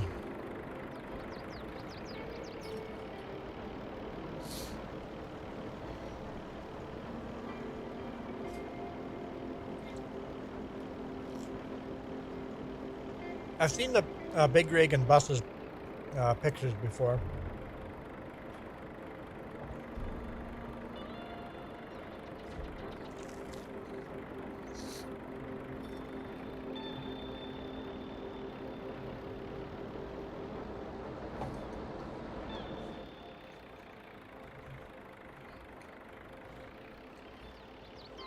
I just didn't know you guys did that to tractors as well.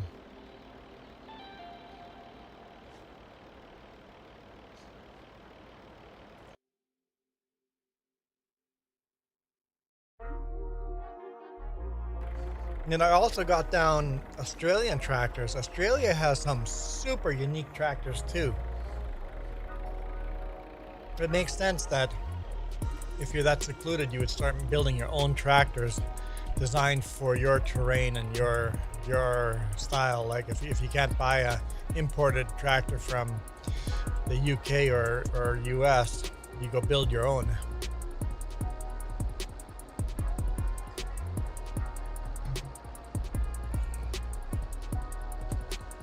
Or modify an existing tractor.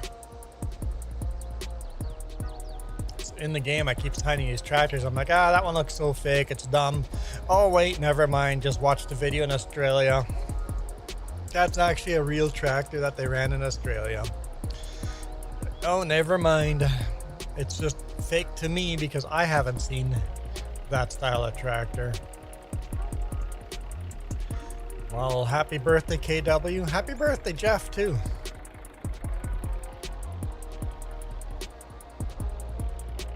I don't do birthdays, so I forget to wish people birthdays or happy birthdays because I don't, just because I don't care about birthday doesn't mean.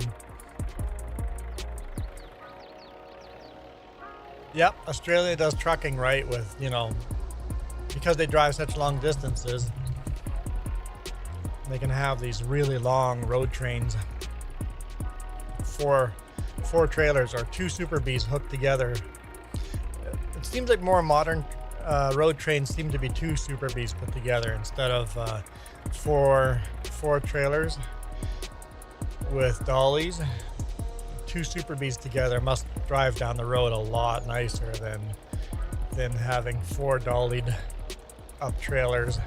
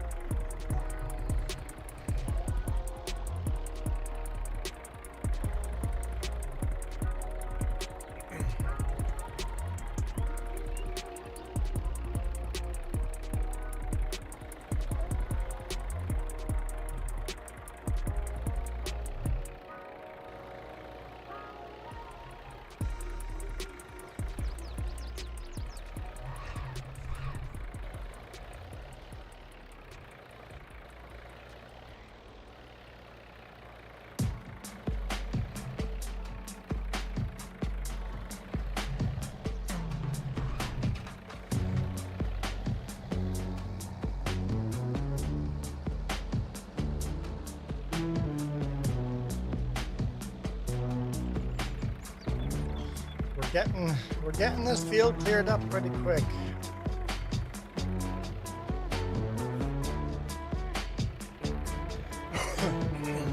Woo!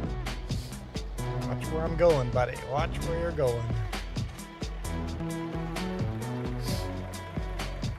Double P, welcome back.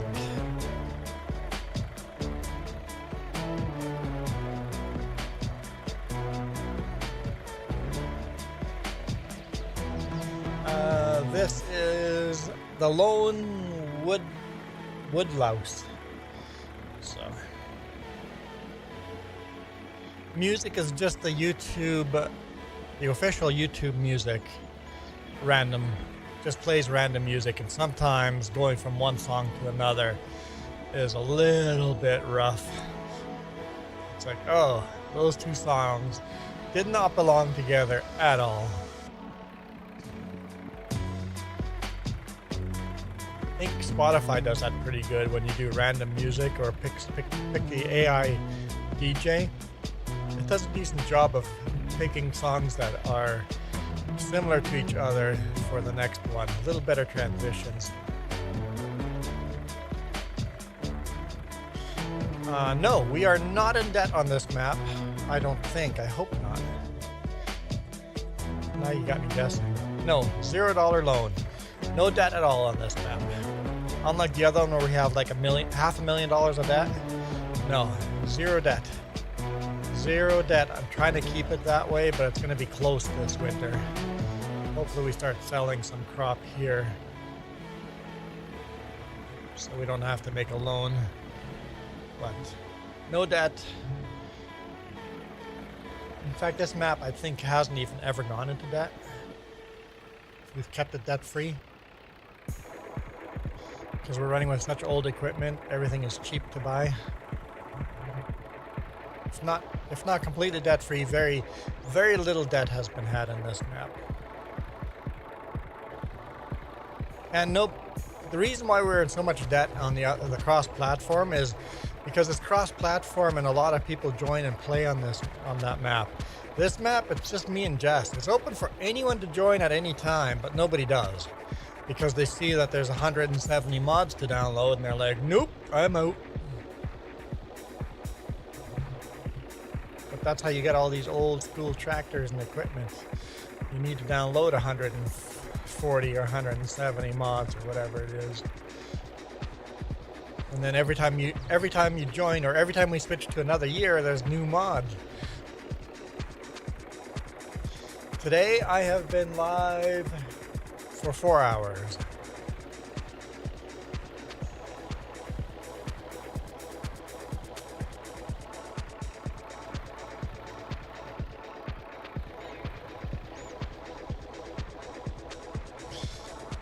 Eight kilometers northwest of Kamloops. Fire. Oh, great. How long does it take to download all the mods? That'll take a while.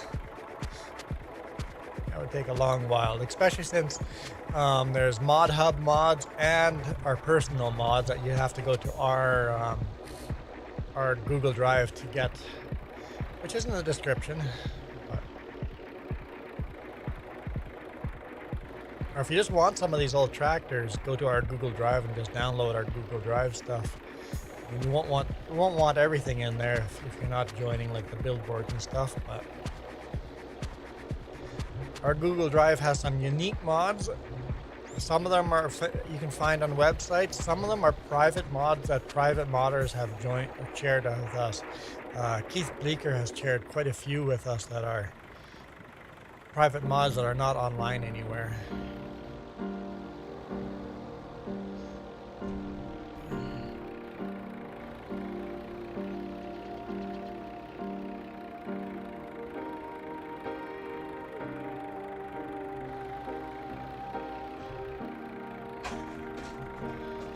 Miss. Technically went in and then back out. That's still a miss, I think. Don't try out for basketball anytime soon. Oh, John Deere's winning now. John Deere's winning the poll now. Nobody's written in a different name. Nobody's written in like a JCB or a Fendt or Kloss or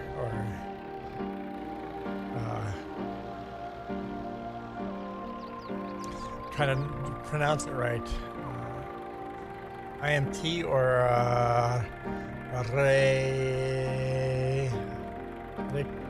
nope, can't remember.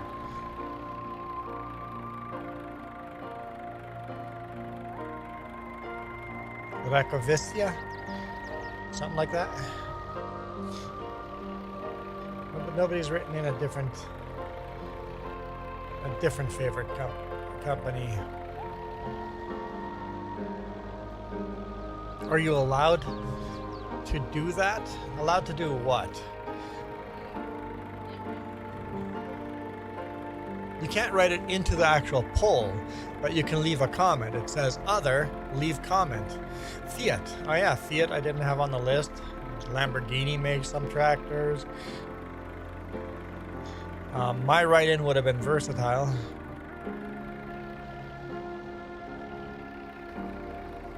Oh, there's a Jess. Just running right over the beat. Very unprofessional. I'm gonna pour these over your head. Dave Brown. I'm not familiar with a tractor name brand Dave Brown. Is that like an Australian company? Sounds like an Australian name.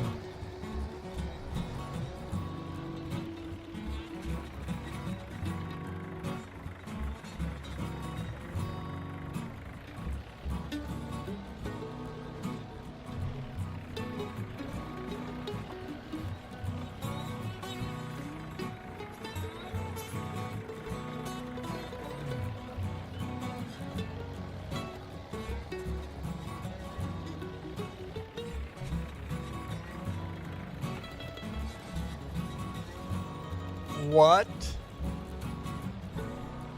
Holy. Is the lumber the same thing as on the paperwork? What? Holy smokes. Who's paying for that? So as long as the paperwork matches, we would have to charge Delta for that, right?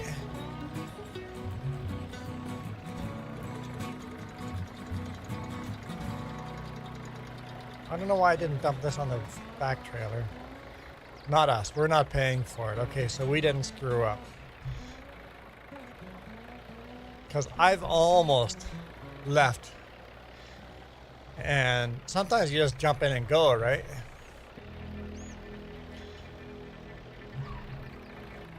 And sometimes you just have that, something's off. You go through the paperwork and look at it and go, paperwork's definitely not matching what's on my trailer. And then when you do that, those loads that have a million different SKUs on them, it's like, I don't know, I'm just taking the load, hopefully it matches, because heck if I know how to read all these SKUs. But I know I've had, paperwork says 2x4s. That's definitely 1x4s on the back of my trailer. So I've had something like that happen, but that's been super rare. But it has to be something obvious like that for me to notice the difference, because how am I supposed to tell the difference between one kind of lumber, if it's fir or pine or whatever? It's like, I don't know what's what. Oh, Deutz-Fahr or a Vultra. Yeah.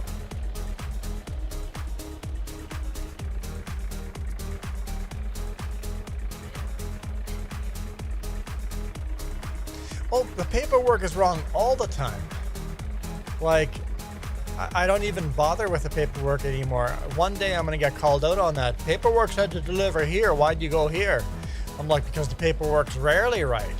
If you want me to actually deliver where the paperwork says, this actually says to deliver it to Ontario instead of delivering it to somewhere here in BC.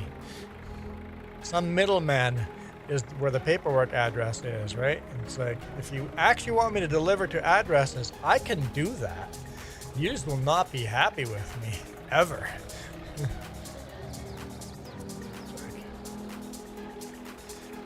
Ford technically would now be under the New Holland. Ford would be Case IH New Holland is where Ford is now.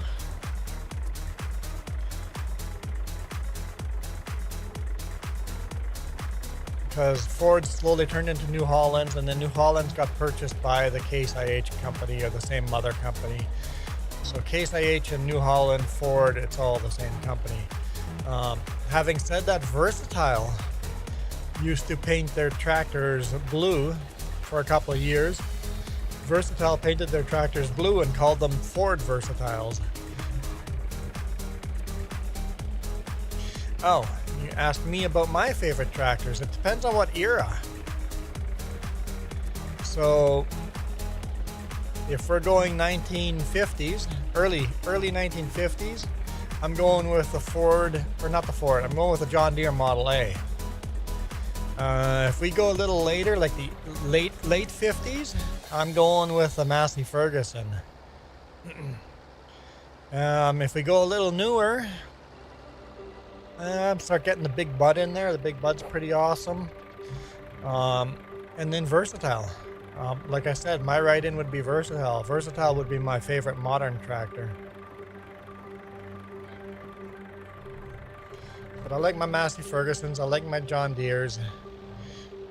A big fan of the Case Traction King.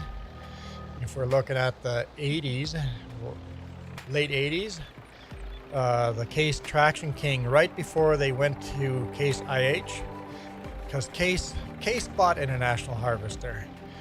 So International Harvester actually got bought out by Case. Did you know that the first Case IH Magnum was actually built by International, and then they ripped the International had built a lot of tractors before the merger, and then Case tore the hoods off of all these International Harvesters that were supposed to come out, and put the Case hood on them and painted them blue to make them look more like a Case, and then sold them as a Magnum. That's what the first introduction of a Case Magnum tractor, Case IH Magnum tractor. The tractor was actually built by International, but they made it look like a Case, but painted it blue. Or not blue. They painted it red. They painted the Case red. There's actually some tractors between the merge where there's actually Case tractors that doesn't say Case International, it just says Case, and they're painted red. There's some weird tractors in the transition year. What was it, 1968 or something?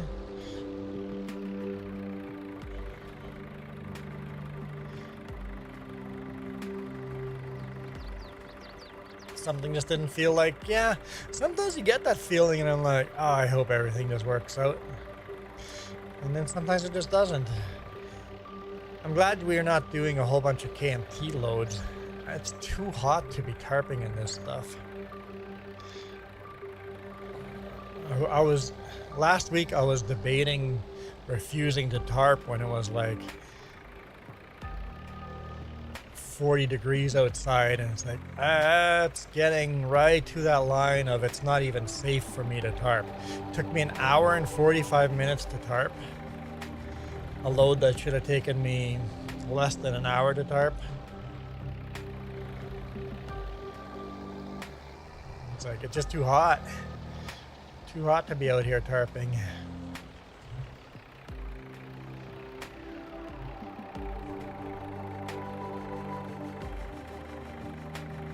Apparently we're full.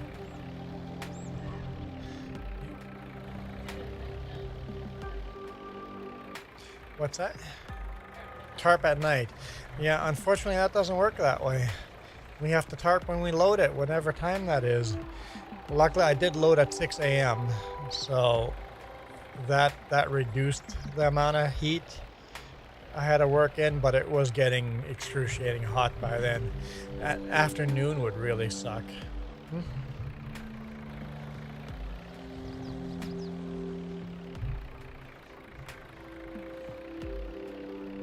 Yeah, if you have to tarp,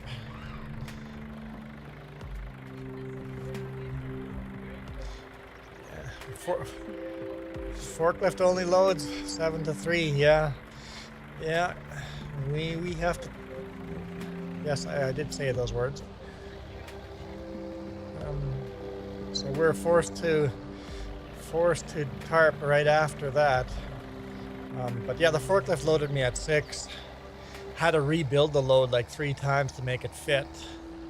First he was talking about just taking 2 packages off because we were over height. I'm like, well, technically we could move this load all the way to the back bumper and then have part on the pup overhanging the front trailer a little bit. We could technically get it on that way, and he was a fan of that, so we had to rebuild everything. So, and that unfortunately cut into the heat.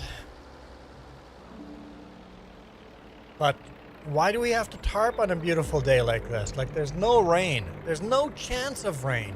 And all the lumber is wrapped. My vote would be throw extra straps to make sure the lumber wrap stays down. Throw straps at the very front of the load. If it's overhanging, maybe take a ratchet strap and go right around the front of the load with a strap to keep the wrap in. And then along the way, just throw extra straps to keep the wrap from coming off in the wind. And then why do we need a tarp? On these hot, dry days where there is no chance of rain, just throw extra straps. Just make that request. Go, hey, you don't have to tarp if you throw all your straps and make sure that the wrapping won't come off. Done. Yeah, or even one smoke tarp on the front to keep the wrap in. Yep, yeah. Yep.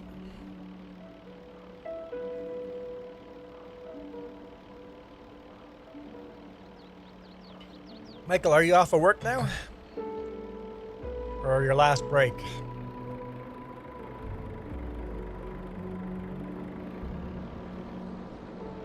Yeah, if the wrap is a little ruffled, who cares? As long as it doesn't start peeling off. I had the one load where it was such an awkward shape, I couldn't tarp the last bit of it, and it was overhanging the lead onto the pup. And I just put 3 ratchet straps. Because at first it was starting to come apart and I'm seeing bare wood. I'm like, okay, that's a problem. I taped it up, did the same thing, and then I'm like, ratchet straps. And I had 3 ratchet straps and I put the 3 ratchet straps on there and it worked beautiful. It's like the wrap just stayed there. A strap every 2 feet, the wrap's not going anywhere. Who cares if all the staples have popped up? The straps will keep that wrap there.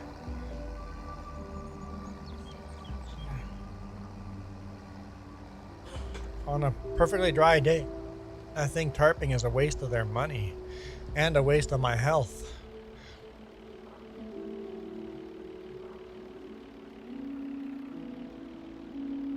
So, yeah, if we have more of those hot days, I'm going to make the call and go, hey, it's just not safe for me to tarp this. It's too hot. Because we got to take care of ourselves.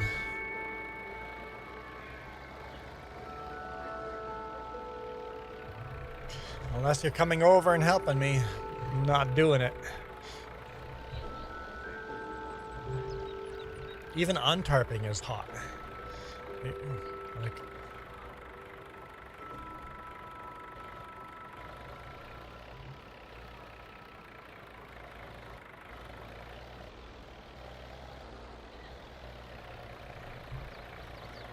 Like even untarping at 8 a.m. was too hot to untarp. Like this is, especially at Nature Path where you have to pull it uphill. I had Jess with, so that helped.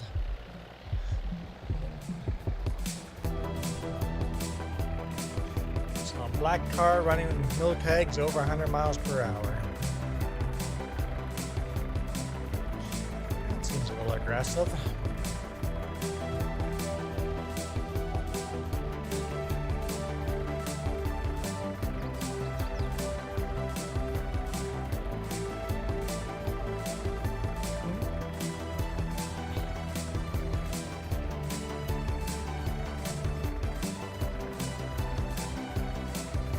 Fire and Jasper. I'm just reading Jeff's comment. Yeah, maybe that is a good reminder. Go, hey, remember 2016 when 3 guys at innovative wood collapsed due to heat exhaustion. It's hot out here. It's not exactly safe for us to be tarping, so I'm glad you're on the same page. So if I start pushing back, at least it's more than just me pushing back.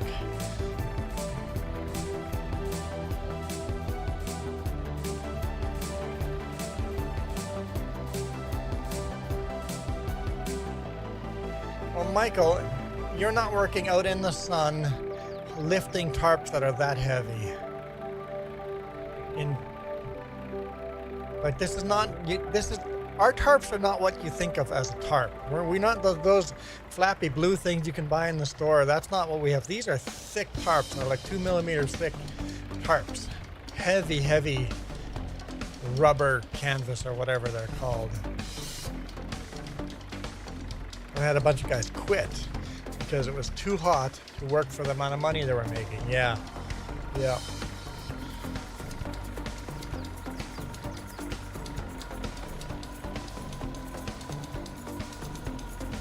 Because Michael, we're working in plus 40 or plus 100, 105 Fahrenheit, tarping these extremely hot and heavy tarps. In very direct sunlight, working under black tarps.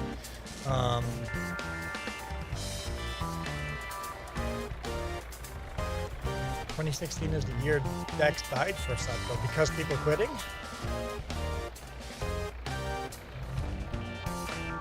I saw a Sutco deck just last week.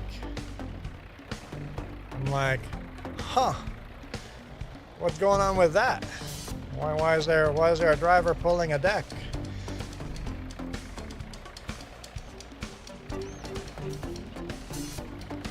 $60 to $70 each. You got to do 4 of them and bungee them all down, and yeah, it's really hot.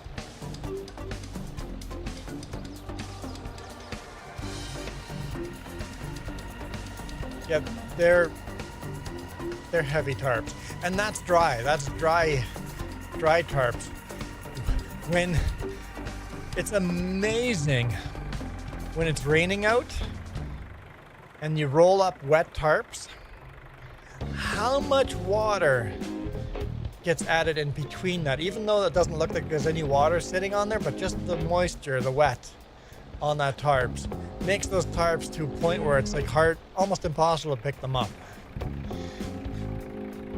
Stack them on the side and let them drain for a little bit because they're too damn heavy to pick up.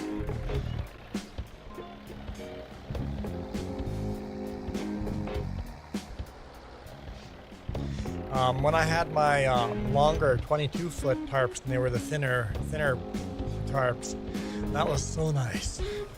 Now that we're back on Super B, I'm like, oh yeah, this is what real tarps feel like.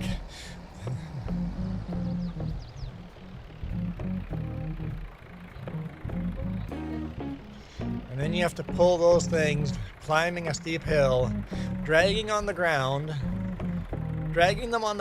so you have all that ground friction. So when you're dragging them on the ground after untarping them, you're dragging them on the ground to the back of the trailer uphill.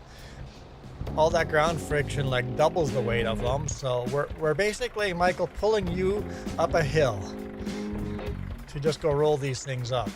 And that's the easy part of the job.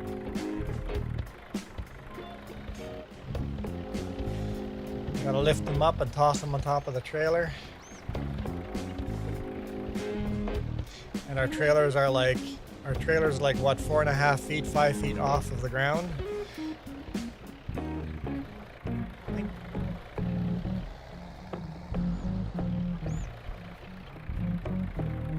And when you're pulling them, they get caught onto the tire. Yeah, that's where Jess comes along to undo it, and instead of undoing it, she just steps on the tarp.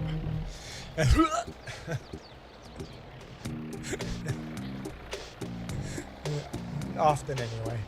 She goes, I don't do that. I'm like, well, not often.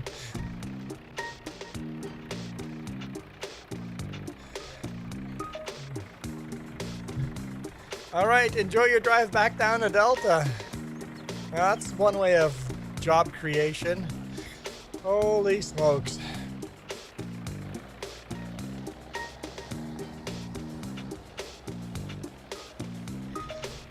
Sure glad we didn't do those KMT loads this week, or else Dave would be having a heart attack. So we got 3 trucks down this week. My truck's in the shop for a clutch. Nary's truck is in the shop for a clutch. Brian's off for bereavement leave. Jeff is just driving around between Creston and Delta for the fun of it. Basically 3 trips instead of 1.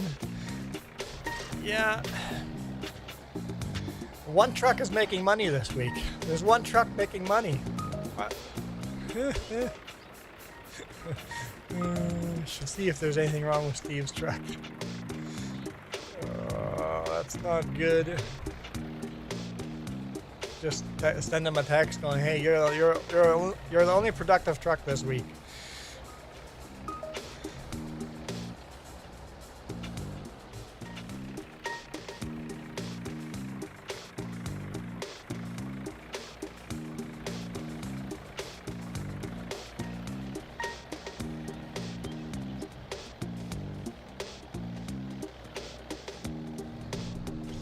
So I guess for those of you who hadn't figured out, Jeff is one of my co-workers. We drive trucks together.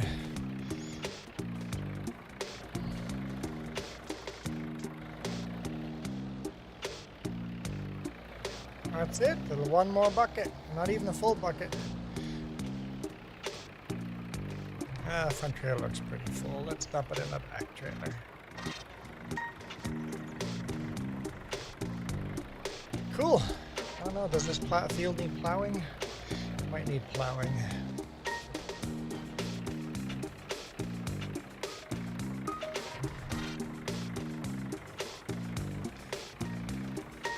So what time is it? It's 1:30. So he's not even gonna make it to Delta till tomorrow afternoon. And then reload and then go back to Erickson with the right load.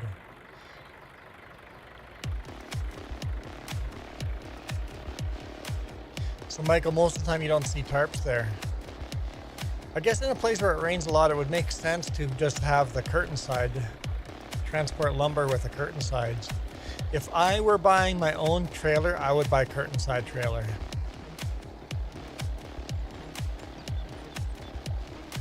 If I'd buy a flat deck, it would be a curtain side. Also called China top for I don't know what reason.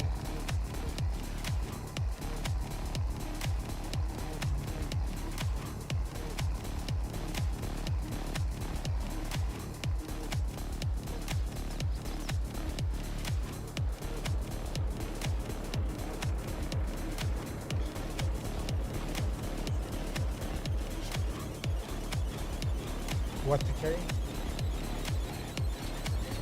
Oh, how expensive. How much do we charge for 1 load?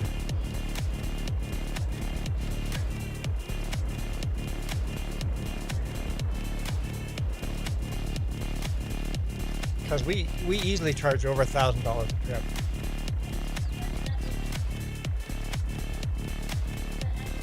The actual value of the product.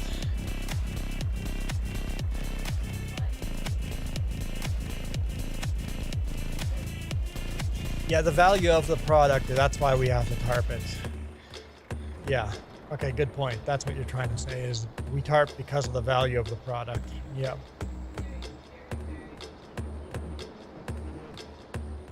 Yeah, we do carry some pretty high-end lumber. Not always, but if it's tarped, it's very high-end lumber.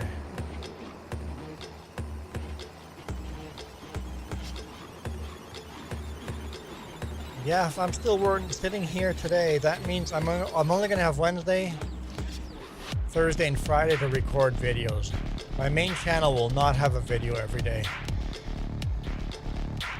We'll be lucky if we get 3 videos, because I have to shoot bonus video too. Depending on the trips, it's so boring recording multiple videos. I have nothing to talk about. We're going to be missing videos this week.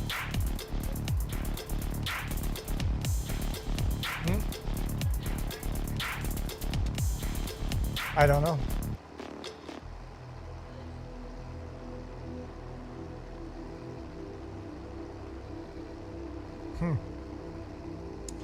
Yeah, should be interesting. It's going to be an interesting week.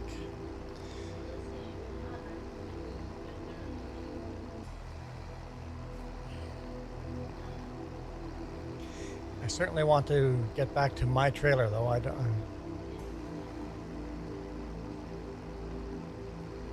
Well, we could get a load back to Kelowna and drop that load off and then bring it back to Brian. I don't know. I'm certainly not looking forward to that if that's what happens. No idea how trucking industry works. Yeah, I don't think most people do. Heck, I don't even know. I know part of the trucking industry. I know the building supply part of the trucking industry, but not really the rest. How the blazes did you get? Oh, I guess you didn't have to go drop off the load. Like, how are you at the farm already? But never mind, it makes sense. It makes sense.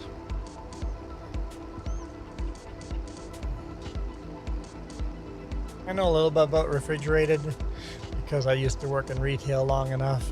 I know a bit about that industry, refrigerated trucks and just dry vans. I know a bit about that industry, but I know flat deck's a lot better. Thank you, Maddox. Appreciate it.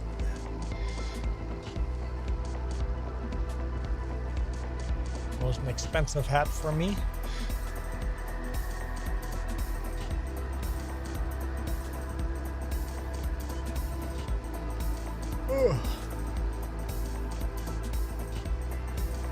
Looks like John Deere is definitely winning. All right, good night, Sure Noob. Thanks for joining in. Appreciate it. Have yourself a great night. Enjoy playing on your laptop in the desert. I love that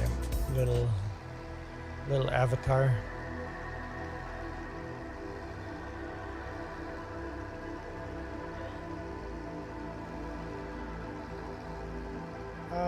Tractor can just go in that first bay there.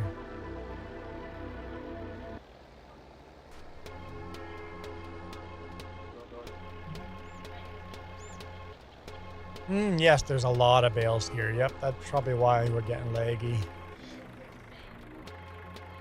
That way where you're looking. I don't have numbers on that one yet. B1. Go to B1. In the future, that'll be B1 or B2. We just haven't gotten there. It's not in the seas.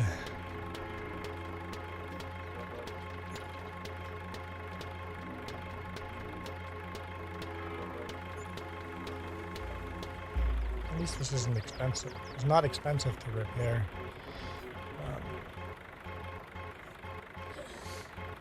So we would call that a van, Michael. If it has a refrigeration unit on the front, we would call it a reefer.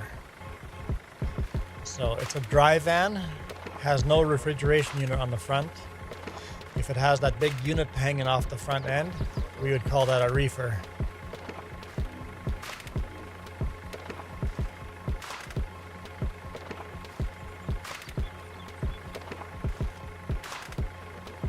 Dry van or reefer. If it's going to a grocery store, most likely it'll be a refrigerated unit. If it's going to a hardware store, it's probably just a dry van. So if you hear people talking about vans, they're very likely talking about enclosed semi-trailers. Most of them are white.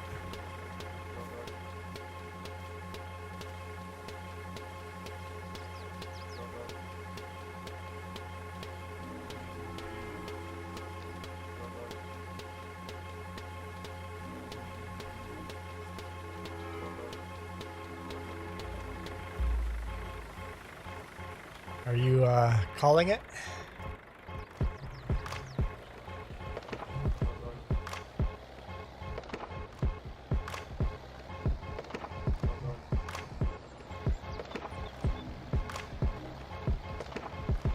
Depends what you're going to do is going to depend what I'm going to do.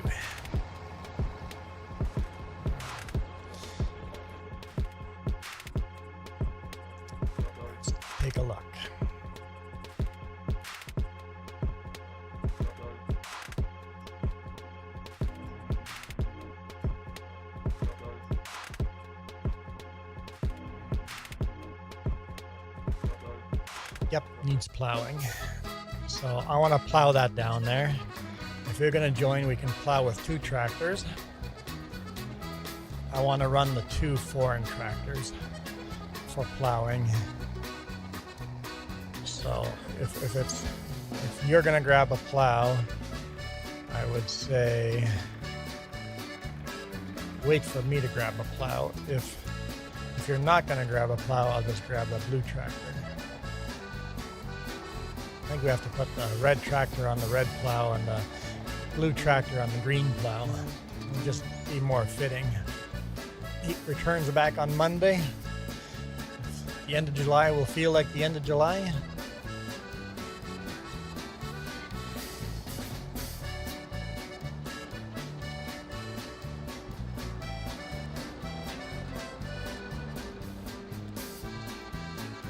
Too far. Back her up. All the fires are burning toward the east. So that's a good sign for Barkerville and Jasper.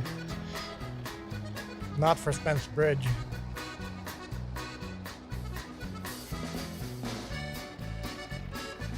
Yeah, for Silverton, depending on which fire.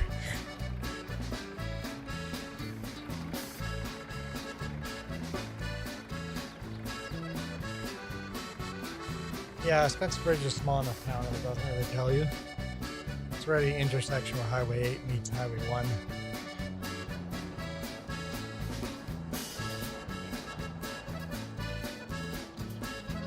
Here's our IMT 558.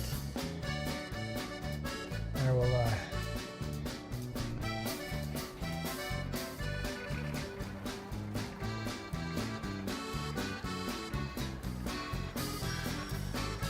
Nope. No, stop that. Okay. I'm gonna grab this IMT predecessor to Massey Ferguson.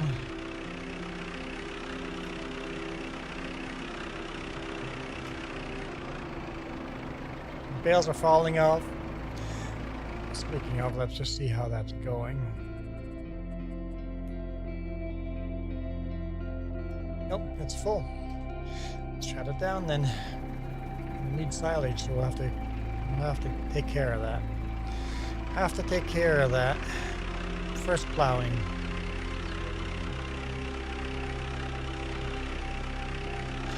Barkerville updated, site made it through the night. Good to hear.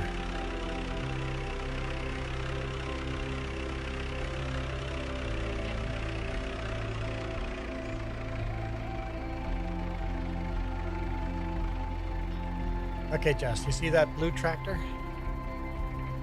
That one? I would like that one to be attached to the green plow right here. And we could both go plow that field together.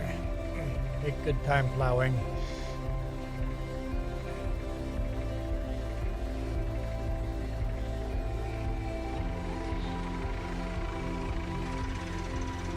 There we go. The IMT and the IMR work in the same field.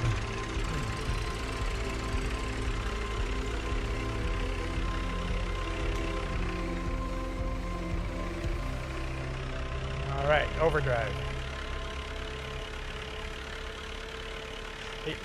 The storage is getting pretty tight. I think we're going to have to upgrade our storage here in the future to make things a little less tight.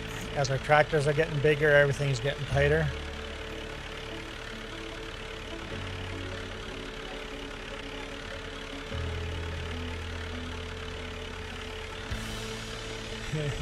Or else I'm going to lose a couple dollars every time because of it'll be crashing.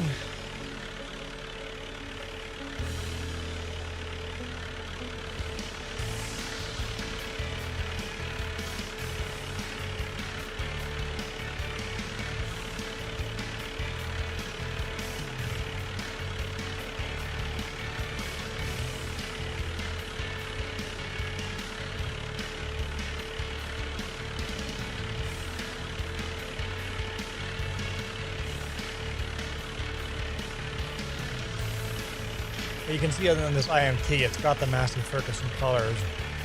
Gray engine, gray frame, gray transmission, gray axles with a red lid on the top and the red fenders. It's definitely got the Massey Ferguson look to it. I'm just off-roading with the Massey Ferguson. So IMT is the mother company to Massey Ferguson. IMT registered the name Massey Ferguson. So IMT was making tractors before they made the company Massey Ferguson.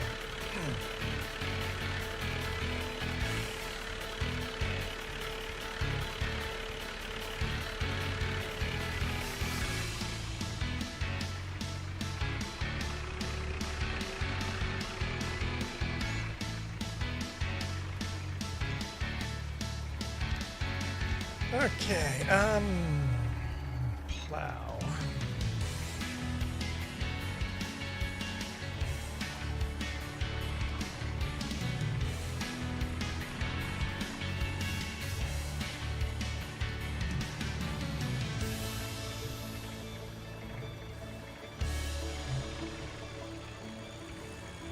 I'm gonna start behind me. I'm not going to use guidance steering for the first pass, so maybe overlap and get the guidance steering going on the second lap, and we'll just drive around in circles. Oh, hang on. This doesn't need plowing. I'm dumb.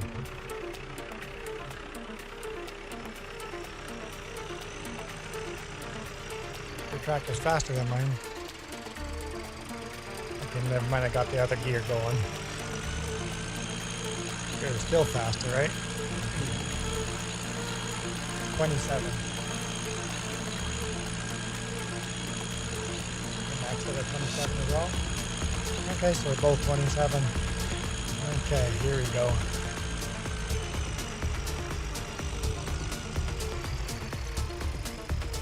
I will use guidance steering then, after all.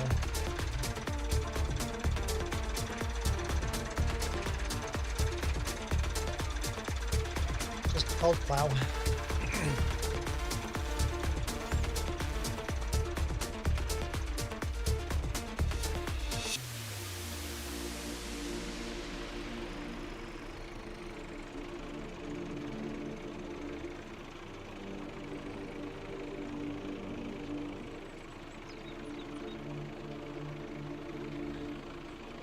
I am using guidance.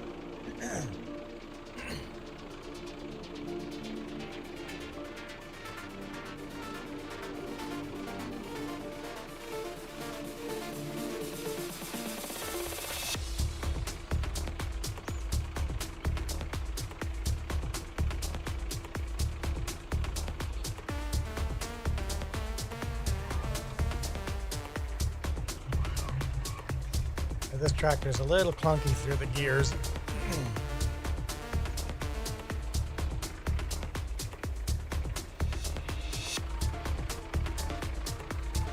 And obviously here, along this edge, we'll just have to kind of overlap a little too much.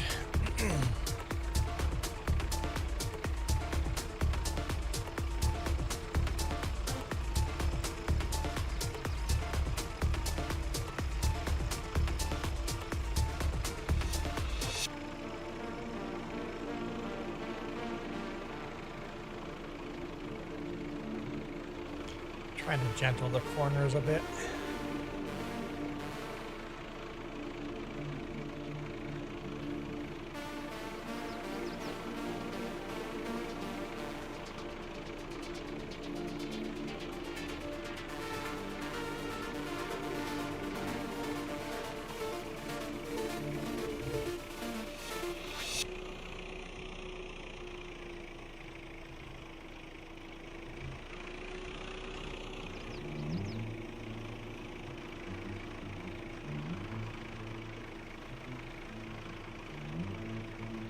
See where I'm going.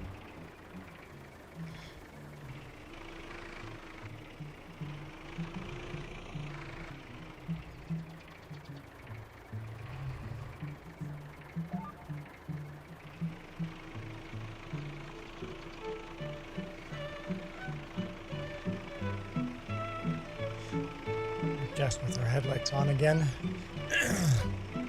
Does it make it easier?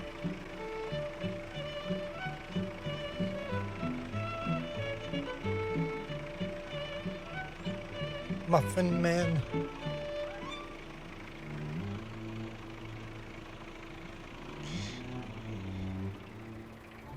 The song playing in the background.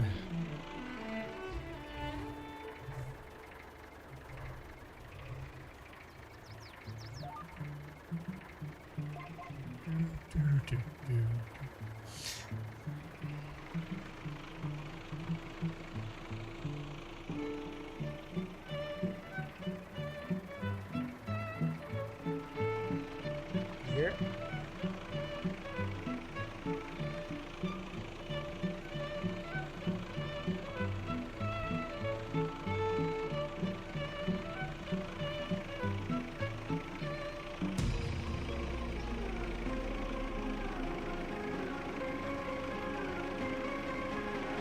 That's it.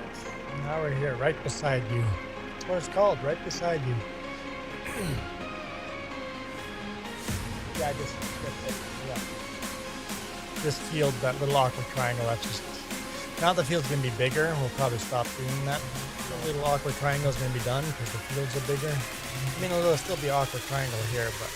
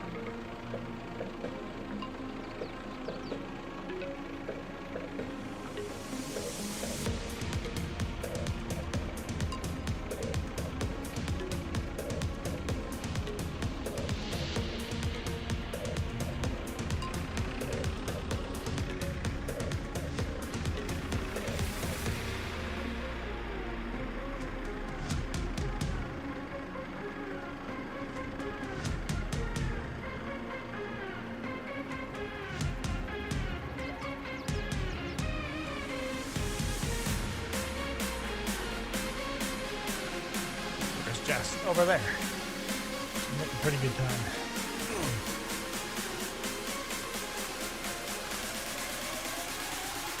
It's so much faster plowing this field than two of us.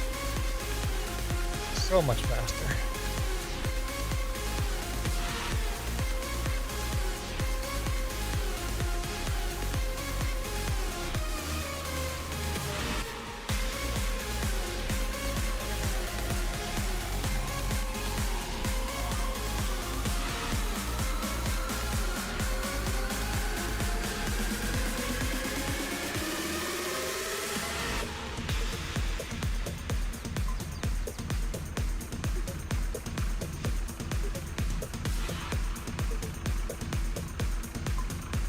Cool to see this, the 1954s, the new era of tractors coming out. It's kind of fun. Because when I was young, we were still driving. In fact, my dad still had a tractor like this when we were there last. On the farm, still had a tractor that was this era. Massey Ferguson.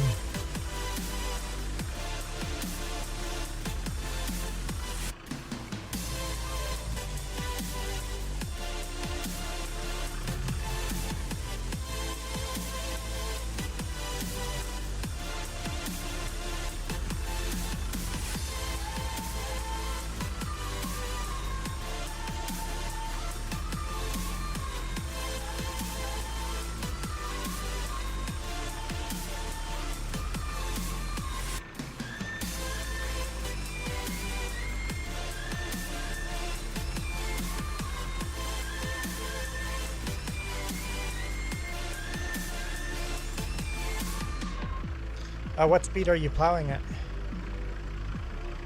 Oh yeah, so I'm doing 10. So my tractor is a little faster at plowing than yours. Cool. Yeah, don't worry about it. It's okay. Yeah. So this tractor plows slightly faster than that one.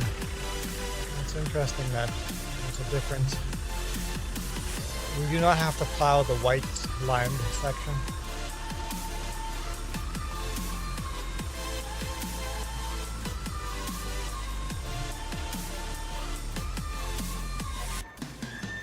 The little triangle that's white and limed in the center there, you don't have to plow that.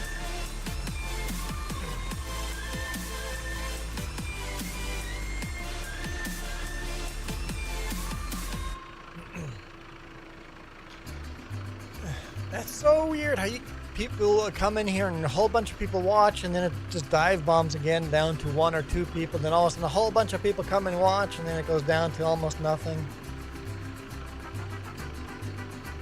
Because I was going to stop streaming over lunch, but then all of a sudden a whole bunch of people showed up. I'm like, never mind, I'm going to just stream and eat through lunch, and now it's dropped down again.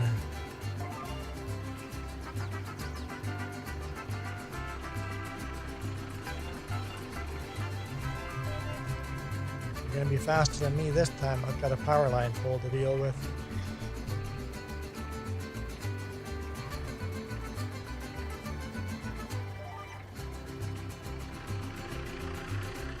Okay, that worked out all pretty darn good.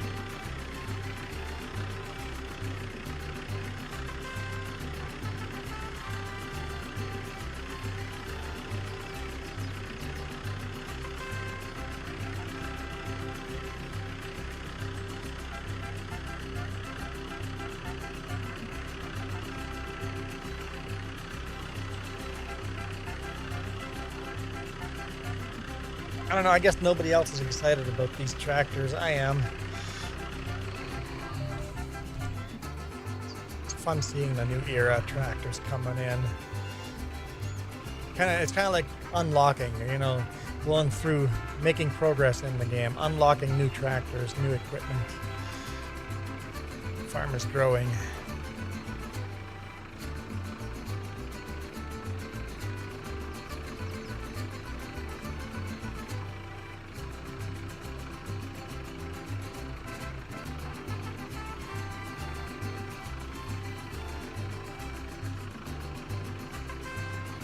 I think you definitely gained on me on that one.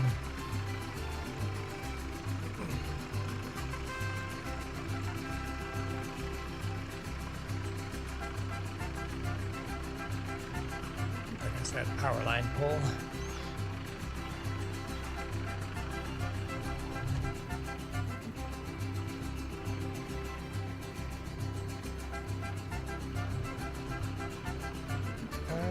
There's just a little bit left on the bottom of that white.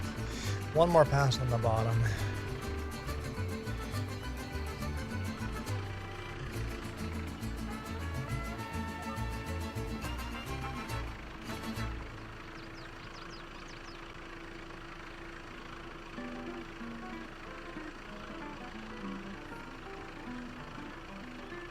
So I guess last pass for me, one more pass for you.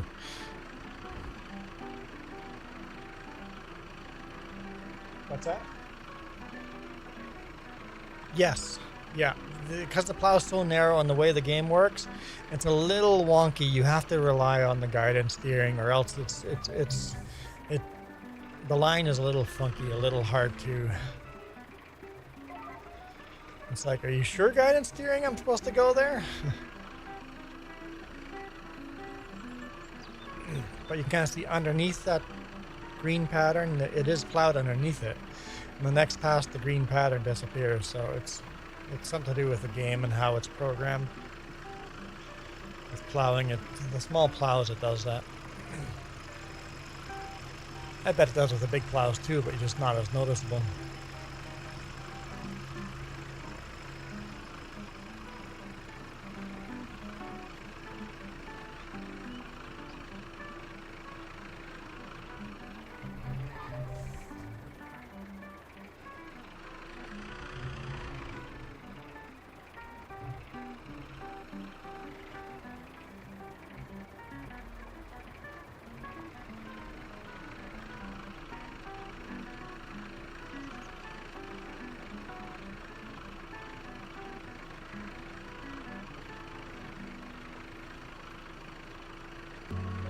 I wish you could set guidance steering around curves and stuff. Because in real life you could. I mean, not with this era of tractors.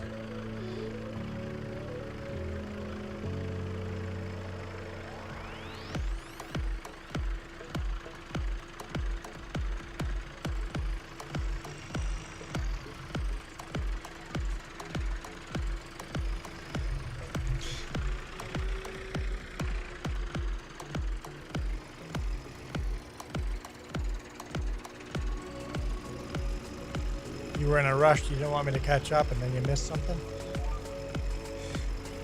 It's better if I'm caught up with you. It makes for better video.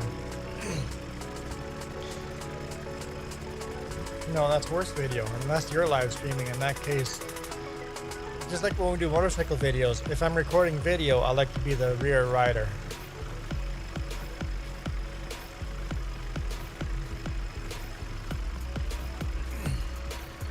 Or if I got a rear-facing cam, then in that case, ride in the middle of the pack.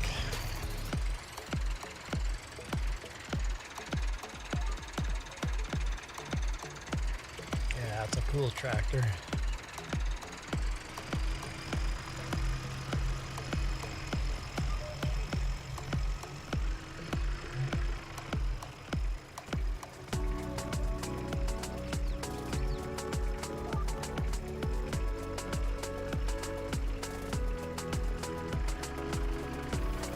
Yeah, I think you are. It's okay. I've done that before.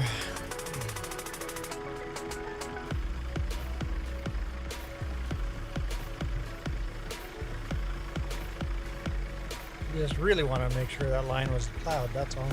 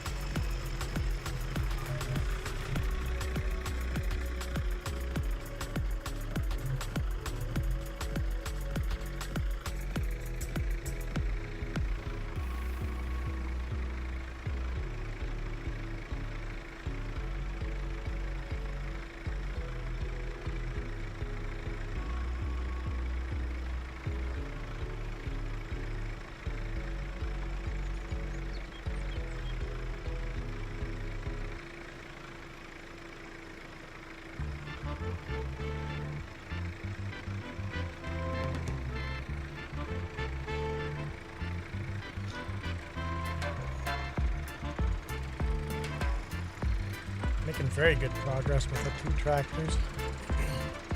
I'm happy. I'm happy.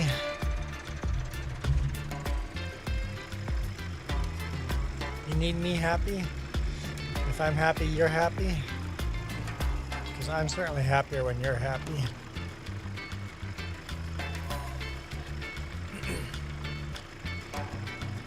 Looks like you're getting all of it there. I will hit reverse and do the first line along the power line poles.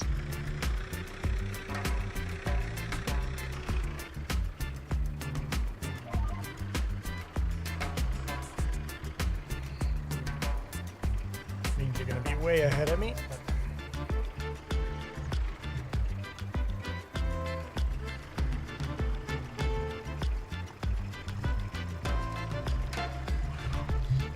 Rub the poles to get in nice and tight.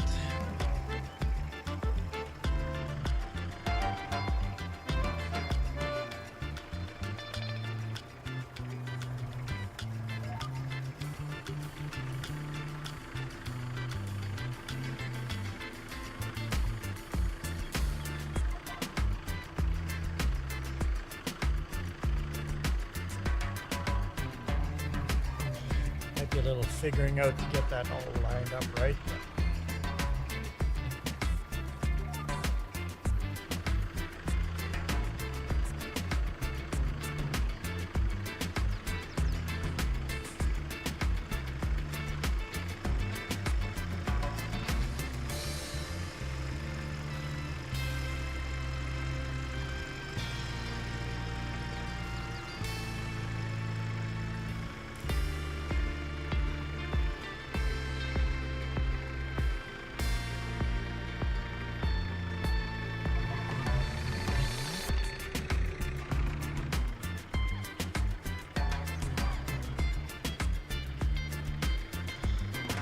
So, what time are you getting off to do? You set up for your stream?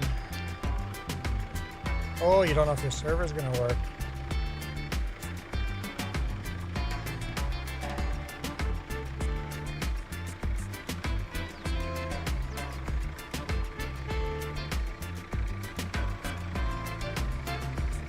There's nobody in chat that can try the server.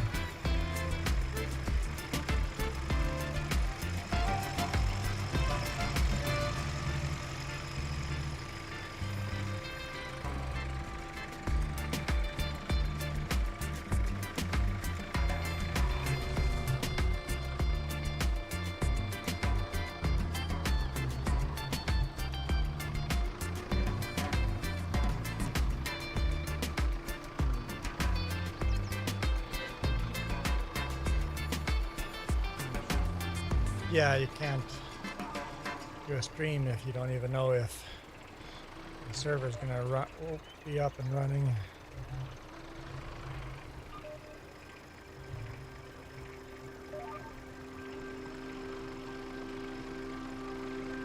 Is G Portal having issues again?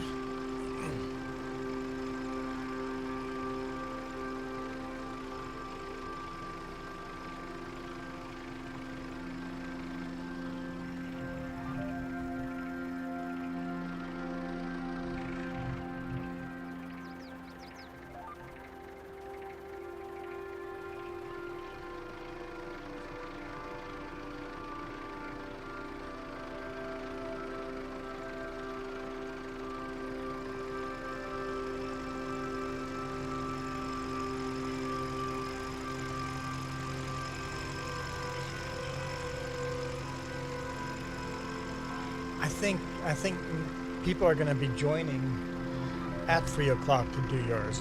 People expect you. People that haven't shown up for mine are going to show up at 3 o'clock for yours.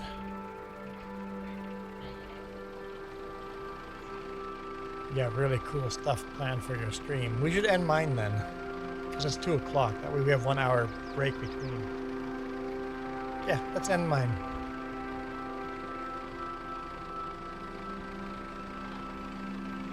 Because there's only one person watching, there's no point of redirecting anyway, so. We'll end my stream. And then maybe or maybe not, Jess will be back in 1 hour from now. So Michael, maybe or maybe not, if Jess can get her stream going, come back in an hour and spam her. Okay, so for now, thank you guys for watching. We'll see you guys in a bit. Hang my hat up. We're done. Thank you. See you guys. You guys absolutely rock. This video is brought to you in part by the letter C and these YouTube members. Cookie starts with C. What other things start with C? Oh, who cares what other things? C is for cookie, and that's good enough for me. Thanks for watching. Nom nom nom nom nom nom.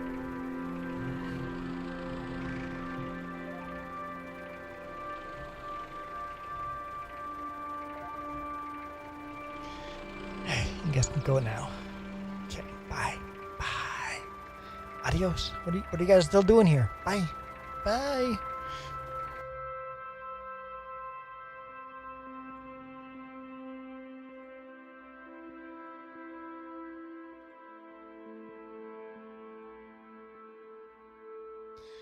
Huh, seems